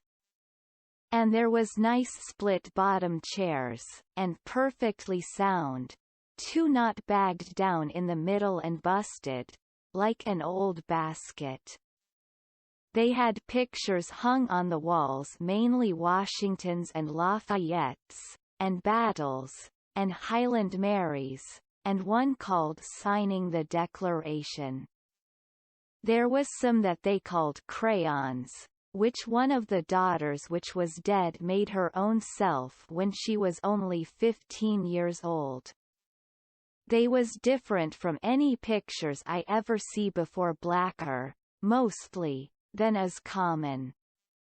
One was a woman in a slim black dress, belted small under the armpits, with bulges like a cabbage in the middle of the sleeves, and a large black scoop shovel bonnet with a black veil, and white slim ankles crossed about with black tape, and very wee black slippers, like a chisel, and she was leaning pensive on a tombstone on her right elbow, under a weeping willow, and her other hand hanging down her side holding a white handkerchief and a reticule, and underneath the picture it said, "Shall I never see thee more, alas." Another one was a young lady with her hair all combed up straight to the top of her head, and knotted there in front of a comb like a chair back, and she was crying into a handkerchief and had a dead bird laying on its back in her other hand with its heels up. And underneath the picture it said, "I shall never hear thy sweet chirrup more, alas." There was one where a young lady was at a window looking up at the moon, and tears running down her cheeks, and she had an open letter in one hand with black sealing wax showing on one edge of it, and she was mashing a locket with a chain to it against her mouth. And underneath the picture it said, "And art thou gone? Yes, thou art gone, alas." These was all nice pictures, I reckon, but I didn't somehow seem to take to them, because if ever I was down a little they always give me the fan-tods. Everybody was sorry she died, because she had laid out a lot more of these pictures to do, and a body could see by what she had done what they had lost. But I reckoned that with her disposition she was having a better time in the graveyard. She was at work on what they said was her greatest picture when she took sick, and every day and every night it was her prayer to be allowed to live till she got it done. But she never got the chance. It was a picture of a young woman in a long white gown, standing on the rail of a bridge all ready to jump off, with her hair all down her back, and looking up to the moon, with the tears running down her face, and she had 2 arms folded across her breast, and 2 arms stretched out in front, and 2 more reaching up towards the moon, and the idea was to see which pair would look best, and then scratch out all the other arms. But, as I was saying, she died before she got her mind made up, and now they kept this picture over the head of the bed in her room, and every time her birthday come they hung flowers on it. Other times it was hid with a little curtain. The young woman in the picture had a kind of a nice sweet face, but there was so many arms it made her look too spidery, seemed to me. This young girl kept a scrapbook when she was alive, and used to paste obituaries and accidents and cases of patients suffering in it out of the Presbyterian Observer, and write poetry after them out of her own head.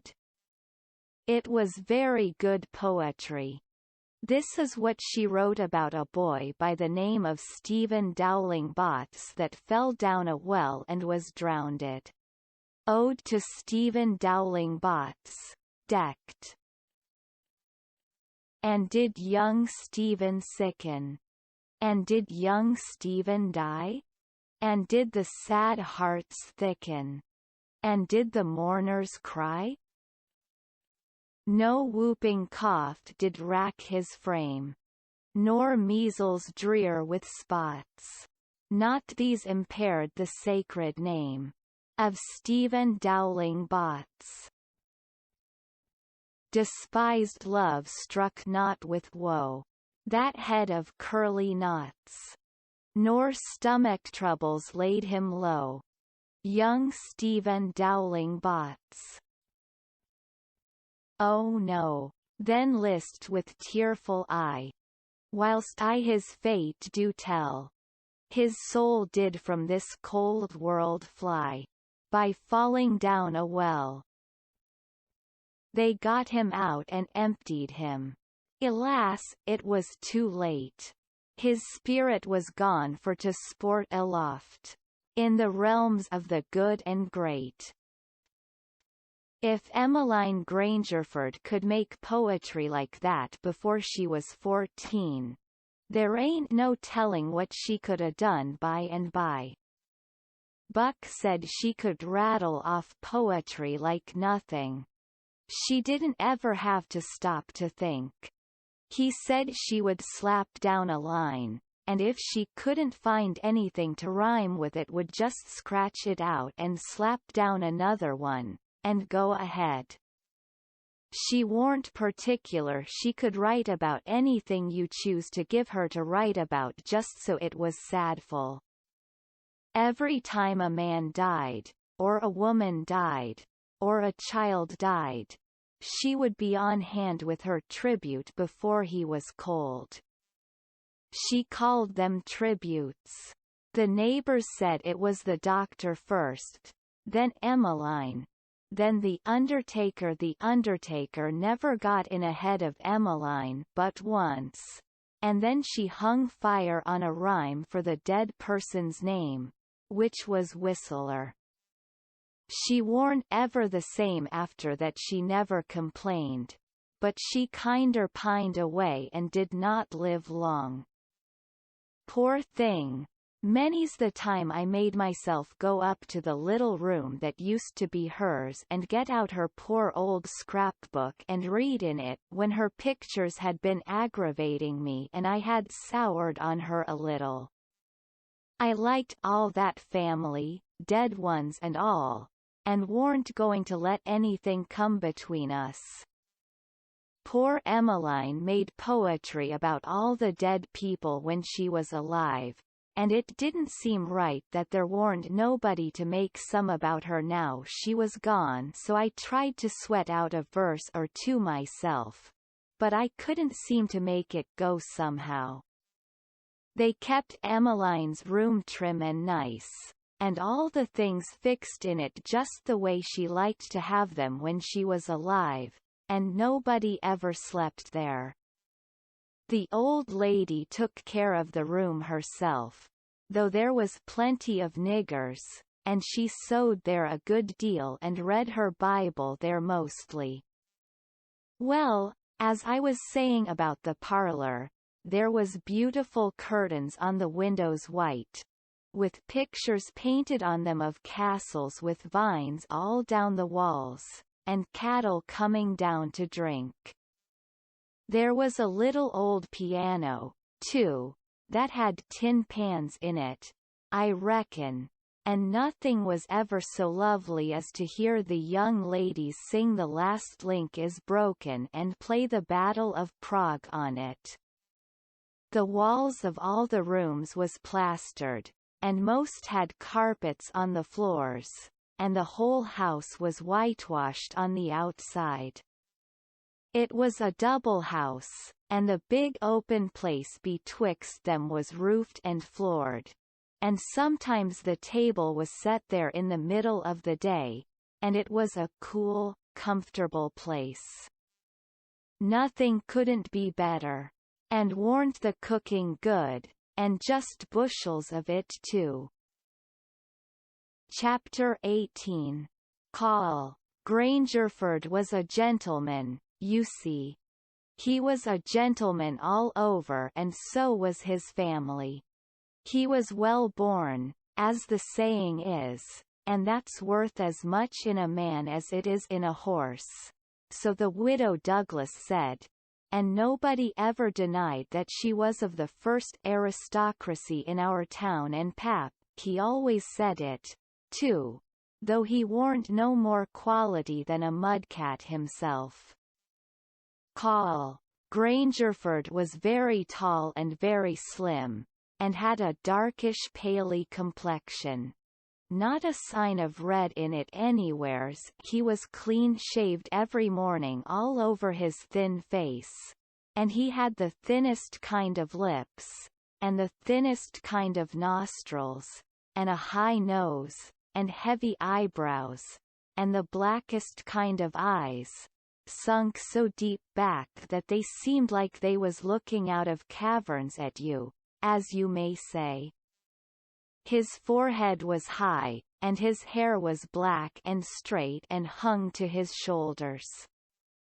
His hands was long and thin, and every day of his life he put on a clean shirt and a full suit from head to foot made out of linen so white it hurt your eyes to look at it, and on Sundays he wore a blue tail coat with brass buttons on it. He carried a mahogany cane with a silver head to it. There warn't no frivolishness about him, not a bit, and he warn't ever loud. He was as kind as he could be, you could feel that, you know, and so you had confidence. Sometimes he smiled, and it was good to see, but when he straightened himself up like a liberty pole, and the lightning begun to flicker out from under his eyebrows. You wanted to climb a tree first, and find out what the matter was afterwards. He didn't ever have to tell anybody to mind their manners. Everybody was always good-mannered where he was. Everybody loved to have him around. Too, he was sunshine most always. I mean, he made it seem like good weather. When he turned into a cloudbank, it was awful dark for half a minute, and that was enough. There wouldn't nothing go wrong again for a week.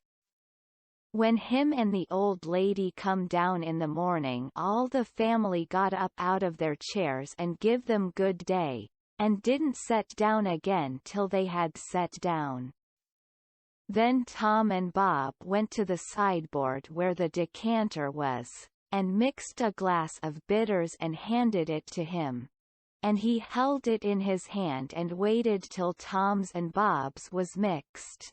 And then they bowed and said, "Our duty to you, sir, and madam," and they bowed the least bit in the world and said thank you. And so they drank, all three, and Bob and Tom poured a spoonful of water on the sugar and the mite of whiskey or apple brandy in the bottom of their tumblers, and give it to me and Buck, and we drank to the old people too. Bob was the oldest and Tom next tall, beautiful men with very broad shoulders and brown faces, and long black hair and black eyes. They dressed in white linen from head to foot, like the old gentlemen, and wore broad Panama hats. Then there was Miss Charlotte. She was 25, and tall and proud and grand, but as good as she could be when she warn't stirred up, but when she was she had a look that would make you wilt in your tracks, like her father. She was beautiful. So was her sister, Miss Sophia, but it was a different kind. She was gentle and sweet like a dove, and she was only 20. Each person had their own nigger to wait on them. Buck too. My nigger had a monstrous easy time, because I warn't used to having anybody do anything for me, but Buck's was on the jump most of the time. This was all there was of the family now, but there used to be more. 3 sons they got killed and Emmeline that died. The old gentleman owned a lot of farms and over 100 niggers. Sometimes a stack of people would come there, horseback, from 10 or 15 mile around, and stay 5 or 6 days, and have such junketings round about and on the river, and dances and picnics in the woods daytimes, and balls at the house nights. These people was mostly kinfolks of the family. The men brought their guns with them. It was a handsome lot of quality, I tell you. There was another clan of aristocracy around there, 5 or 6 families, mostly of the name of Shepherdson. They was as high-toned and well-born and rich and grand as the tribe of Grangerfords. The Shepherdsons and Grangerfords used the same steamboat landing, which was about 2 mile above our house, so sometimes when I went up there with a lot of our folks I used to see a lot of the Shepherdsons there on their fine horses. One day Buck and me was away out in the woods hunting, and heard a horse coming. We was crossing the road. Buck says, "Quick! Jump for the woods." We done it, and then peeped down the woods through the leaves. Pretty soon a splendid young man come galloping down the road, setting his horse easy and looking like a soldier. He had his gun across his pommel. I had seen him before. It was young Harney Shepherdson. I heard Buck's gun go off at my ear, and Harney's hat tumbled off from his head. He grabbed his gun and rode straight to the place where we was hid. But we didn't wait. We started through the woods on a run. The woods weren't thick, so I looked over my shoulder to dodge the bullet, and twice I seen Harney cover Buck with his gun, and then he rode away the way he come to get his hat, I reckon, but I couldn't see. We never stopped running till we got home. The old gentleman's eyes blazed a minute. 'Twas pleasure, mainly, I judged, then his face sort of smoothed down, and he says, kind of gentle, I don't like that shooting from behind a bush. Why didn't you step into the road, my boy? The Shepherdsons don't, father. They always take advantage. Miss Charlotte, she held her head up like a queen while Buck was telling his tale, and her nostrils spread and her eyes snapped. The two young men looked dark, but never said nothing. Miss Sophia, she turned pale, but the color come back when she found the man warn't hurt. Soon as I could get Buck down by the corn cribs under the trees by ourselves, I says, Did you want to kill him, Buck? Well, I bet I did. What did he do to you? Him? He never done nothing to me. Well, then, what did you want to kill him for? Why, nothing, only it's on account of the feud. What's a feud? Why, where was you raised? Don't you know what a feud is? Never heard of it before, tell me about it. Well, says Buck, a feud is this way: a man has a quarrel with another man, and kills him, then that other man's brother kills him, then the other brothers, on both sides, goes for one another, then the cousins chip in, and by everybody's killed off, and there ain't no more feud.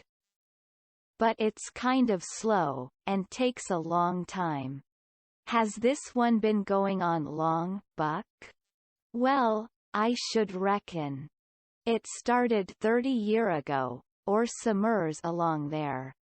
There was trouble 'bout something, and then a lawsuit to settle it, and the suit went agin one of the men, and so he up and shot the man that won the suit, which he would naturally do, of course. Anybody would. What was the trouble about, Buck? Land. I reckon maybe, I don't know. Well, who done the shooting? Was it a Grangerford or a Shepherdson? Laws, how do I know? It was so long ago. Don't anybody know? Oh, yes, Pa knows, I reckon, and some of the other old people, but they don't know now what the row was about in the first place. Has there been many killed, Buck? Yes, right, smart chance of funerals. But they don't always kill. Pa got a few buckshot in him, but he don't mind it. 'Cause he don't weigh much, anyway. Bob's been carved up some with a bowie, and Tom's been hurt once or twice. Has anybody been killed this year, Buck? Yes, we got one and they got one. 'Bout 3 months ago my cousin Bud, 14-year-old, was riding through the woods on t'other side of the river, and didn't have no weapon with him, which was blame foolishness, and in a lonesome place he hears a horse a-coming behind him, and sees old Baldy Shepherdson a-linkin' after him with his gun in his hand and his white hair a-flying in the wind, and, 'stead of jumping off and taking to the brush, Bud load, he could outrun him, so they had it, nip and tuck, for 5 mile or more. The old man a-gaining all the time, so at last Bud seen it warn't any use, so he stopped and faced around so as to have the bullet holes in front, you know, and the old man he rode up and shot him down. But he didn't get much chance to enjoy his luck, for inside of a week our folks laid him out. I reckon that old man was a coward, Buck. I reckon he warn't a coward. Not by a blame sight. There ain't a coward amongst them Shepherdsons, not a one. And there ain't no cowards amongst the Grangerfords either. Why, that old man kept up his end in a fight one day for half an hour against 3 Grangerfords, and come out winner. They was all a horseback. He lit off of his horse and got behind a little wood pile, and kept his horse before him to stop the bullets, but the Grangerfords stayed on their horses and capered around the old man, and peppered away at him, and he peppered away at them. Him and his horse both went home pretty leaky and crippled, but the Grangerfords had to be fetched home and one of 'em was dead, and another died the next day. No, sir, if a body's out hunting for cowards, he don't want to fool away any time amongst them Shepherdsons, because they don't breed any of that kind. Next Sunday we all went to church, about 3 mile, everybody a horseback. The men took their guns along, so did Buck, and kept them between their knees or stood them handy against the wall. The Shepherdsons done the same. It was pretty ornery preaching all about brotherly love, and such like tiresomeness, but everybody said it was a good sermon, and they all talked it over going home, and had such a powerful lot to say about faith and good works and free grace and preforedestination, and I don't know what all, that it did seem to me to be one of the roughest Sundays I had run across yet. About an hour after dinner everybody was dozing around, some in their chairs and some in their rooms, and it got to be pretty dull. Buck and a dog was stretched out on the grass in the sun sound asleep. I went up to our room, and judged I would take a nap myself. I found that sweet Miss Sophia standing in her door, which was next to ours, and she took me in her room and shut the door very soft, and asked me if I liked her, and I said I did, and she asked me if I would do something for her and not tell anybody, and I said I would. Then she said she'd forgot her testament, and left it in the seat at church between 2 other books, and would I slip out quiet and go there and fetch it to her, and not say nothing to nobody. I said I would. So I slid out and slipped off up the road, and there warn't anybody at the church, except maybe a hog or 2, for there warn't any lock on the door, and hogs likes a punchin' floor in summer time because it's cool. If you notice, most folks don't go to church only when they've got to, but a hog is different. Says I to myself, something's up, it ain't natural for a girl to be in such a sweat about a testament. So I give it a shake, and out drops a little piece of paper with 2:30 wrote on it with a pencil. I ransacked it, but couldn't find anything else. I couldn't make anything out of that, so I put the paper in the book again, and when I got home and upstairs there was Miss Sophia in her door waiting for me. She pulled me in and shut the door, then she looked in the Testament till she found the paper, and as soon as she read it she looked glad, and before a body could think she grabbed me and give me a squeeze, and said I was the best boy in the world, and not to tell anybody. She was mighty red in the face for a minute, and her eyes lighted up, and it made her powerful pretty. I was a good deal astonished, but when I got my breath I asked her what the paper was about, and she asked me if I had read it, and I said no, and she asked me if I could read writing, and I told her no, only coarse hand, and then she said the paper warn't anything but a bookmark to keep her place, and I might go and play now. I went off down to the river, studying over this thing, and pretty soon I noticed that my nigger was following along behind.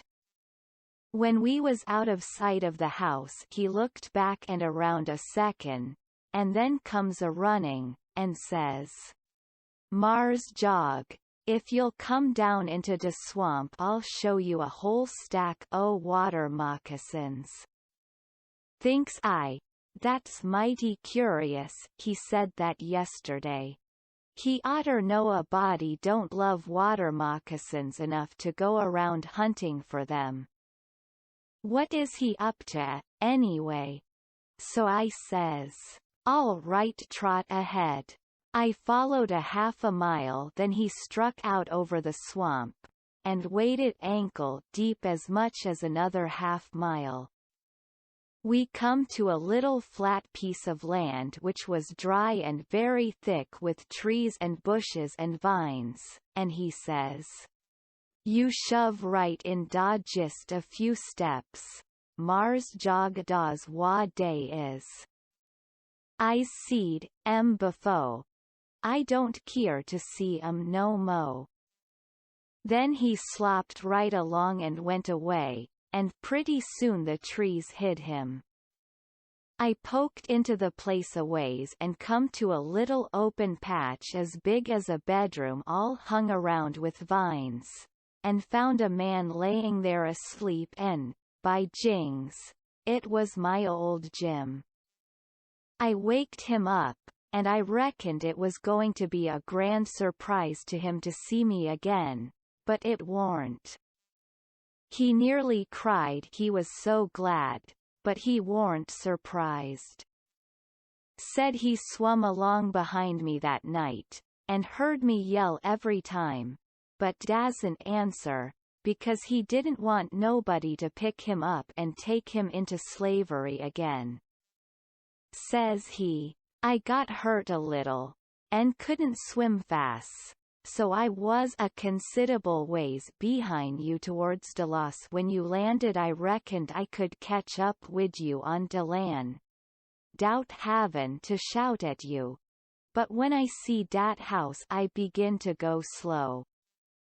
I ooze off too fur to hear what dey say to you. I was 'fraid o' de dogs, but when it ooze all quiet agin I knowed you's in de house, so I struck out for de woods to wait for day. Early in de mornin' some de niggers come along, gwine to de fields, en dey tuck me en showed me dis place, wa de dogs can't track me on accounts o' de water, en dey brings me truck to eat every night, en tells me how you's a gittin' along.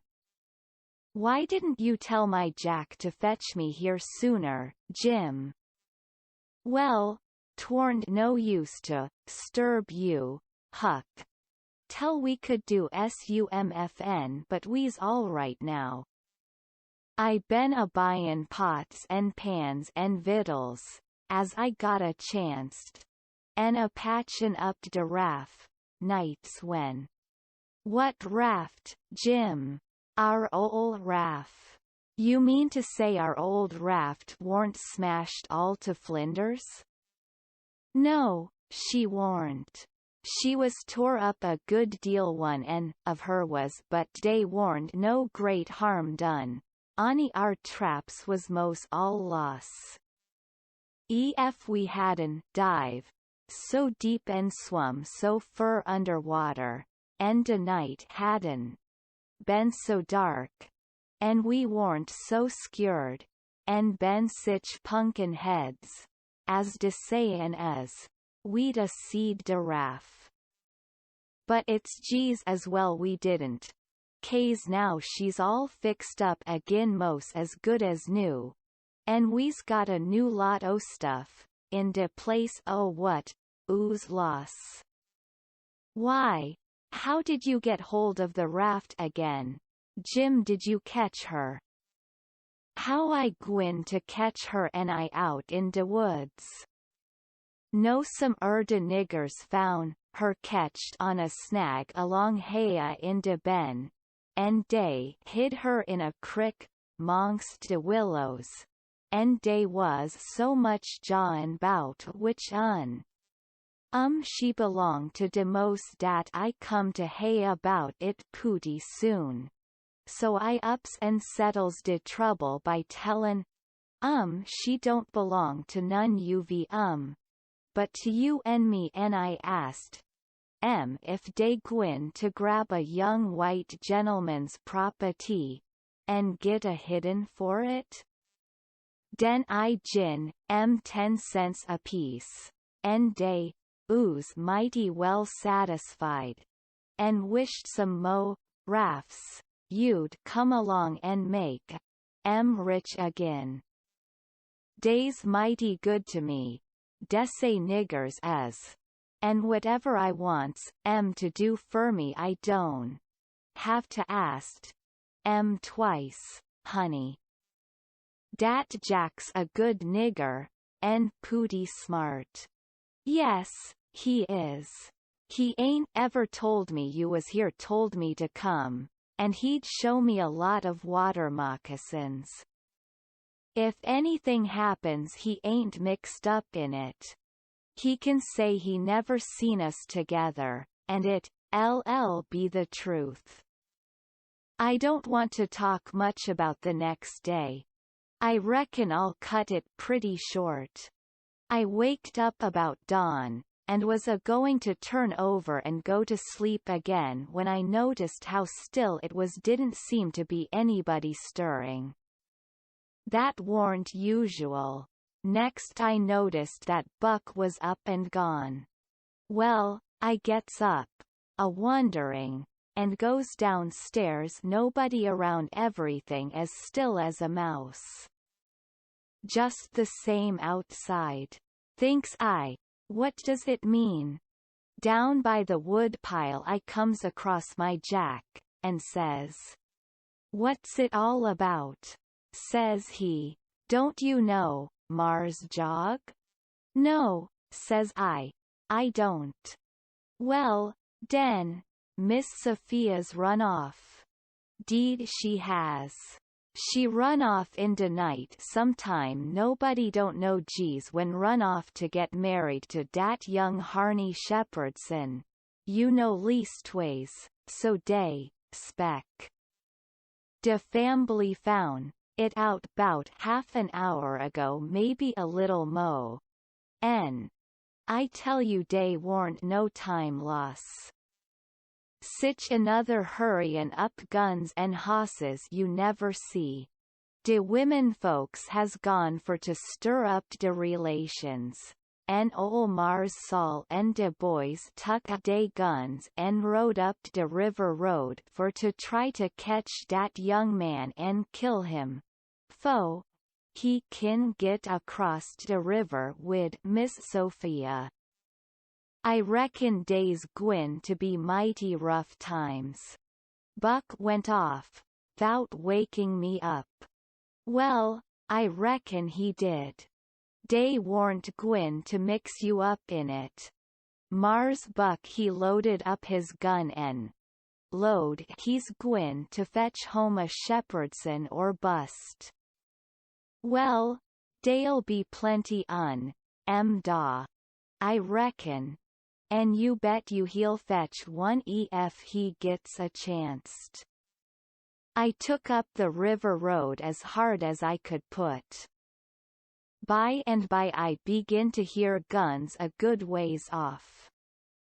When I come in sight of the log store and the woodpile where the steamboats lands, I worked along under the trees and brush till I got to a good place, and then I clumb up into the forks of a cottonwood that was out of reach, and watched.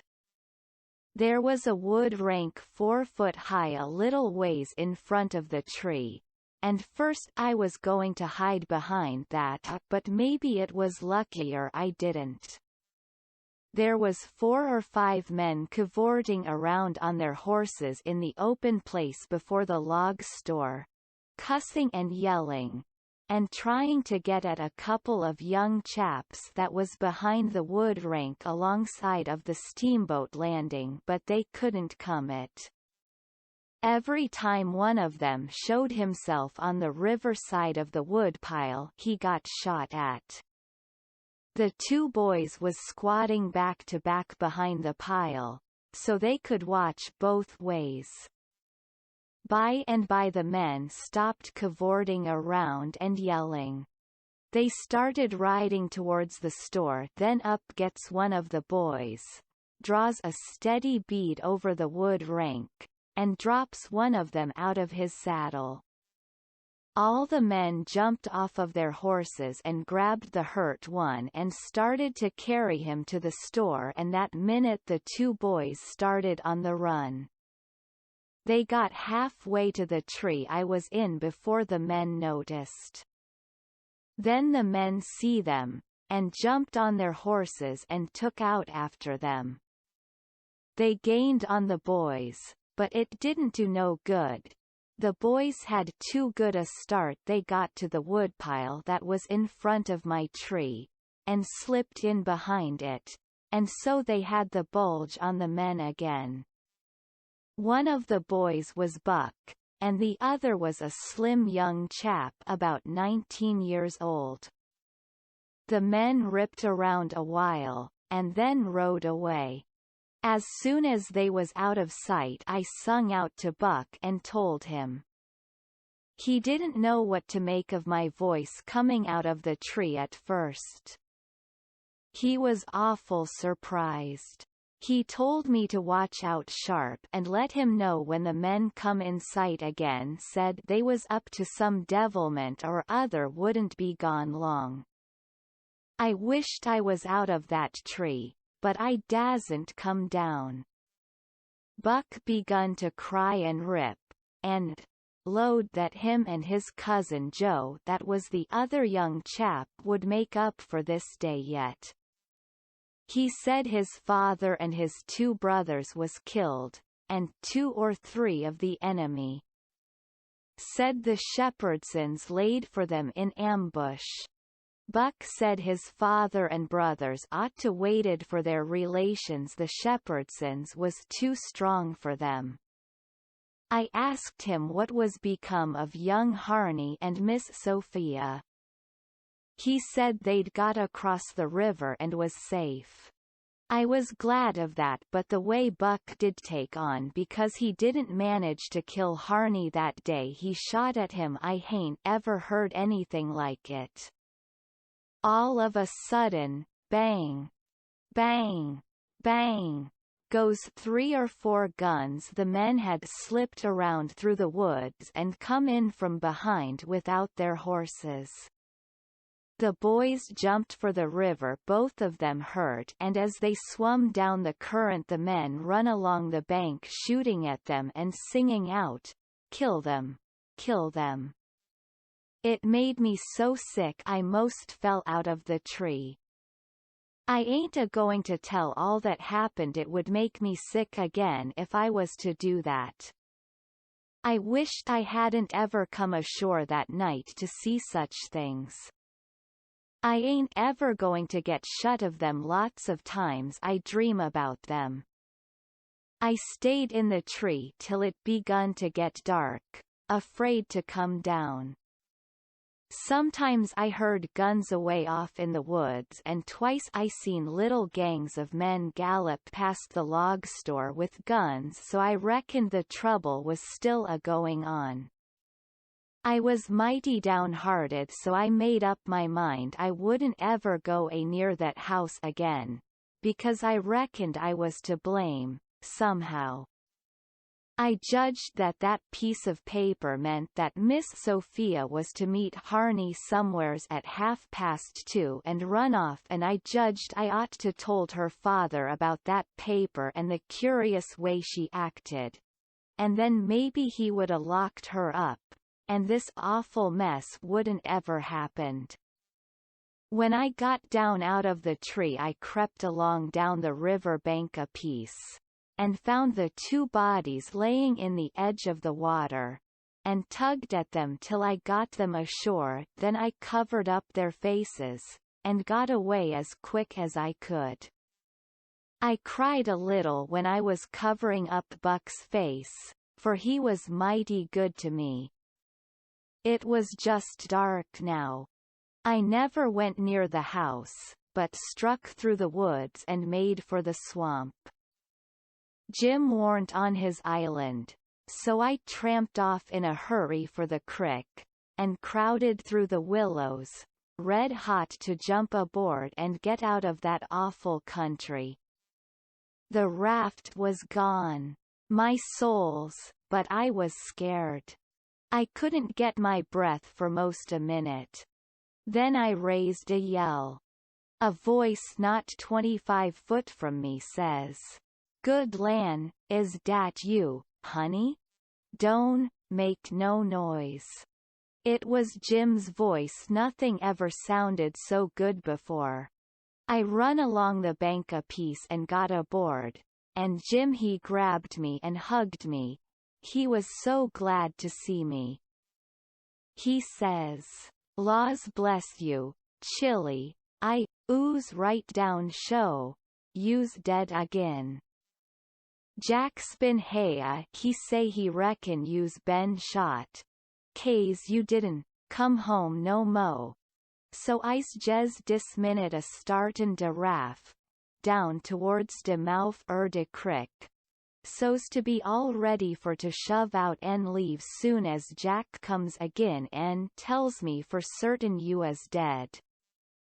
"Lawsy, I's mighty glad to get you back again, honey."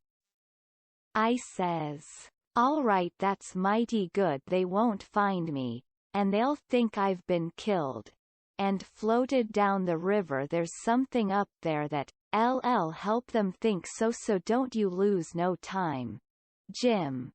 But just shove off for the big water as fast as ever you can." I never felt easy till the raft was 2 miles below there and out in the middle of the Mississippi. Then we hung up our signal lantern, and judged that we was free and safe once more. I hadn't had a bite to eat since yesterday, so Jim he got out some corn dodgers and buttermilk, and pork and cabbage and greens. There ain't nothing in the world so good when it's cooked right, and whilst I eat my supper we talked and had a good time. I was powerful glad to get away from the feuds, and so was Jim to get away from the swamp. We said there warn't no home like a raft, after all. Other places do seem so cramped up and smothery, but a raft don't. You feel mighty free and easy and comfortable on a raft. Chapter 19. 2 or 3 days and nights went by. I reckon I might say they swum by. They slid along so quiet and smooth and lovely. Here is the way we put in the time.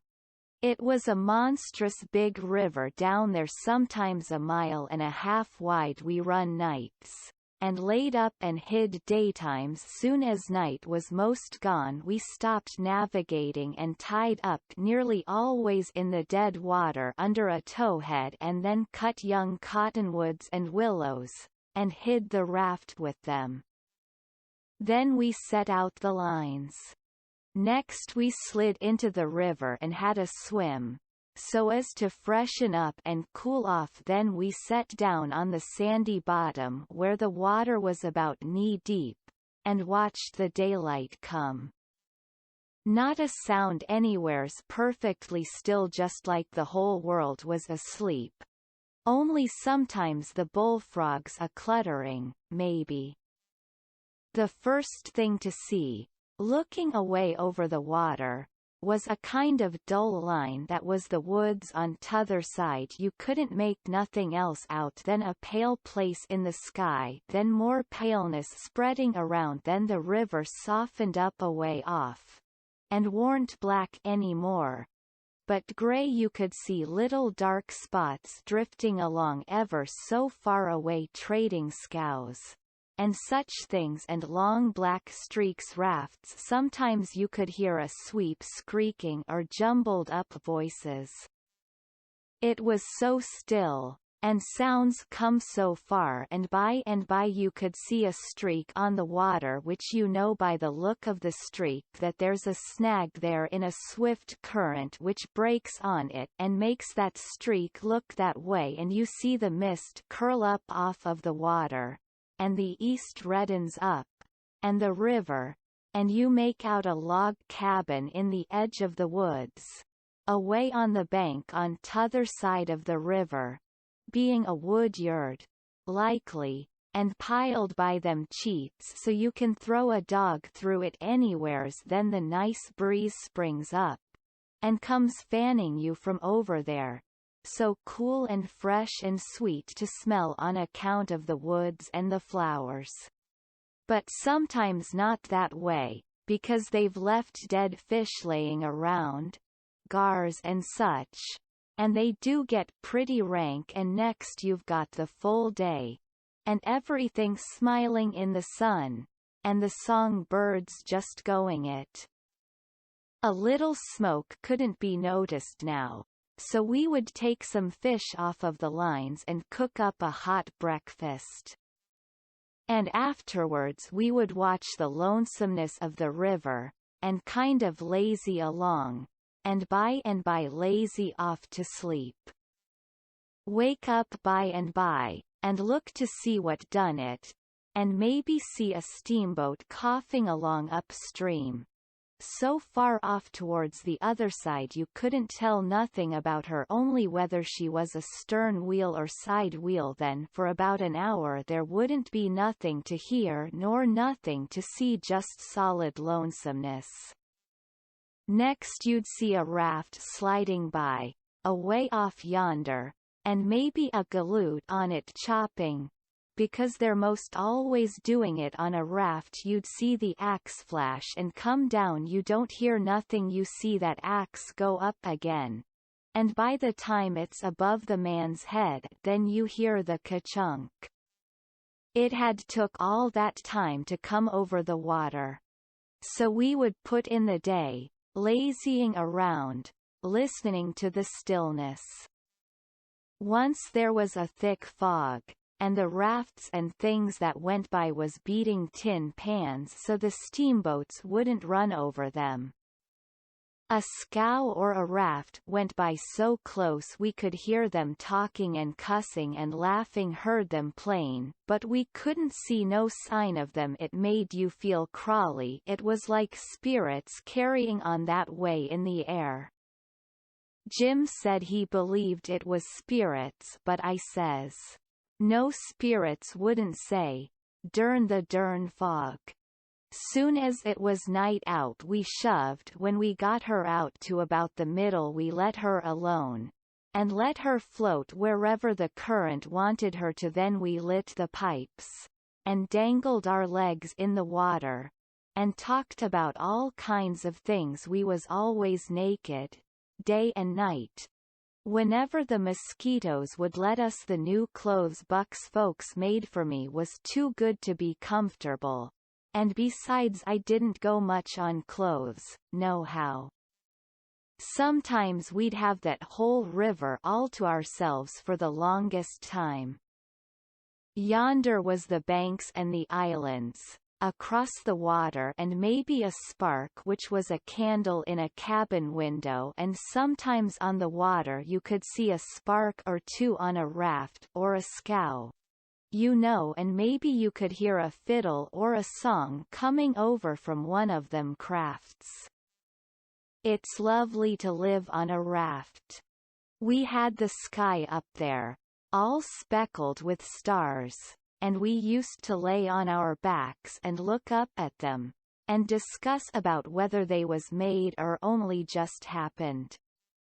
Jim he allowed they was made, but I allowed they happened. I judged it would have took too long to make so many.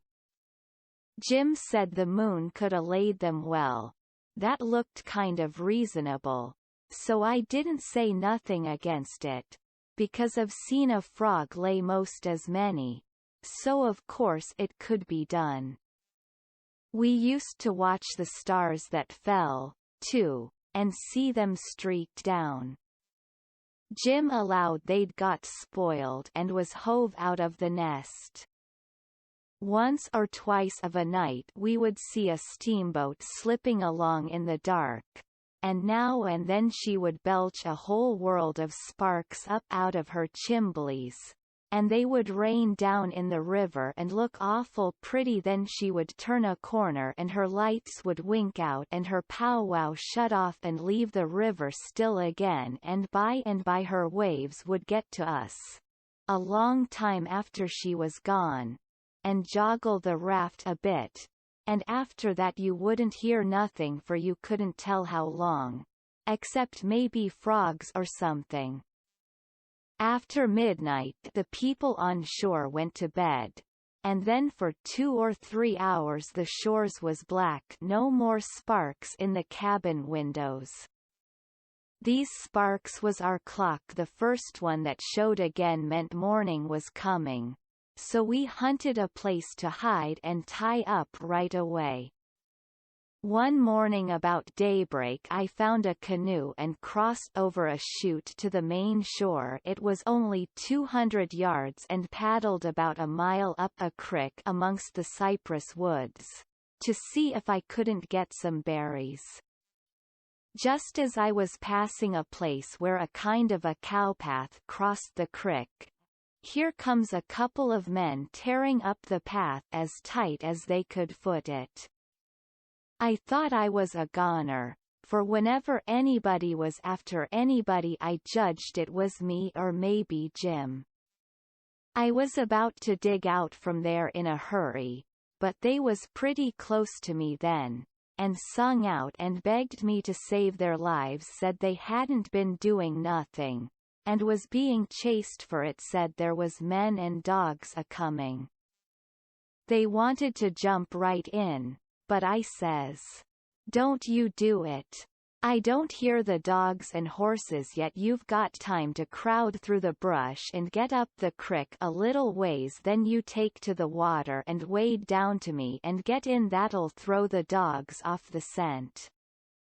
They done it, and soon as they was aboard I lit out for our towhead, and in about 5 or 10 minutes we heard the dogs and the men away off, shouting. We heard them come along towards the creek, but couldn't see them. They seemed to stop and fool around a while. Then, as we got further and further away all the time, we couldn't hardly hear them at all. By the time we had left a mile of woods behind us and struck the river, everything was quiet, and we paddled over to the towhead and hid in the cottonwoods and was safe. One of these fellows was about 70 or upwards, and had a bald head and very grey whiskers. He had an old battered-up slouch hat on, and a greasy blue woolen shirt, and ragged old blue jeans breeches stuffed into his boot-tops, and home-knit galluses. No, he only had one. He had an old long-tailed blue jeans coat with slick brass buttons flung over his arm, and both of them had big, fat, ratty-looking carpet bags. The other fellow was about 30, and dressed about as ornery. After breakfast we all laid off and talked, and the first thing that come out was that these chaps didn't know one another. "What got you into trouble?" says the bald head to t'other chap. "Well, I'd been selling an article to take the tartar off the teeth, and it does take it off, too, and generally the enamel along with it, but I stayed about one night longer than I ought to, and was just in the act of sliding out when I ran across you on the trail this side of town, and you told me they were coming, and begged me to help you to get off. So I told you I was expecting trouble myself, and would scatter out with you. That's the whole yarn. What's yourn? Well, I'd been running a little temperance revival thar 'bout a week, and was the pet of the women folks, big and little, for I was makin' it mighty warm for the rummies, I tell you, and talkin' as much as $5 or $6 a night, 10 cents a head, children and niggers free and business a-growin' all the time, when somehow or another a little report got around last night that I had a way of puttin' in my time with a private jug on the sly. A nigger rousted me out this mornin', and told me the people was getherin' on the quiet with their dogs and horses, and they'd be along pretty soon and give me 'bout half an hour's start, and then run me down if they could, and if they got me they'd tar and feather me and ride me on a rail, sure. I didn't wait for no breakfast, I warn't hungry. Old man, said the young one, I reckon we might double-team it together. What do you think? I ain't undisposed. What's your line mainly? Jour printer by trade, do a little in patent medicines, theater actor, tragedy. You know, take a turn to mesmerism and phrenology when there's a chance, teach singing, geography school for a change, sling a lecture sometimes. Oh, I do lots of things, most anything that comes handy, so it ain't work. What's your lay? I've done considerable in the doctoring way in my time.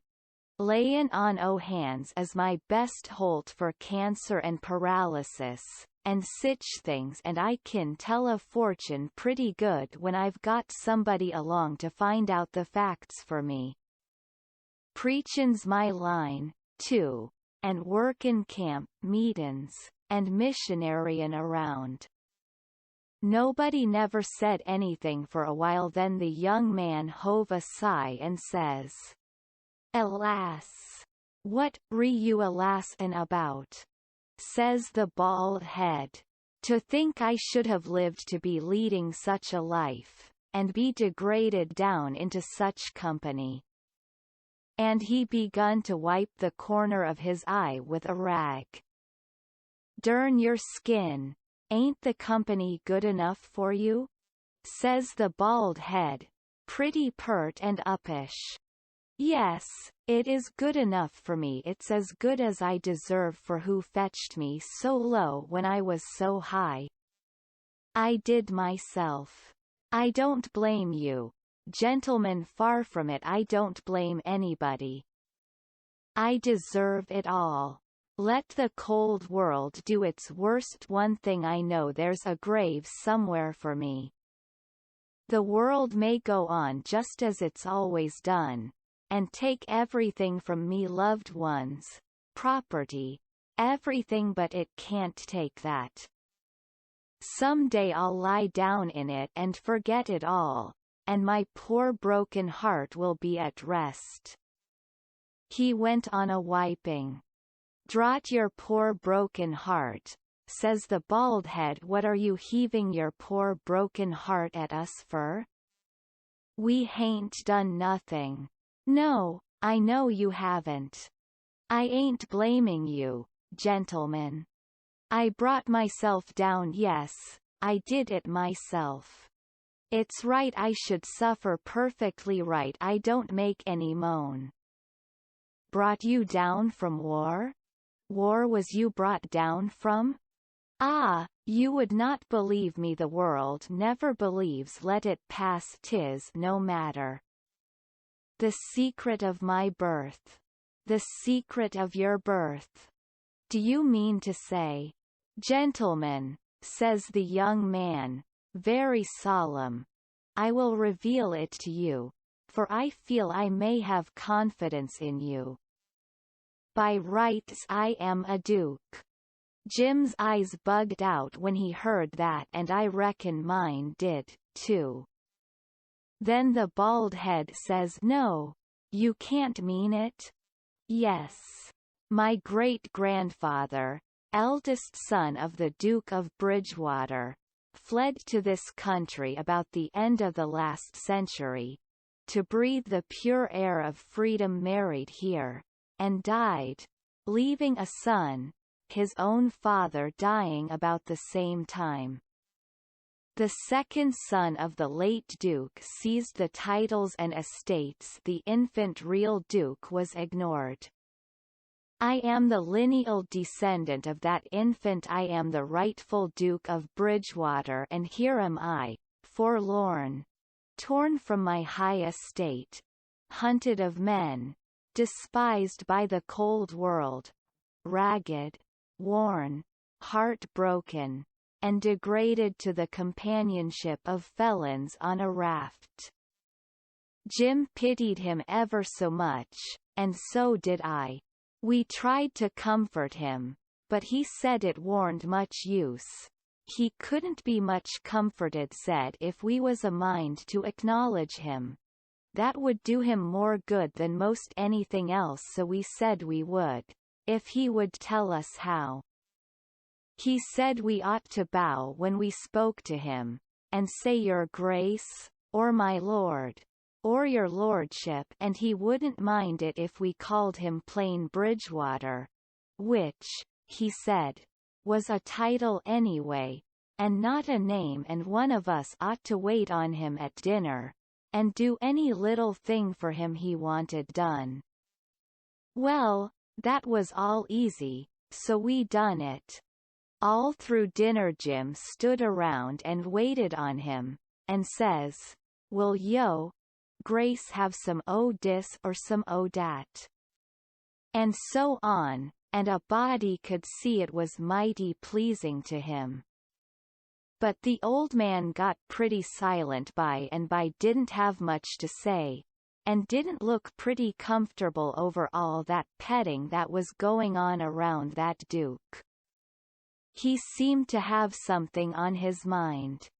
So, along in the afternoon, he says, looky here, Bilgewater, he says, I'm nation sorry for you, but you ain't the only person that's had troubles like that.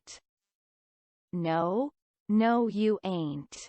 You ain't the only person that's been snaked down wrongfully out in a high place. Alas. No, you ain't the only person that's had a secret of his birth. And, by jings, he begins to cry. Hold. What do you mean? Bilgewater, can I trust you? Says the old man, still sort of sobbing. To the bitter death. He took the old man by the hand and squeezed it, and says, that secret of your being speak. Bilgewater, I am the late Dauphin. You bet you. Jim and me stared this time. Then the Duke says, you are what? Yes, my friend, it is too true, your eyes is lookin' at this very moment on the poor disappeared Dauphin. Louis XVII, son of Louis XVI and Mary Antoinette. You. At your age. No. You mean you're the late Charlemagne. You must be 600 or 700 years old, at the very least. Trouble has done it, Bilgewater. Trouble has done it. Trouble has brung these grey hairs and this premature balditude. Yes, gentlemen, you see before you, in blue jeans and misery, the wanderin', exiled, trampled on, and sufferin' rightful King of France. Well, he cried and took on so that me and Jim didn't know hardly what to do. We was so sorry and so glad and proud we'd got him with us, too. So we set in, like we done before with the Duke, and tried to comfort him. But he said it warn't no use. Nothing but to be dead and done with it all could do him any good, though he said it often made him feel easier and better for a while if people treated him according to his rights, and got down on one knee to speak to him, and always called him Your Majesty, and waited on him first at meals, and didn't set down in his presence till he asked them. So Jim and me set to majestying him, and doing this and that and t'other for him, and standing up till he told us we might set down. This done him heaps of good, and so he got cheerful and comfortable. But the Duke kind of soured on him, and didn't look a bit satisfied with the way things was going still. The king acted real friendly towards him, and said the Duke's great-grandfather and all the other Dukes of Bilgewater was a good deal thought a by his father, and was allowed to come to the palace considerable, but the Duke stayed huffy a good while, till by and by the king says, "Like as not we got to be together a blamed long time on this raft, Bilgewater, and so what's the use o' your bein' sour? It'll only make things uncomfortable. It ain't my fault I warn't born a duke. It ain't your fault you warn't born a king, so what's the use to worry? Make the best o' things the way you find 'em, says I. That's my motto. This ain't no bad thing that we've struck here plenty grub and an easy life come. Give us your hand, Duke, and le's all be friends." The Duke done it, and Jim and me was pretty glad to see it. It took away all the uncomfortableness and we felt mighty good over it, because it would have been a miserable business to have any unfriendliness on the raft. For what you want, above all things, on a raft, is for everybody to be satisfied, and feel right and kind towards the others.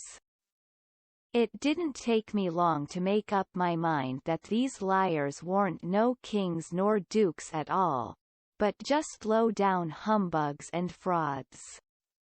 But I never said nothing, never let on, kept it to myself. It's the best way, then you don't have no quarrels, and don't get into no trouble. If they wanted us to call them kings and dukes, I hadn't no objections, long as it would keep peace in the family, and it warn't no use to tell Jim, so I didn't tell him. If I never learnt nothing else out of Pap, I learnt that the best way to get along with his kind of people is to let them have their own way. Chapter 20. They asked us considerable many questions, wanted to know what we covered up the raft that way for, and laid by in the daytime instead of running. Was Jim a runaway nigger? Says I. Goodness sakes. Would a runaway nigger run south? No, they allowed he wouldn't. I had to account for things some way, so I says, my folks was living in Pike County, in Missouri, where I was born, and they all died off but me and Pa and my brother Ike. Pa, he'd break up and go down and live with Uncle Ben, who's got a little one-horse place on the river, 44 mile below Orleans. Pa was pretty poor, and had some debts, so when he'd squared up there warn't nothing left but $16 an hour. Nigger, Jim. That warn't enough to take us 1,400 mile, deck passage nor no other way. Well, When the river rose, Pa had a streak of luck. One day he catched this piece of a raft, so we reckoned we'd go down to Orleans on it.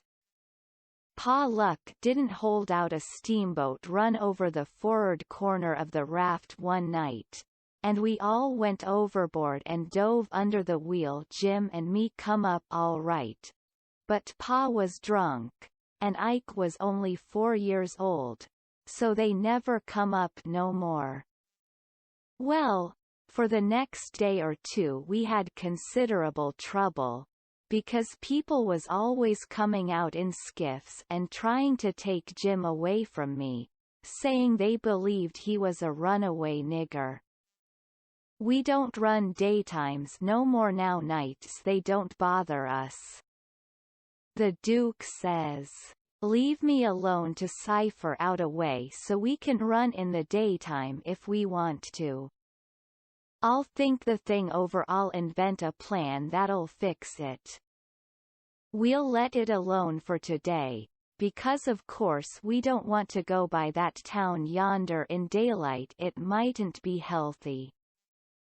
Towards night it begun to darken up and look like rain. The heat lightning was squirting around low down in the sky, and the leaves was beginning to shiver. It was going to be pretty ugly. It was easy to see that. So the Duke and the King went to overhauling our wigwam, to see what the beds was like.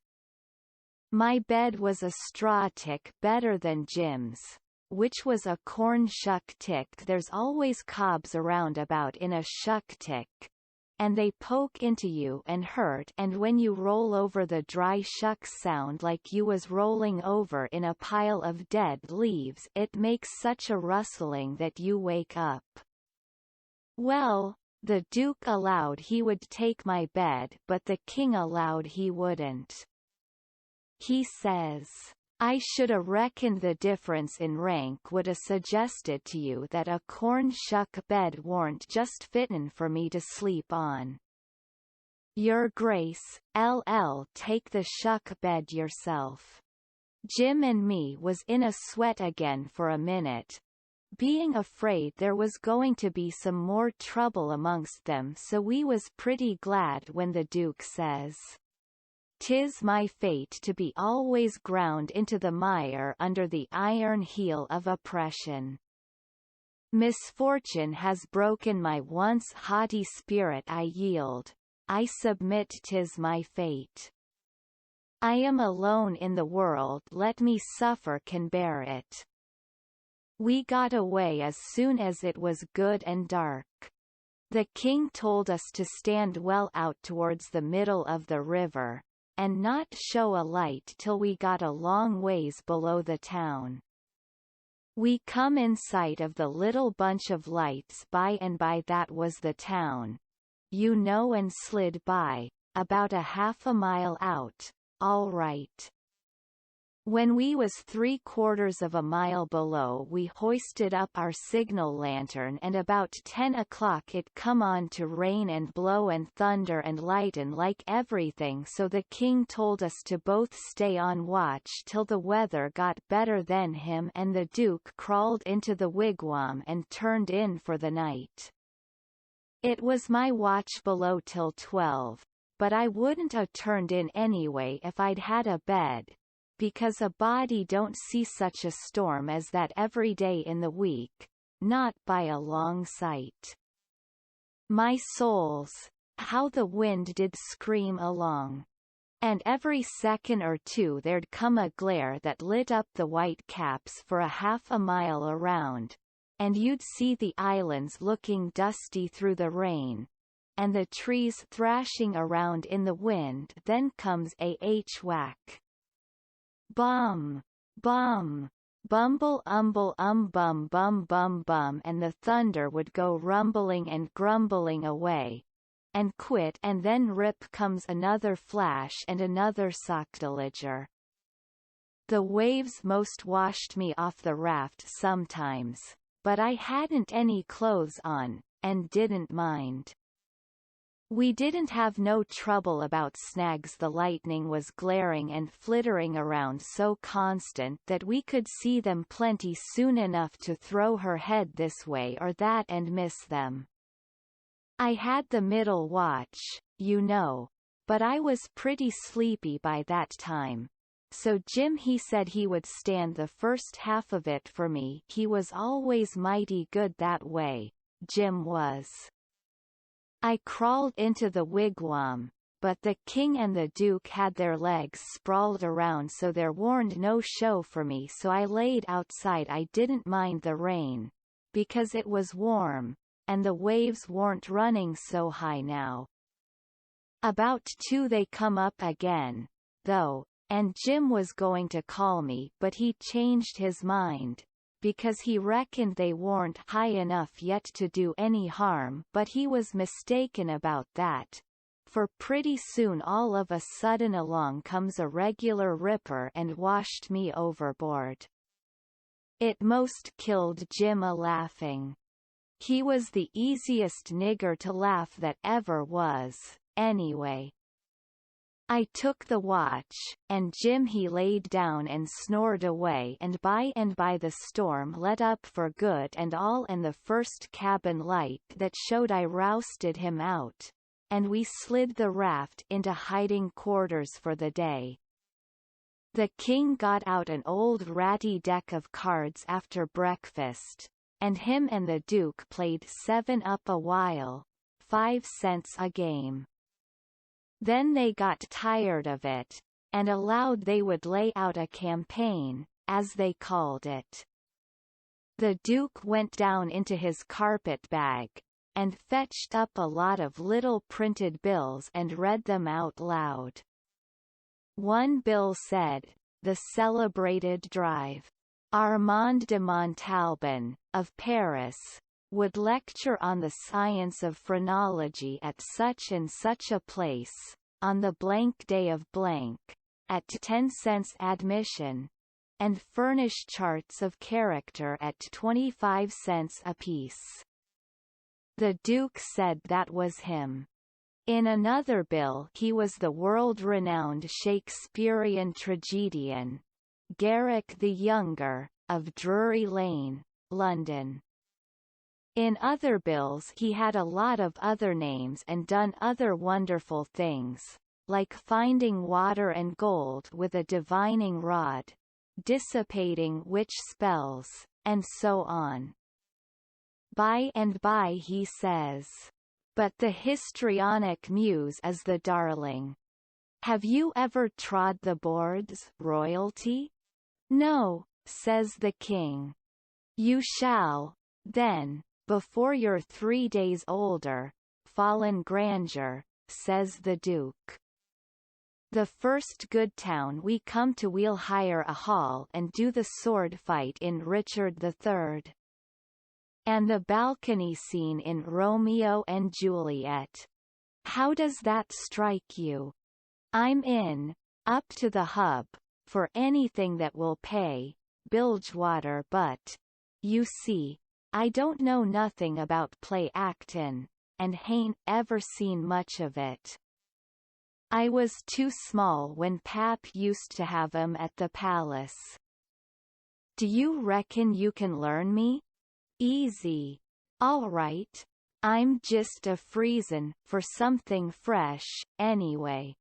Lee's commence right away.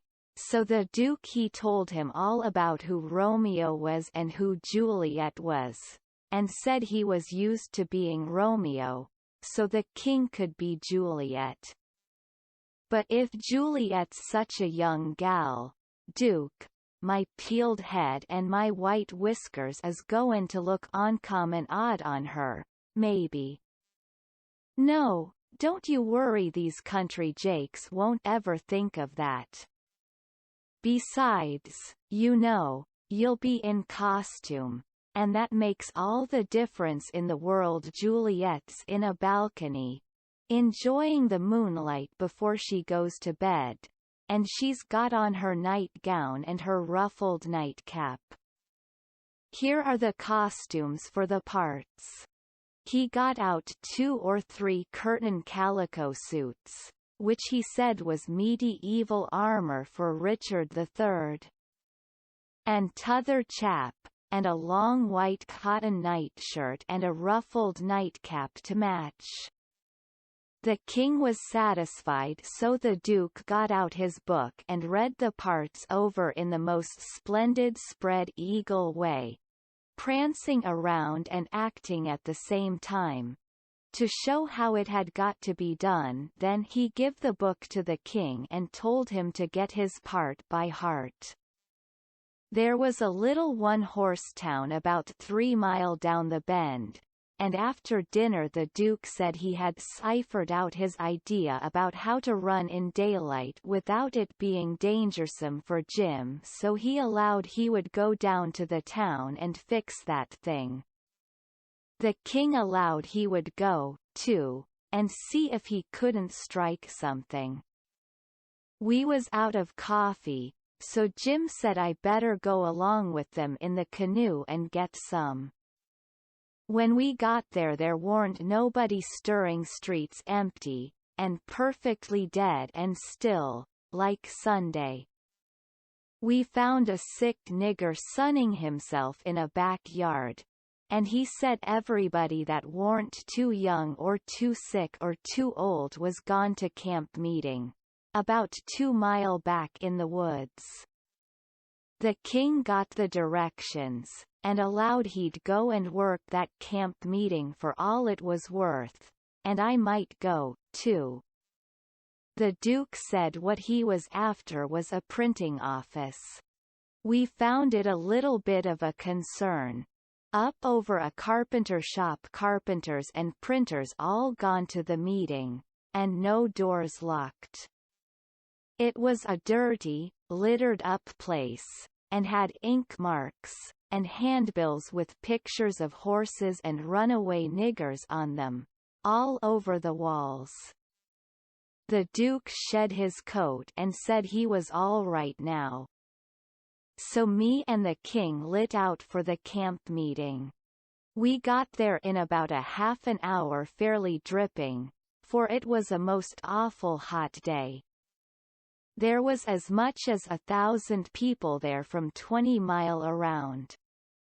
The woods was full of teams and wagons, hitched everywheres, feeding out of the wagon troughs and stomping to keep off the flies. There was sheds made out of poles and roofed over with branches, where they had lemonade and gingerbread to sell, and piles of watermelons and green corn and such like truck. The preaching was going on under the same kinds of sheds, only they was bigger and held crowds of people. The benches was made out of outside slabs of logs, with holes bored in the round side to drive sticks into for legs. They didn't have no backs. The preachers had high platforms to stand on at one end of the sheds. The women had on sunbonnets and some had linsey-woolsey frocks, some gingham ones, and a few of the young ones had on calico. Some of the young men was barefooted, and some of the children didn't have on any clothes but just a tow linen shirt. Some of the old women was knitting, and some of the young folks was courting on the sly. The first shed we come to, the preacher was lining out a hymn. He lined out 2 lines, everybody sung it, and it was kind of grand to hear it. There was so many of them and they done it in such a rousing way. Then he lined out 2 more for them to sing, and so on. The people woke up more and more, and sung louder and louder, and towards the end some begun to groan, and some begun to shout. Then the preacher begun to preach, and begun in earnest, too, and went weaving first to one side of the platform and then the other, and then a leaning down over the front of it, with his arms and his body going all the time, and shouting his words out with all his might, and every now and then he would hold up his Bible and spread it open, and kind of pass it around this way and that, shouting, "It's the brazen serpent in the wilderness. Look upon it and live." And people would shout out, "Glory! Amen." And so he went on, and the people groaning and crying and saying Amen. "Oh, come to the mourner's bench. Come, black with sin. Amen. Come, sick and sore. Amen. Come, lame and halt and blind. Amen. Come, poor and needy, sunk in shame. Amen. Come, all that's worn and soiled and suffering. Come with a broken spirit. Come with a contrite heart. Come in your rags and sin and dirt. The waters that cleanse is free. The door of heaven stands open. Oh, enter in and be at rest. Amen. Glory, glory, hallelujah." And so on. You couldn't make out what the preacher said anymore, on account of the shouting and crying.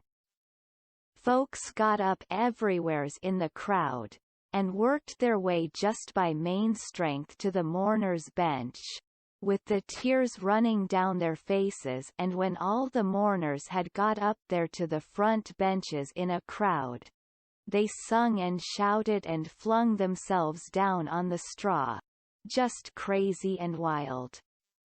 Well, the first I knowed the king got a-going, and you could hear him over everybody, and next he went a-charging up onto the platform. And the preacher he begged him to speak to the people, and he done it.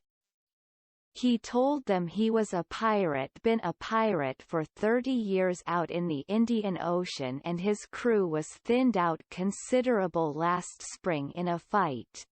And he was home now to take out some fresh men. And thanks to goodness he'd been robbed last night and put ashore off of a steamboat without a cent. And he was glad of it. It was the blessedest thing that ever happened to him. Because he was a changed man now, and happy for the first time in his life. And, poor as he was going to start right off and work his way back to the Indian Ocean, and put in the rest of his life trying to turn the pirates into the true path, for he could do it better than anybody else. Being acquainted with all pirate crews in that ocean, and though it would take him a long time to get there without money, he would get there anyway, and every time he convinced a pirate he would say to him, "Don't you thank me. Don't you give me no credit, it all belongs to them dear people in Pokeville camp meeting. Natural brothers and benefactors of the race. And that dear preacher there. The truest friend a pirate ever had." And then he busted into tears, and so did everybody. Then somebody sings out, "Take up a collection for him. Take up a collection." Well, a half a dozen made a jump to do it, but somebody sings out, "Let him pass the hat around." Then everybody said it, the preacher too. So the king went all through the crowd with his hat swabbing his eyes, and blessing the people and praising them and thanking them for being so good to the poor pirates away off there, and every little while the prettiest kind of girls, with the tears running down their cheeks, would up and ask him would he let them kiss him for to remember him by, and he always done it, and some of them he hugged and kissed as many as 5 or 6 times, and he was invited to stay a week, and everybody wanted him to live in their houses, and said they'd think it was an honor. But he said as this was the last day of the camp meeting, he couldn't do no good. and besides he was in a sweat to get to the Indian Ocean right off and go to work on the pirates. When we got back to the raft and he come to count up, he found he had collected $87.75. And then he had fetched away a 3-gallon jug of whiskey, too, that he found under a wagon when he was starting home through the woods. The king said, "Take it all around. It laid over any day he'd ever put in the missionarying line." He said it warn't no use talking. Heathens don't amount to shucks alongside of pirates to work a camp meeting with.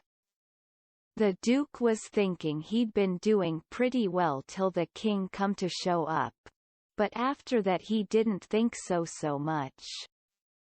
He had set up and printed off 2 little jobs for farmers in that printing office horsebills and took the money, $4. And he had got in $10 worth of advertisements for the paper, which he said he would put in for $4 if they would pay in advance, so they done it. The price of the paper was $2 a year, but he took in 3 subscriptions for $50 apiece on condition of them paying him in advance. They were going to pay in cordwood and onions as usual, but he said he had just bought the concern and knocked down the price as low as he could afford it, and was going to run it for cash. He set up a little piece of poetry, which he made, himself, out of his own head, 3 verses, kind of sweet and saddish. The name of it was, "Yes, Crush, Cold World." This breaking heart, and he left that all set up and ready to print in the paper, and didn't charge nothing for it. Well, he took in $9.50, and said he'd done a pretty square day's work for it. Then he showed us another little job he'd printed and hadn't charged for, because it was for us. It had a picture of a runaway nigger with a bundle on a stick over his shoulder, and $200 reward under it. The reading was all about Jim, and just described him to a dot. It said he run away from St. Jacques Plantation, 40 miles below New Orleans, last winter, and likely went north. And whoever would catch him and send him back, he could have the reward and expenses. "Now," says the Duke, "after tonight we can run in the daytime if we want to. Whenever we see anybody coming we can tie Jim hand and foot with a rope, and lay him in the wigwam and show this handbill and say we captured him up the river, and were too poor to travel on a steamboat. So we got this little raft on credit from our friends and are going down to get the reward." Handcuffs and chains would look still better on Jim, but it wouldn't go well with the story of us being so poor. Too much like jewelry. Ropes are the correct thing. We must preserve the unities, as we say on the boards. We all said the Duke was pretty smart, and there couldn't be no trouble about running daytimes. We judged we could make miles enough that night to get out of the reach of the powwow. We reckoned the Duke's work in the printing office was going to make in that little town, then we could boom right along if we wanted to. We laid low and kept still, and never shoved out till nearly 10 o'clock. Then we slid by, pretty wide away from the town, and didn't hoist our lantern till we was clear out of sight of it. When Jim called me to take the watch at 4 in the morning, he says, "Huck, does you reckon we gwine to run across any mo' kings on dis trip?" "No," I says, "I reckon not." "Well," says he, "dat's all right. den. I don't mind 1 or 2 kings, but that's enough. Dis one's powerful drunk, and de Duke ain't much better. I found Jim had been trying to get him to talk French, so he could hear what it was like, but he said he had been in this country so long, and had so much trouble, he'd forgot it. Chapter 21. It was after sun up now, but we went right on and didn't tie up. The king and the duke turned out by and by looking pretty rusty, but after they'd jumped overboard and took a swim it chippered them up a good deal. After breakfast the king he took a seat on the corner of the raft, and pulled off his boots and rolled up his breeches, and let his legs dangle in the water, so as to be comfortable, and lit his pipe, and went to getting his Romeo and Juliet by heart. When he had got it pretty good him and the Duke begun to practice it together. The Duke had to learn him over and over again how to say every speech, and he made him sigh, and put his hand on his heart, and after a while he said he done it pretty well, only, he says, "You mustn't bellow out Romeo. That way, like a bull you must say it soft and sick and languishy. So Roo mio. That is the idea for Juliet's a dear sweet mere child of a girl, you know, and she doesn't bray like a jackass." Well, next they got out a couple of long swords that the Duke made out of oak laths, and begun to practice the sword fight. The Duke called himself Richard III. And the way they laid on and pranced around the raft was grand to see. But by and by the king tripped and fell overboard, and after that they took a rest, and had a talk about all kinds of adventures they'd had in other times along the river. After dinner the Duke says, "Well, Capet, we'll want to make this a first-class show, you know, so I guess we'll add a little more to it. We want a little something to answer encores with, anyway." "What's encores, Bilgewater?" the Duke told him, and then says, "I'll answer by doing the Highland fling or the sailor's hornpipe, and you well. Let me see. Oh, I've got it. You can do Hamlet's soliloquy." "Hamlet's which?" "Hamlet's soliloquy. You know, the most celebrated thing in Shakespeare." "Ah, it's sublime, sublime. Always fetches the house. I haven't got it in the book. I've only got 1 volume, but I reckon I can piece it out from memory. I'll just walk up and down a minute, and see if I can call it back from recollection's vaults." So he went to marching up and down, thinking, and frowning horrible every now and then he would hoist up his eyebrows, next he would squeeze his hand on his forehead and stagger back and kind of moan, next he would sigh, and next he'd let on to drop a tear. It was beautiful to see him. By and by he got it. He told us to give attention. Then he strikes a most noble attitude, with 1 leg shoved forwards, and his arms stretched away up, and his head tilted back, looking up at the sky, and then he begins to rip and rave and grit his teeth, and after that, all through his speech, he howled, and spread around, and swelled up his chest, and just knocked the spots out of any acting ever I see before. This is the speech I learned it, easy enough, while he was learning it to the king. To be, or not to be, that is the bare bodkin. That makes calamity of so long life. For who would fardels bear, till Burnham Wood do come to Dunsinane.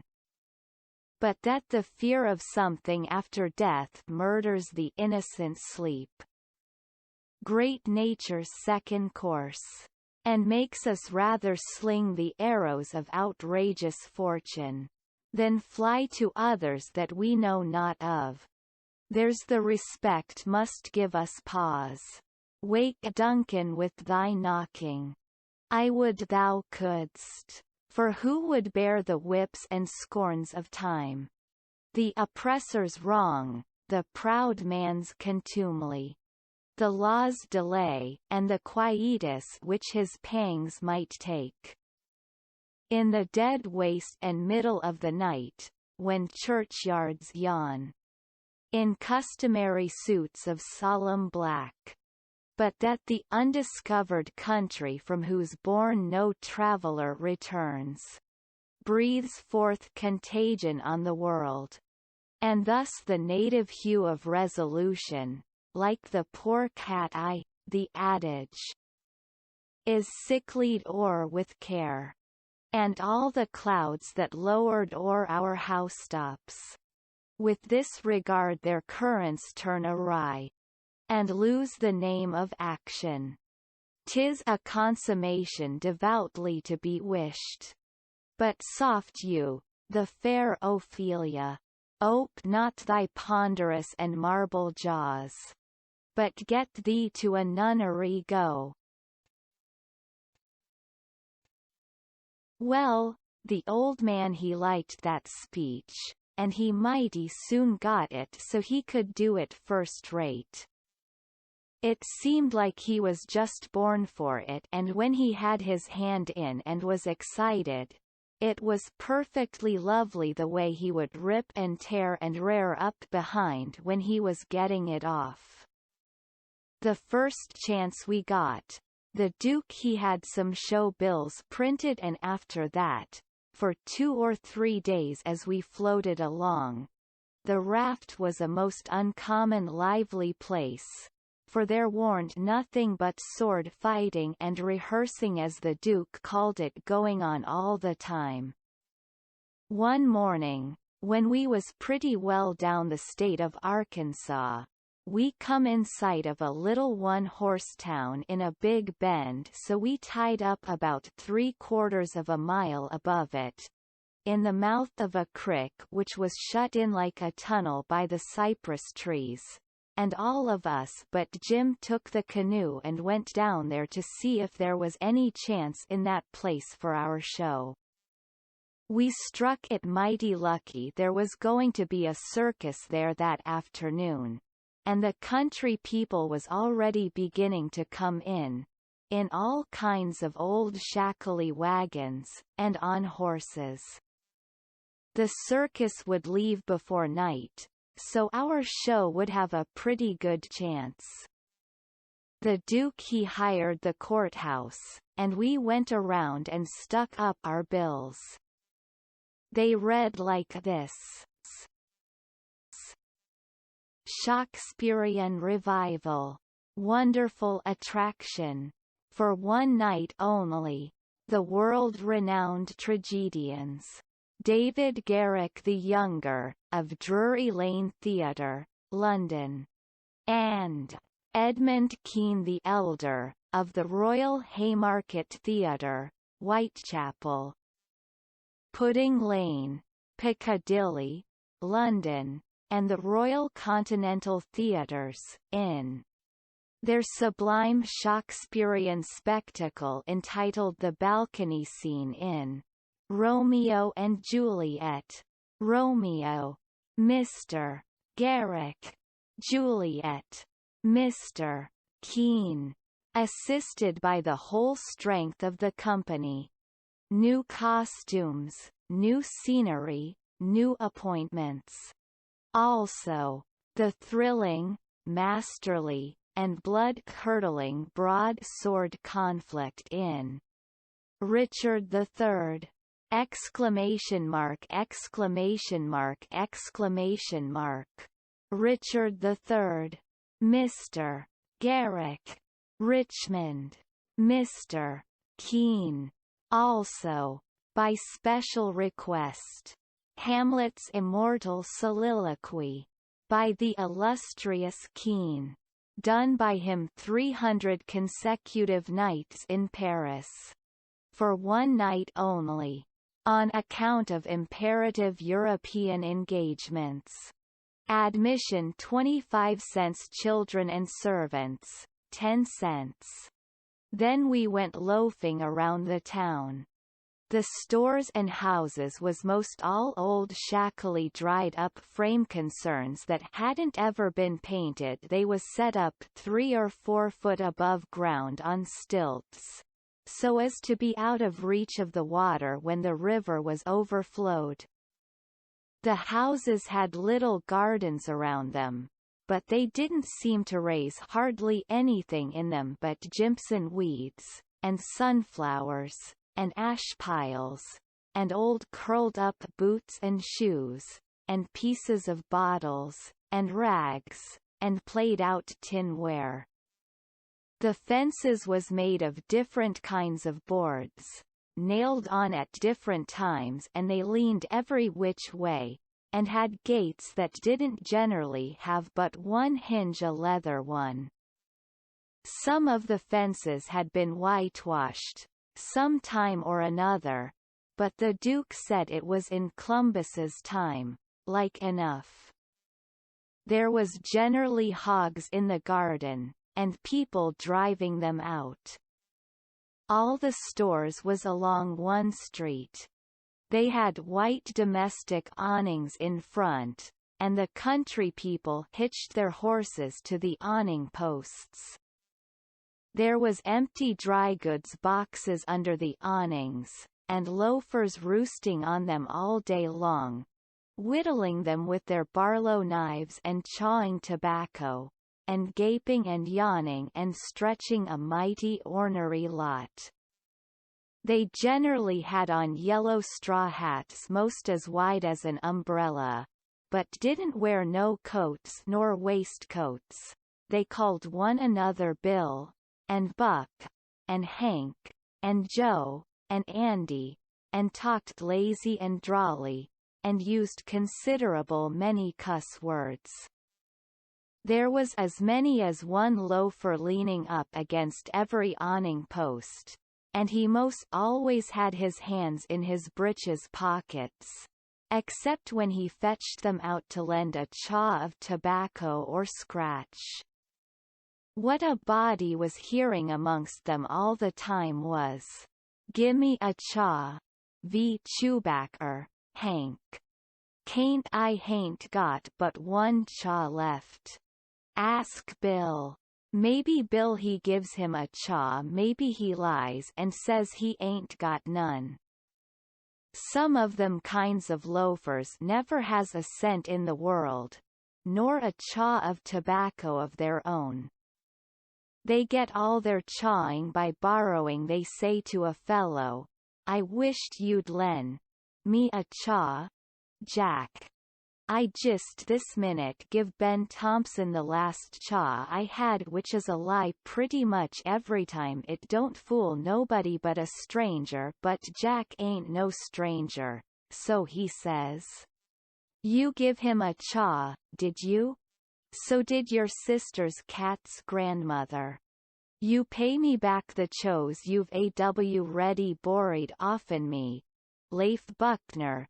Then I'll loan you 1 or 2 ton of it, and won't charge you no back interest, nuther." "Well, I did pay you back some of it onct." "Yes, you did 'bout 6 chows. You borried store Chewbacker and paid back nigger head. Store tobacco is flat black plug, but these fellows mostly chose the natural leaf twisted. When they borrow a chaw they don't generally cut it off with a knife, but set the plug in between their teeth, and gnaw with their teeth and tug at the plug with their hands till they get it in two. Then sometimes the one that owns the tobacco looks mournful at it when it's handed back, and says, sarcastic, "Here, gimme the chaw, and you take the plug.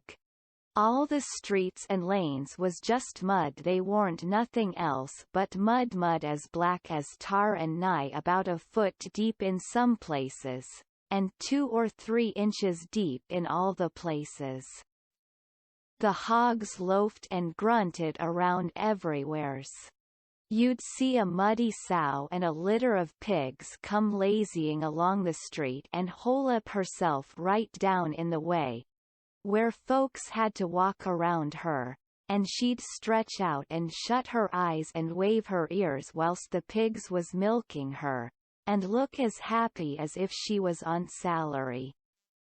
And pretty soon you'd hear a loafer sing out, "Hi! So boy! Sick him, Tej!"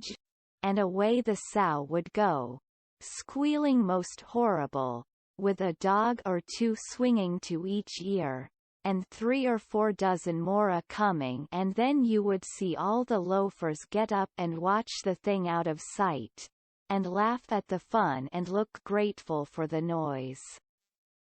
Then they'd settle back again till there was a dog fight.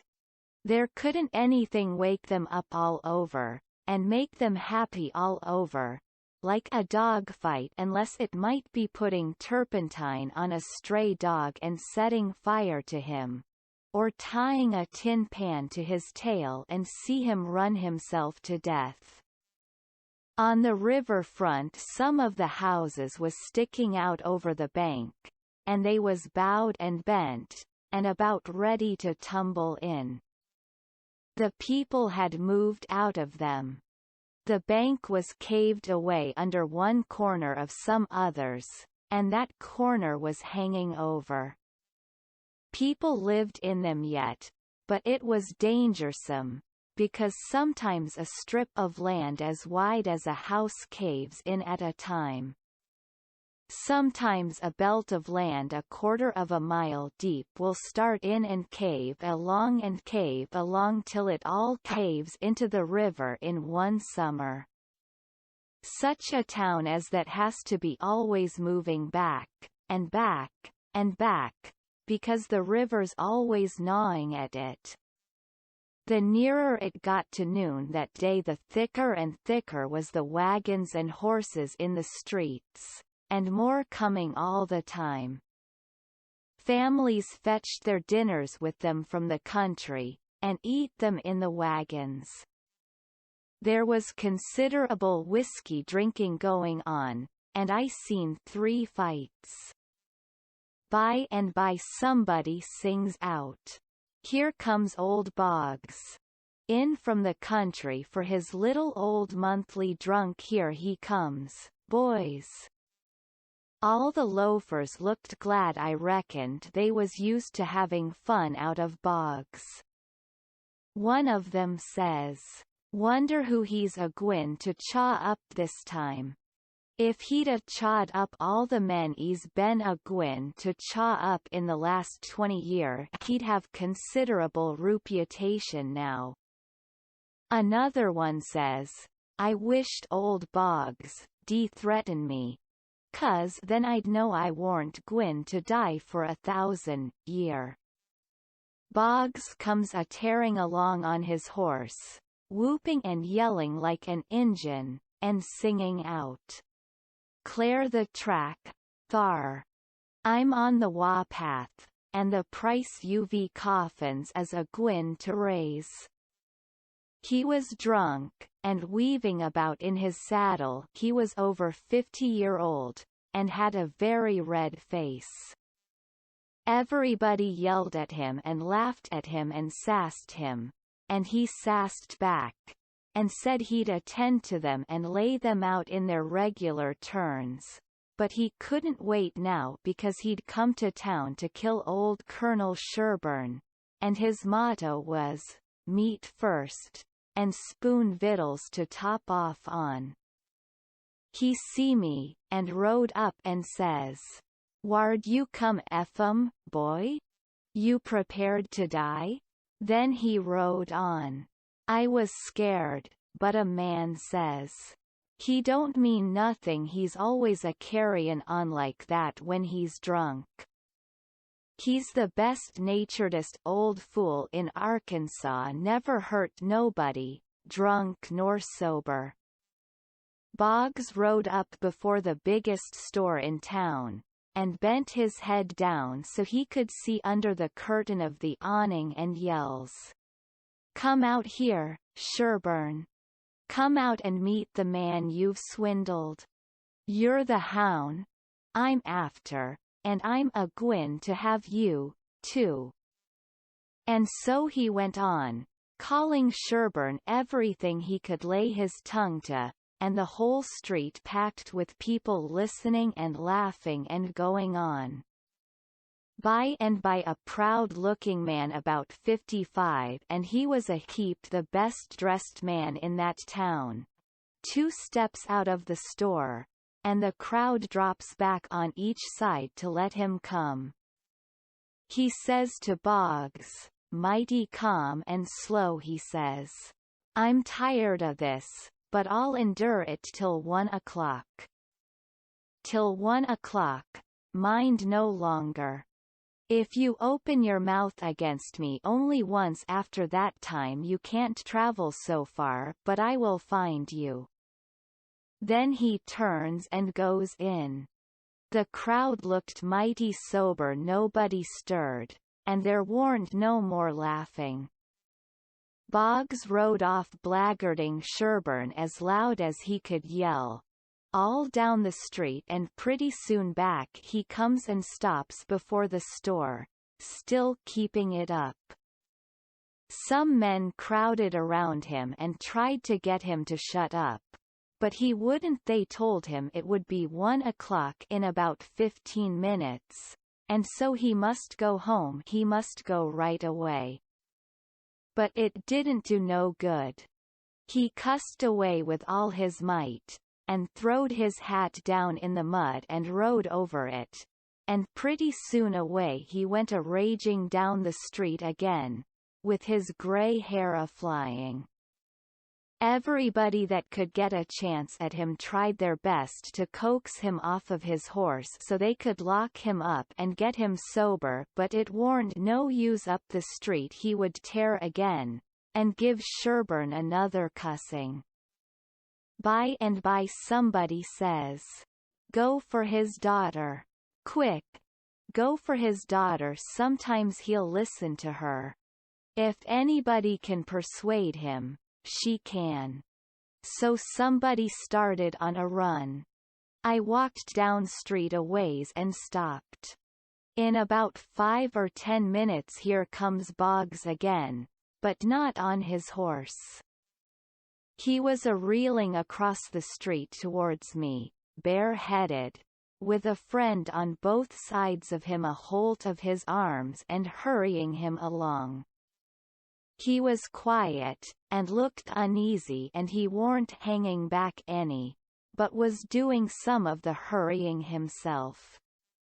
Somebody sings out, "Boggs!" I looked over there to see who said it, and it was that Colonel Sherburne. He was standing perfectly still in the street, and had a pistol raised in his right hand, not aiming it, but holding it out with the barrel tilted up towards the sky. The same second I see a young girl coming on the run, and 2 men with her.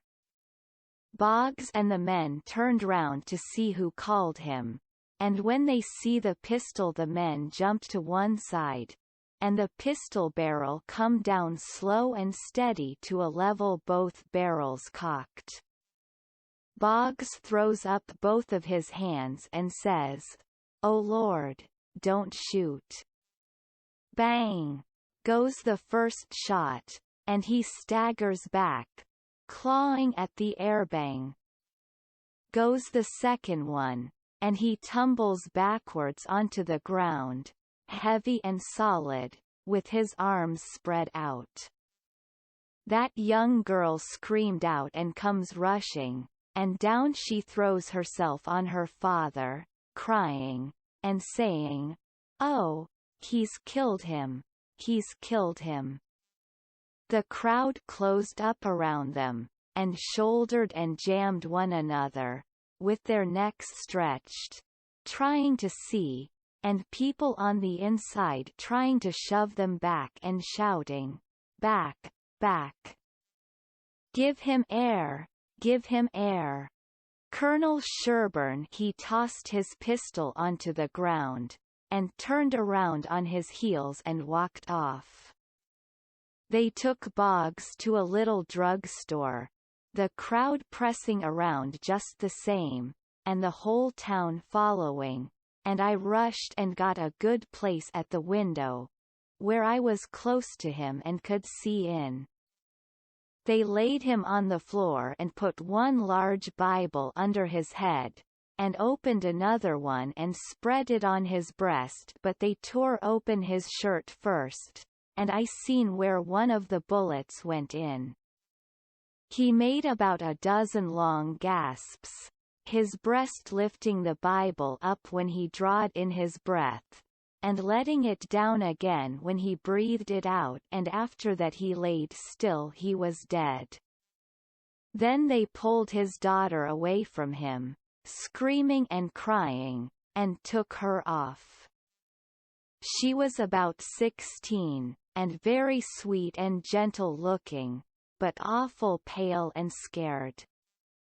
Well, pretty soon the whole town was there, squirming and scrounging and pushing and shoving to get at the window and have a look.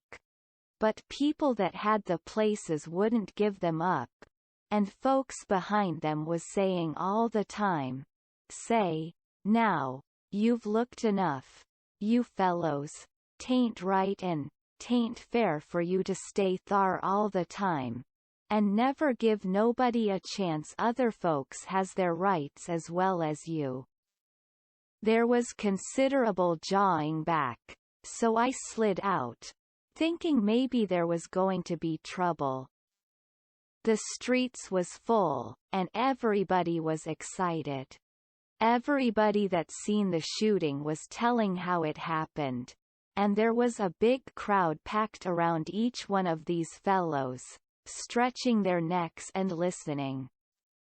One long, lanky man, with long hair and a big white fur stovepipe hat on the back of his head, and a crooked-handled cane, marked out the places on the ground where Boggs stood and where Sherburne stood, and the people following him around from one place to t'other and watching everything he done, and bobbing their heads to show they understood, and stooping a little and resting their hands on their thighs to watch him mark the places on the ground with his cane. And then he stood up straight and stiff where Sherburne had stood, frowning and having his hat brimmed down over his eyes, and sung out, "Boggs," and then fetched his cane down slow to a level, and says bang.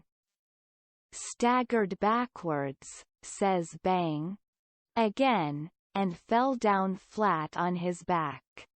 The people that had seen the thing said he done it perfect, said it was just exactly the way it all happened. Then as much as a dozen people got out their bottles and treated him. Well, by and by somebody said Sherburne ought to be lynched. In about a minute everybody was saying it, so away they went, mad and yelling, and snatching down every clothesline they come to do the hanging with. Chapter 22. They swarmed up towards Sherburne's house, a whooping and raging like Injuns, and everything had to clear the way or get run over and tromped to mush, and it was awful to see. Children was heeling it ahead of the mob, screaming and trying to get out of the way, and every window along the road was full of women's heads, and there was nigger boys in every tree, and bucks and wenches looking over every fence, and as soon as the mob would get nearly to them they would break and scattle back out of reach. Lots of the women and girls was crying and taking on, scared most to death. They swarmed up in front of Sherburne's palings as thick as they could jam together, and you couldn't hear yourself think for the noise. It was a little 20-foot yard. Some sung out to tear down the fence. Tear down the fence. Then there was a racket of ripping and tearing and smashing, and down she goes, and the front wall of the crowd begins to roll in like a wave. Just then Sherburne steps out onto the roof of his little front porch, with a double-barrel gun in his hand, and takes his stand, perfectly calm and deliberate, not saying a word. The racket stopped, and the waves sucked back. Sherburne never said a word, just stood there, looking down. The stillness was awful creepy and uncomfortable. Sherburne run his eye slow along the crowd, and wherever it struck the people tried a little to outgaze him. But they couldn't. They dropped their eyes and looked sneaky. Then pretty soon Sherburne sort of laughed, not the pleasant kind, but the kind that makes you feel like when you are eating bread that's got sand in it. Then he says, slow and scornful, "The idea of you lynching anybody. It's amusing. The idea of you thinking you had pluck enough to lynch a man. Because you're brave enough to tar and feather poor friendless cast-out women that come along here. Did that make you think you had grit enough to lay your hands on a man? Why, a man's safe in the hands of 10,000 of your kind as long as it's daytime and you're not behind him. Do I know you? I know you clear through. I was born and raised in the South, and I've lived in the North, so I know the average all around. The average man's a coward. In the North, he lets anybody walk over him that wants to, and goes home and prays for a humble spirit to bear it. In the South, one man all by himself has stopped a stage full of men in the daytime, and robbed the lot. Your newspapers call you a brave people so much that you think you are braver than any other people, whereas you're just as brave, and no braver. Why don't your juries hang murderers?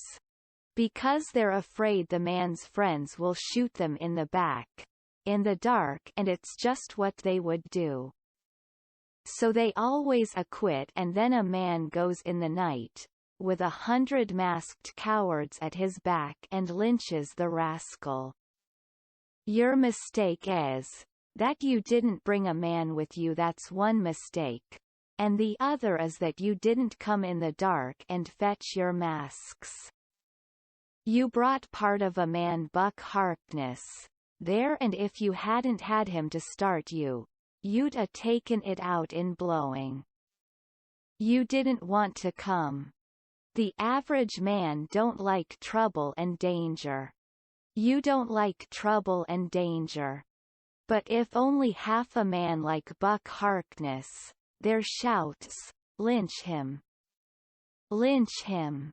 You're afraid to back down, afraid you'll be found out to be what you are, cowards, and so you raise a yell, and hang yourselves onto that half a man's coat tail, and come raging up here, swearing what big things you're going to do. The pitifulest thing out is a mob. That's what an army is, a mob. They don't fight with courage that's born in them, but with courage that's borrowed from their mass, and from their officers. But a mob without any man at the head of it is beneath pitifulness.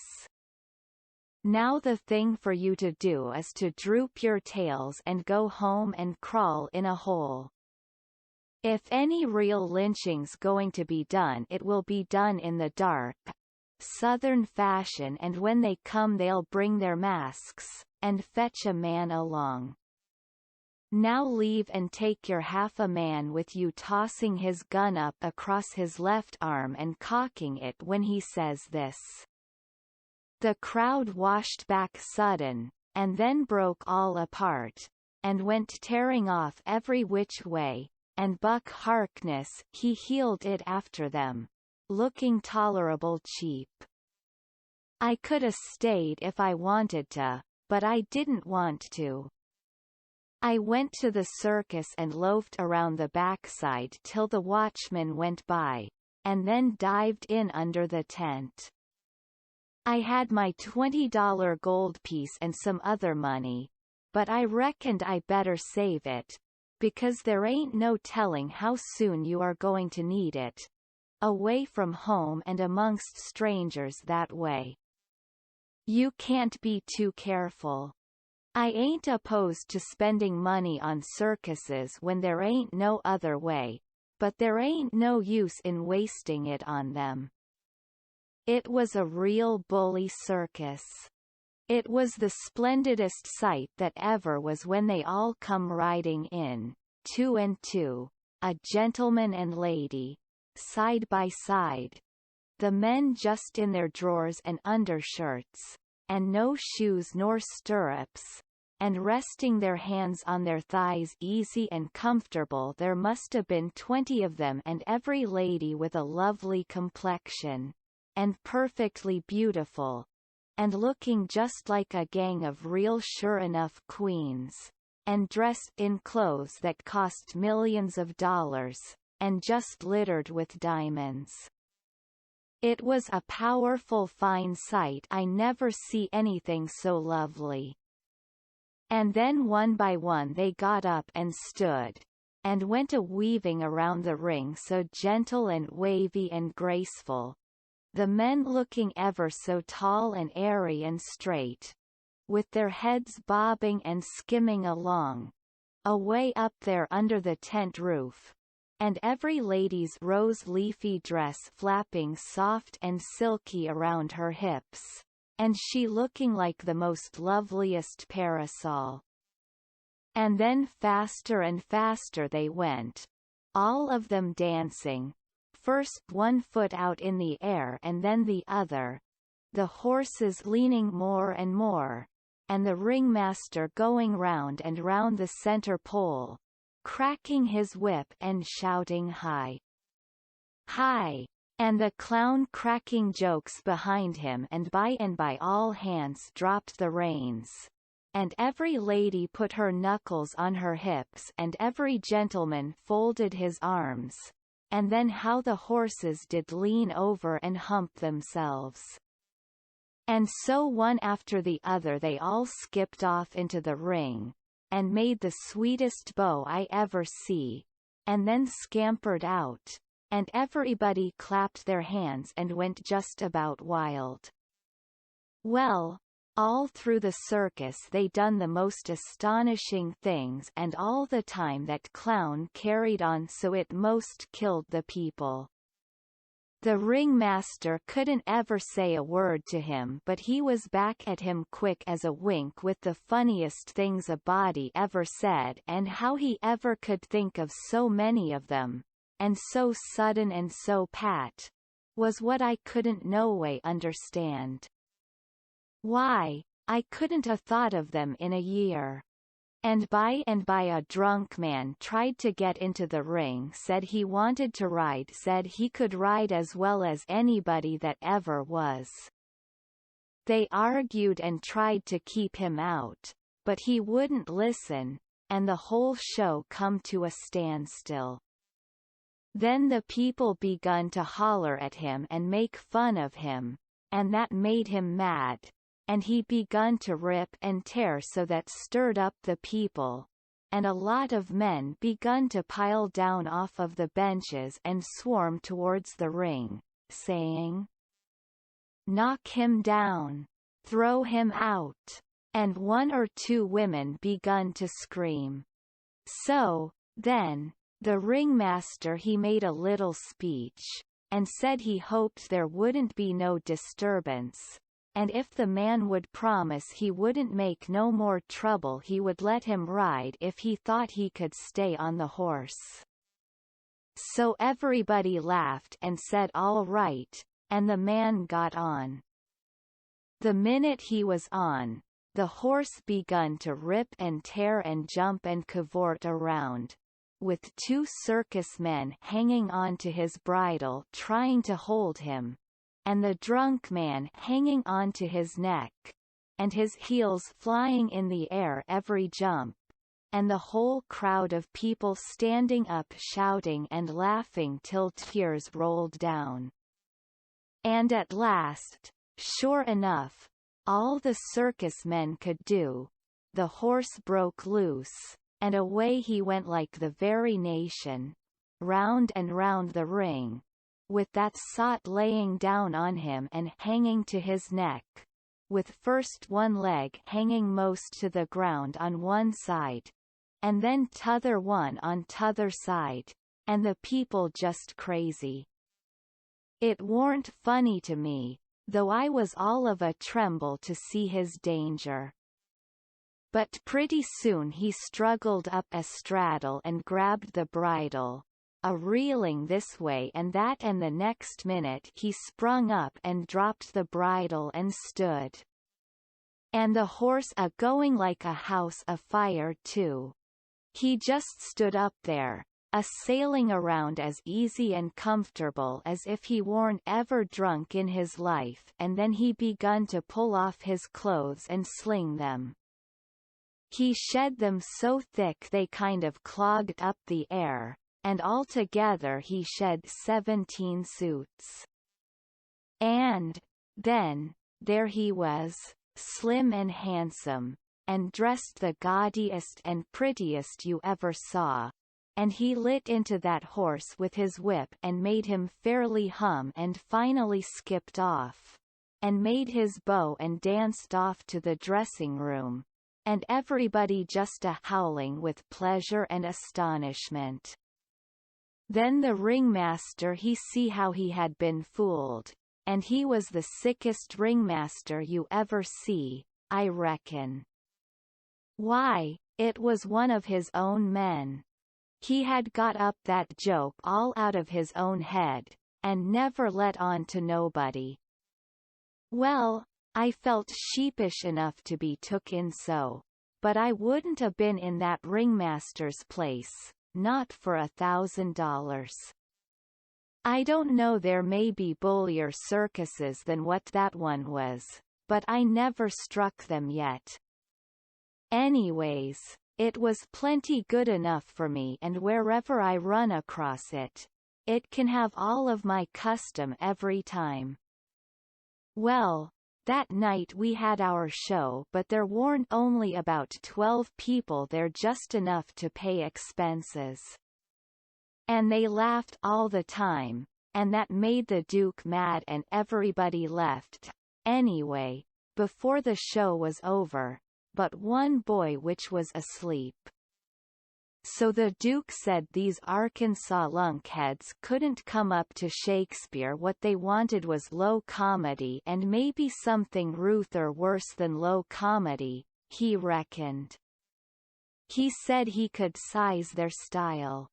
So next morning he got some big sheets of wrapping paper and some black paint, and drawed off some handbills, and stuck them up all over the village.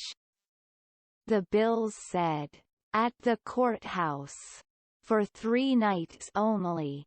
The world-renowned tragedians, David Garrick the Younger, and Edmund Kean the Elder, of the London and Continental theatres, in their thrilling tragedy of The King's Camelopard, or The Royal Nonsuch. Admission 50 cents. Then at the bottom was the biggest line of all, which said, "Ladies and children not admitted."